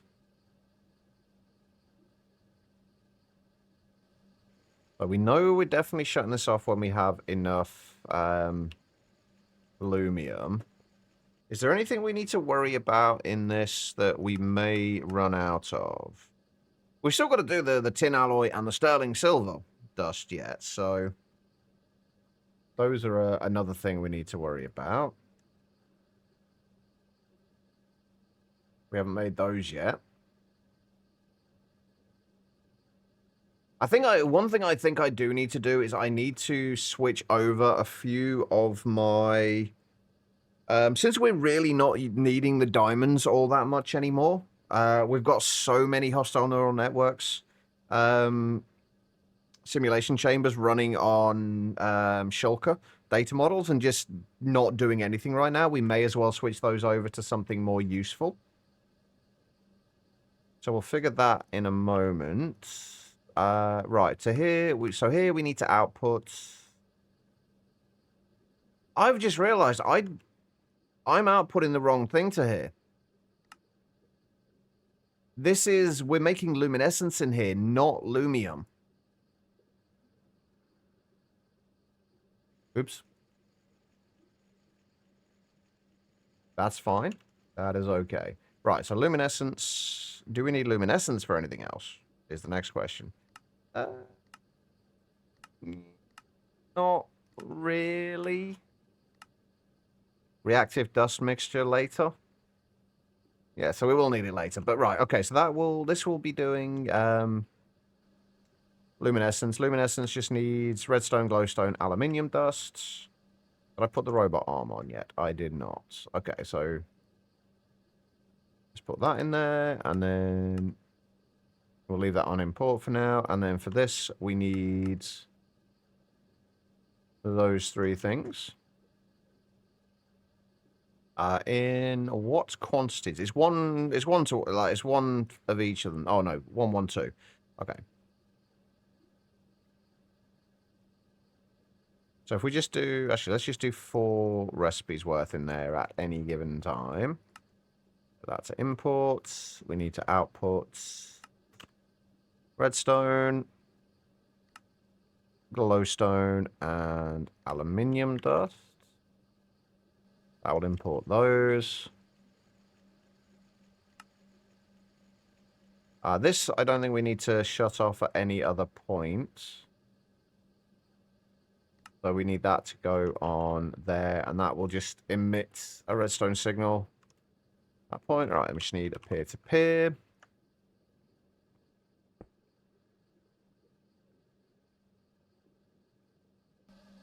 EV power. And then that needs to push out to there.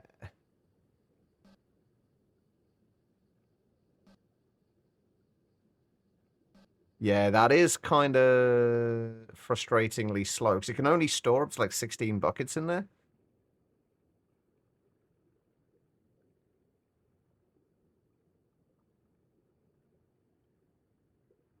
So why is that stopped importing stuff?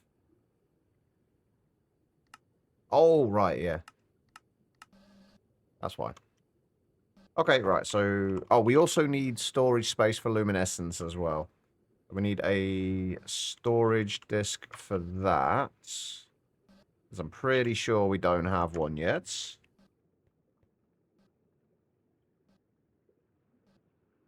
Double check.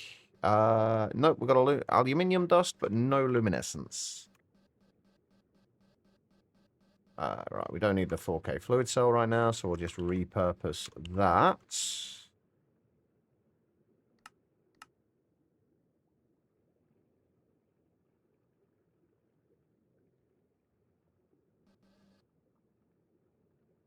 Once finish this pack, what's next? Honestly, not sure.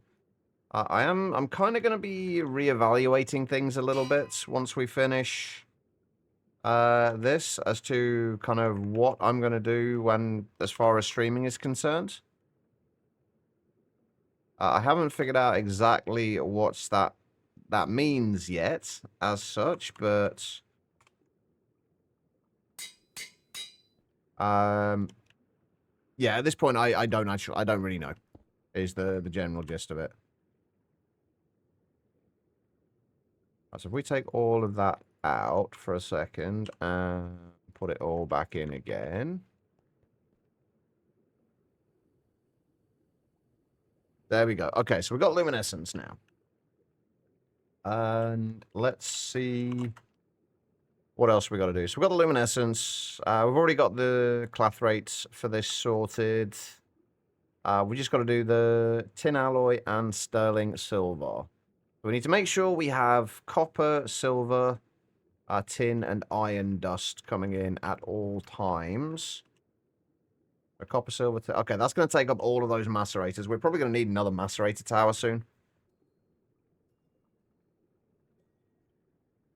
It's not really my kind of pack, Vane.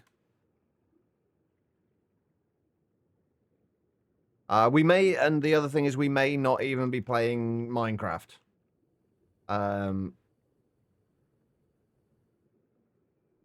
After this, I have not decided yet. Right, so what are we making? Sterling silver. Sterling silver. We need copper dust, silver dust, iron, tin dust, and iron dust. So we need copper, silver, tin, and iron.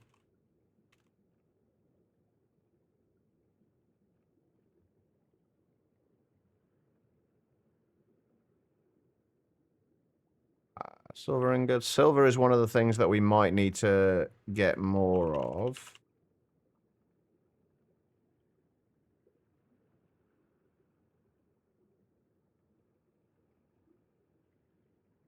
As is tin. I think all the ingots, we kind of want to at least double up what we're getting from them. in terms of our hostile neural network setup. In fact, we really just need to completely redo the hostile neural network setup. Is pretty much the gist of this. Okay, so we are going to need to make sure we have storage for all of these as well. I'm pretty sure we do already. So tin dust. We have, but we don't have any tin dust at the minute. Iron dust, I know we do have. Not iron fust. Iron dust, we have. Silver dust, we probably do. Okay, silver dust we do, and copper dust we do. Yeah, copper dust we do as well. How are we doing for phosphorus now as well, actually? I've still got 8,000 phosphorus. It's not bad. Now you're quite curious, but the adventure will still be with you and this awesome community. Well, that's the thing. Like, no decisions have been made about anything as of yet. Like, no decisions have been made yet. Right, if we do, we'll do these in order. So we got copper. Check. Oh, button. The copper. And this will be for copper dust. And we'll just keep, again, like 500, at least 512 in stock at any given time. Have I got this set up already? Yes, that's already set up. Then that just needs to output copper ingots. And because we've already got over that for copper dust, that is fine. I should probably make sure that that is actually working. If we just say 16,000, that works. I'll just set that to 1,024, I guess. And this is going to be for silver. I guess we'll also do 1,024 for that. How much silver do we have? Oh, we've got plenty of silver. We're all right at the minute.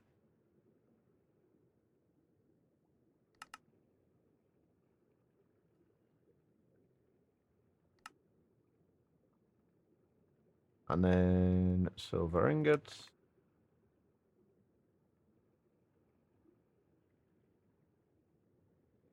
No, you're all good, Vane. Like, yeah, it's absolutely fine. Just honestly, do not worry about it.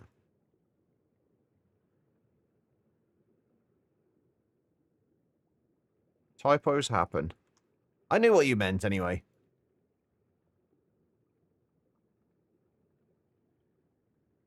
They're all locked. Okay, so there's the silver. Again, let's make sure this works. Yep, so when we drop below that, it'll be fine. Okay. Iron dust is next. Again, 1,024.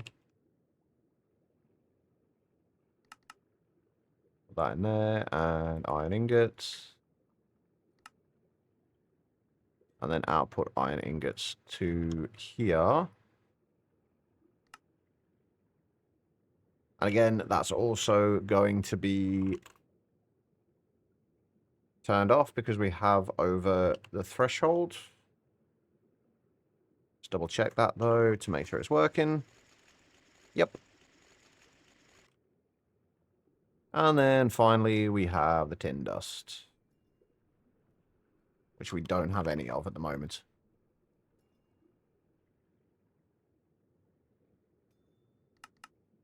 Alright, so tin ingots go in there.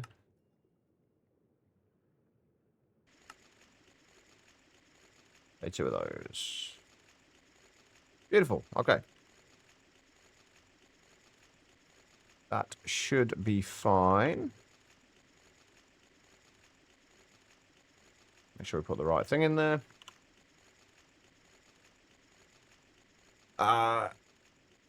Right. Okay, so that is all of those. I think I am going to set up another 8 macerators now. Because it seems like there are going to be more of these things that we're going to need. I'll set up another 8 of these. Ready for whatever is next. And we just set them up, like, directly next to here. That'll be fine.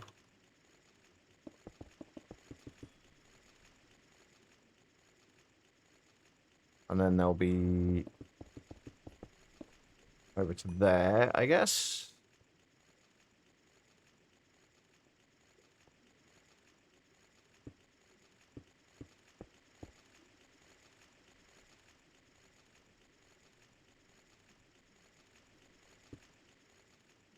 I'll just get this set up ready. There we go. How's our titanium doing now, by the way? Back over 5k. Do we have any rutile left that's still processing? We do. Perfect. What about tungsten? How is all the tungsten getting on? Slowly. We're not keeping much of the actual tungsten in stock for any of these. Although we probably should.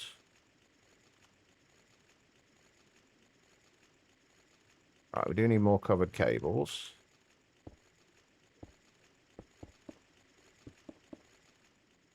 There, and then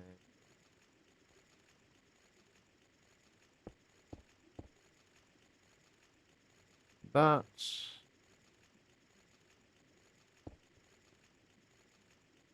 And then we need a few more of the 8XN steel cables.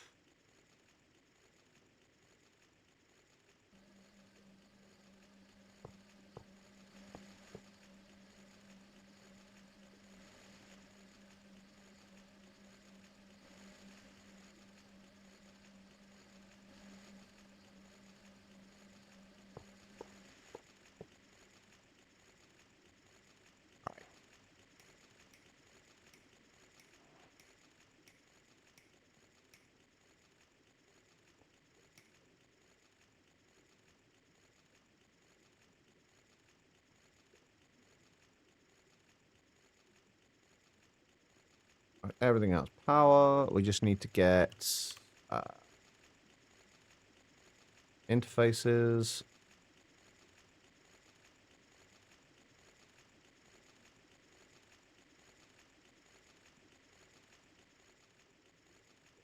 might be easier to place from this. Nope, it's not going to be any easier to place from this side. Oh no, it is. A little bit. And then emitters on the sides.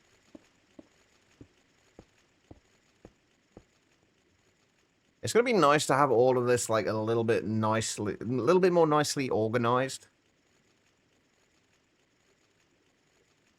Right, we need monitors. We're going to need more robot arms as well.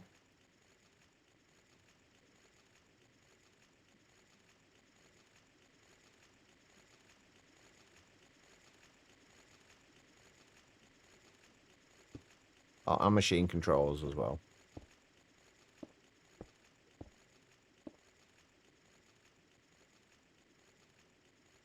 Right, machine controllers.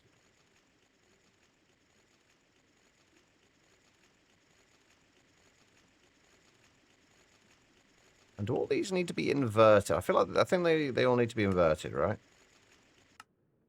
Yes. Using the machine the set. Oh, where is my settings copier? Oh no, I'm not going to be able to find it, am I? I can't remember the name of it.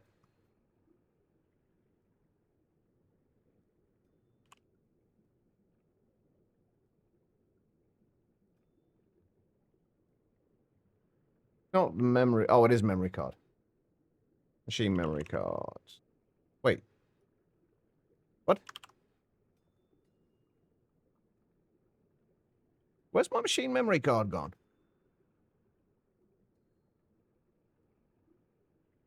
Huh? Should be there.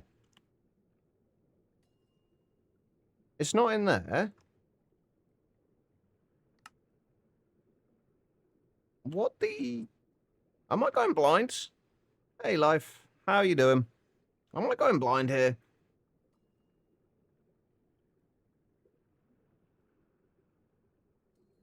It's not here, is it?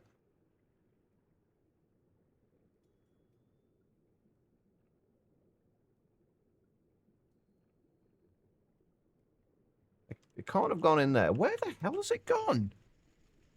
The fuck?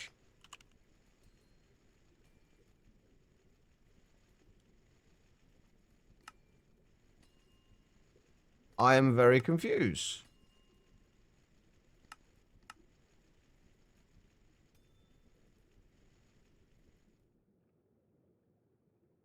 Can't see it in the baubles area.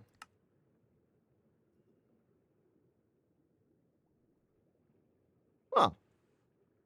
That is very weird. There is indeed a mystery afoot. But it's definitely not in here.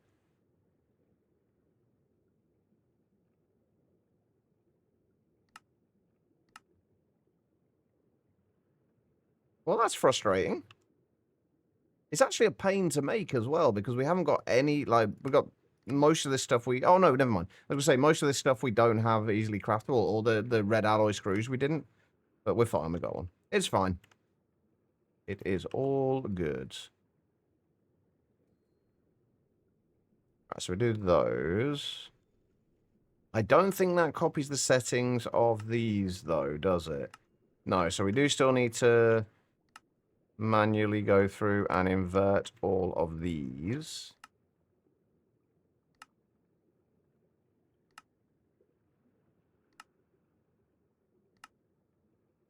And also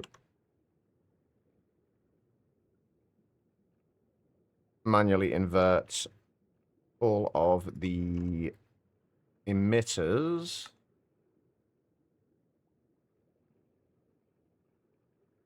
I'm very curious where that went now, though. Well, there's a few things that have just kind of gone missing lately. Like, a bunch of my recipes for double plates went missing. No, there's nothing that uses it, Vane. The only thing you can do is macerate or put it through an arc furnace to get materials back. Gorgeous Bane, if you want to try something again that you haven't done in like a year, you recently got some of your fave games. I don't know if you want to try streaming them again. I mean, what's holding you back from doing it live?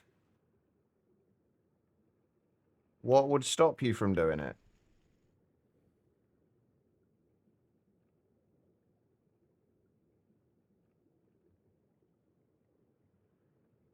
No, we've not updated the pack. We literally had it earlier today. We had the memory card earlier today.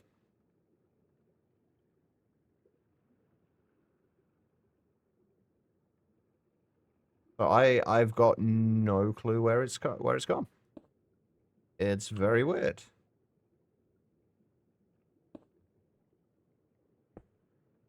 Right, so we've got 2 more of these. We are going to have to make sure we... Oh, we don't have to, I guess, but I would like to make sure that we have both of these networks separated.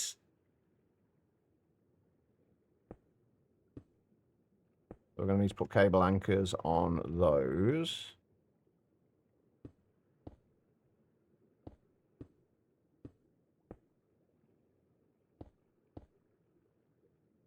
Uh-huh. All right, and monitors.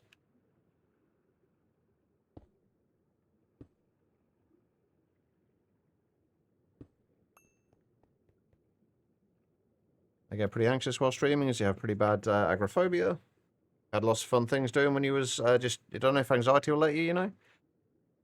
I mean, would it be worth trying it? It might sound like a weird idea, but would it be... You know, do you know how to do kind of the bandwidth tests? So we're essentially you're essentially streaming to Twitch, but it's only sending the data, it's not actually streaming. Could you do something like that? So you're essentially hitting that going live button, but no one else is actually seeing it. Would that kind of help you see whether you would be okay or not?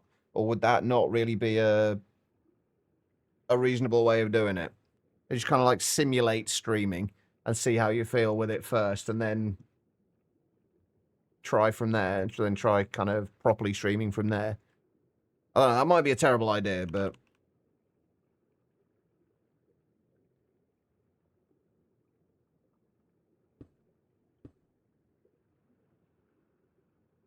there should be. Hang on, if I remember rightly, I don't know if I'm going to be able to check while I'm looking.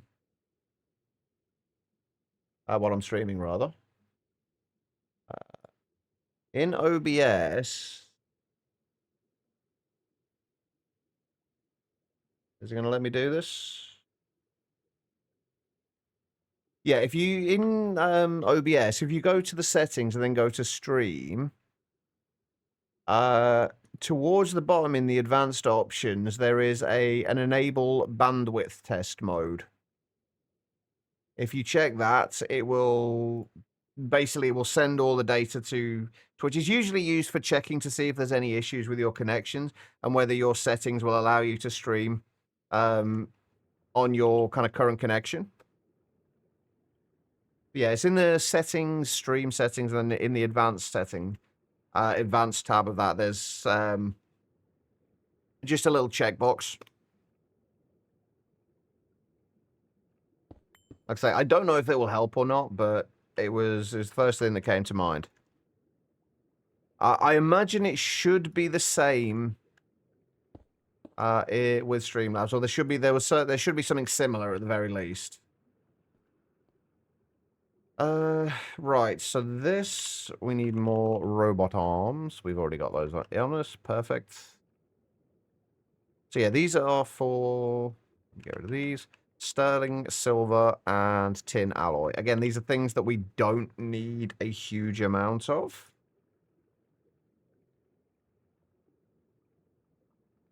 So we need machine controllers as well, which I have. And emitters.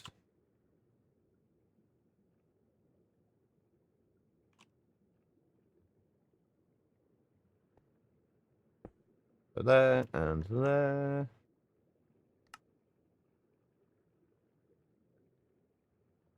I switched that one. No, there we go. Okay, so this one will be for... Oh, we also need the peer-to-peers for the power, don't we? I need to make sure I get the stuff ready for the peer... requestable for the peer-to-peers as well. Because as it stands right now, we don't have it. And we should probably fix that.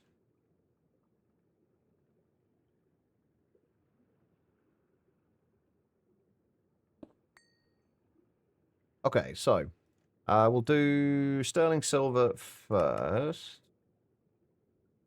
Sterling silver is 1 copper, 4 silver dust. If we double those...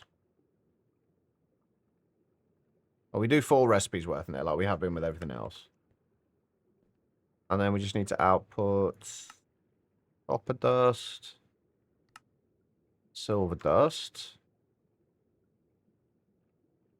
And then we'll just keep, say, 256 of these in stock. And that needs to be inverted. Why are you... Oh, right, you need a circuit, don't you?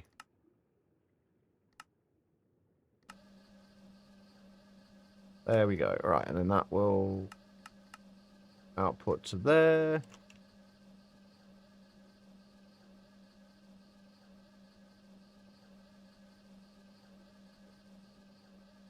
Right, and that will be sterling silver. Now, and the other one's just going to be tin alloy.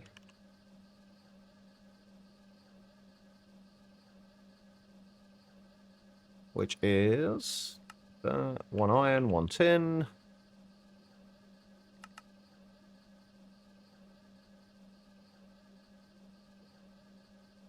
Oh, crap.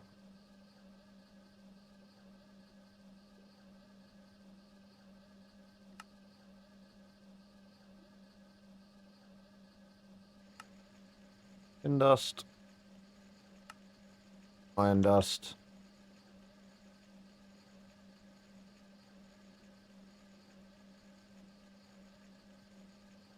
Oh, I did them both as tin dust. Okay. That explains that. Oh, fuck it, I've done it again. Iron dust. There we go. Right. And this needs to be on circuit 1 as well.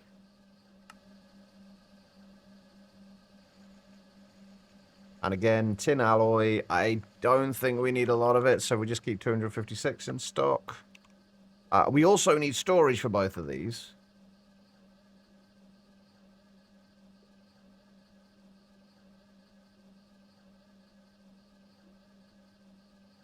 So we need 2 more. We'll do 4K cells for them. Because there's a chance we might need more later. Can't see anything like that in Streamlabs. It might be worth Googling. If you think it's something that might help, it might be worth Googling. To see if you can find it.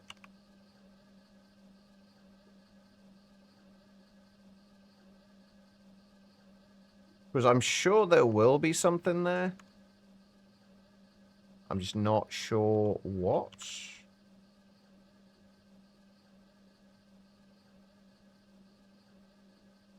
It will be good to see both of you streaming.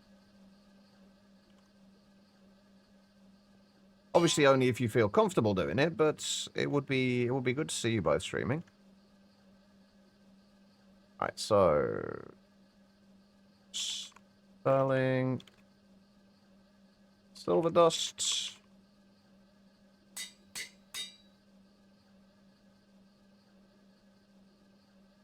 And tin alloy dust.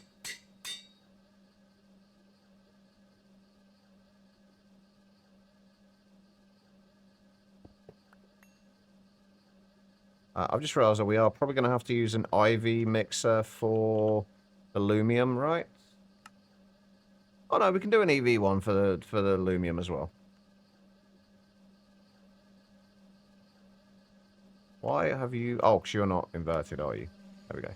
Okay, right, so there we go. We should have tin alloy and sterling silver. That should be everything we need now in order to make the aluminum.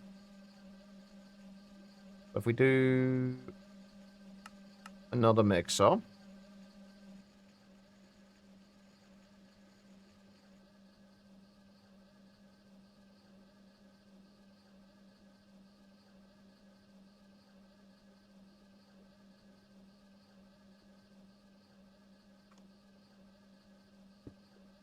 I mean, as easy as it is to say from the outside, I would say, like, don't worry about kind of making a fool of yourself, as you say. That's pretty much 90% of what I do.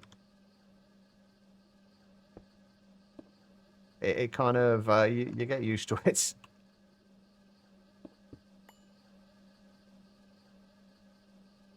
Alright, so we need the interface.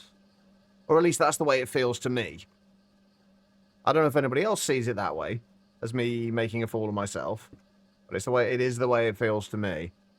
I'm assuming it'd be a similar thing. It's like you wouldn't actually be making a fool of yourself, even if you thought you were. But that would be what your brain would be telling you. Brains can be assholes.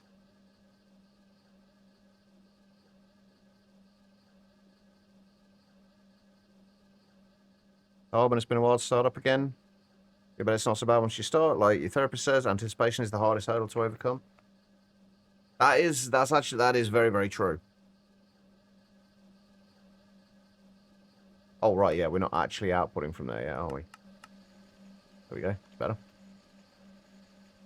Okay, right, so this is going to be for the actual Lumium. I don't think I have any storage for Lumium yet either. I do not. Right, we're gonna do... I may as well... I'll set one up for Signalum now as well. Oh, for Signalum now as well.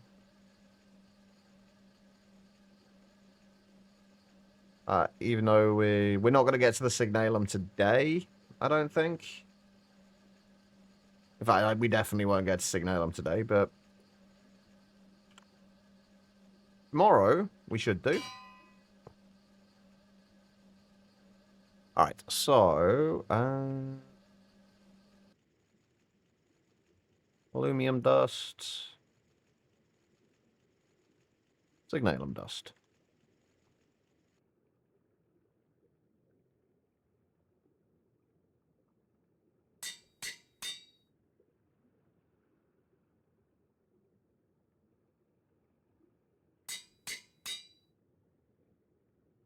Alright, there we go.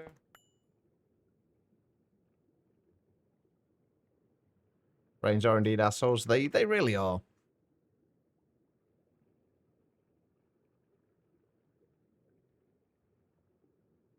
Variety is not a bad thing to go with. It's one of the things that I do really regret with my stream is that my stream has been built around Minecraft. As much as I love Minecraft,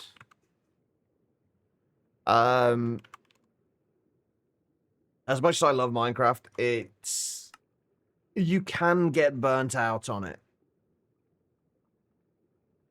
It is very possible to get burnt out on Minecraft.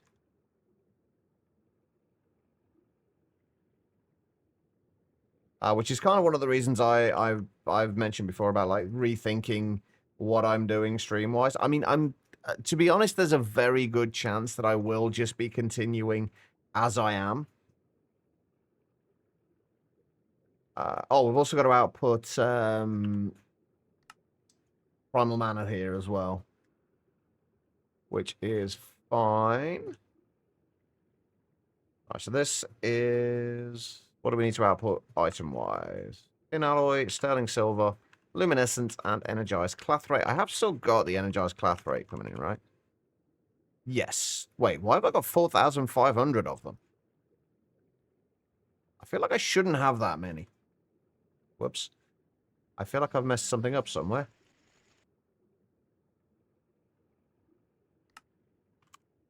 But there we go. We have plenty of them.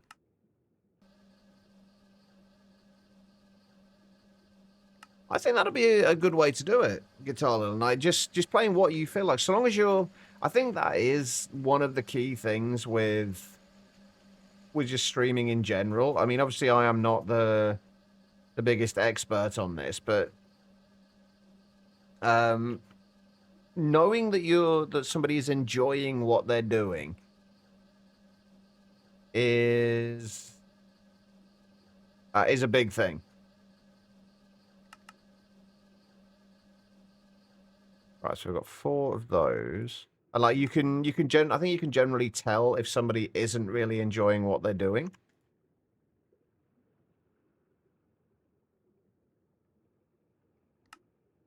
I do worry that that's the way I come across sometimes, as though I'm not enjoying what I'm doing. Then again, I basically worry about everything, though, so... Alright, that's fine. We need an export bus. We do need to do this as a threshold export bus.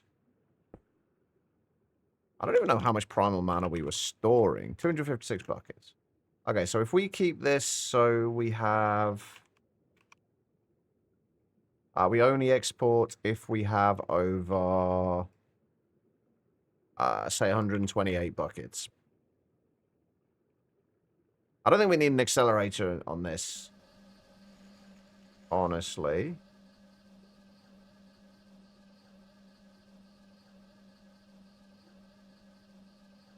I think that'll be fine. Alright, and then that needs to output to there. And then Lumium will go there. And there we go. See, this is a lot neater than what we had before. This is kind of what I wanted from the start. Like, if you look at this compared to... not that.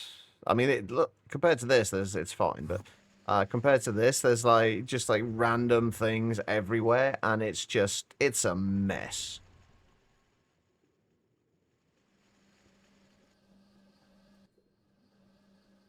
This is a lot neater.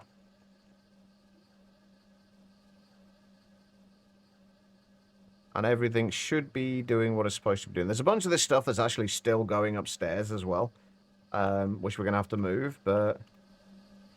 There we go, that's making... We are now making Lumium, which is fantastic. Next thing after that is going to be Signalum. Signalum's going to probably take a lot more mixers making various things. Like annealed copper dust is fine. We're already making annealed copper, although we might need to start making it faster. Red alloy dust, again, we're also making red alloy dust. I think we're already making destabilized clathrate. Yeah, we're already making the destabilized clathrate. So actually, the only thing we have to do for this is actually ardite. But the thing with ardite is it also needs red steel, and red steel also needs black steel. And brass and rose gold. So we're kind of going to need mixers for all of these things. Black steel actually is one that I would like to make now. Looks like we're also going to need void crystals, coke, which coke we should be fine with. Yeah, we've got 32,000 coke. Coke is not a problem. But I think if we can get... What's the time? I'm going to have to... We're not going to be able to do this today, unfortunately. But I think getting black steel done... Well, black steel we're going to have to do anyway as part of Signalum. But the black steel we definitely do need anyway, because black steel we need for other things like the accumulation processes, which we need for the peer-to-peers.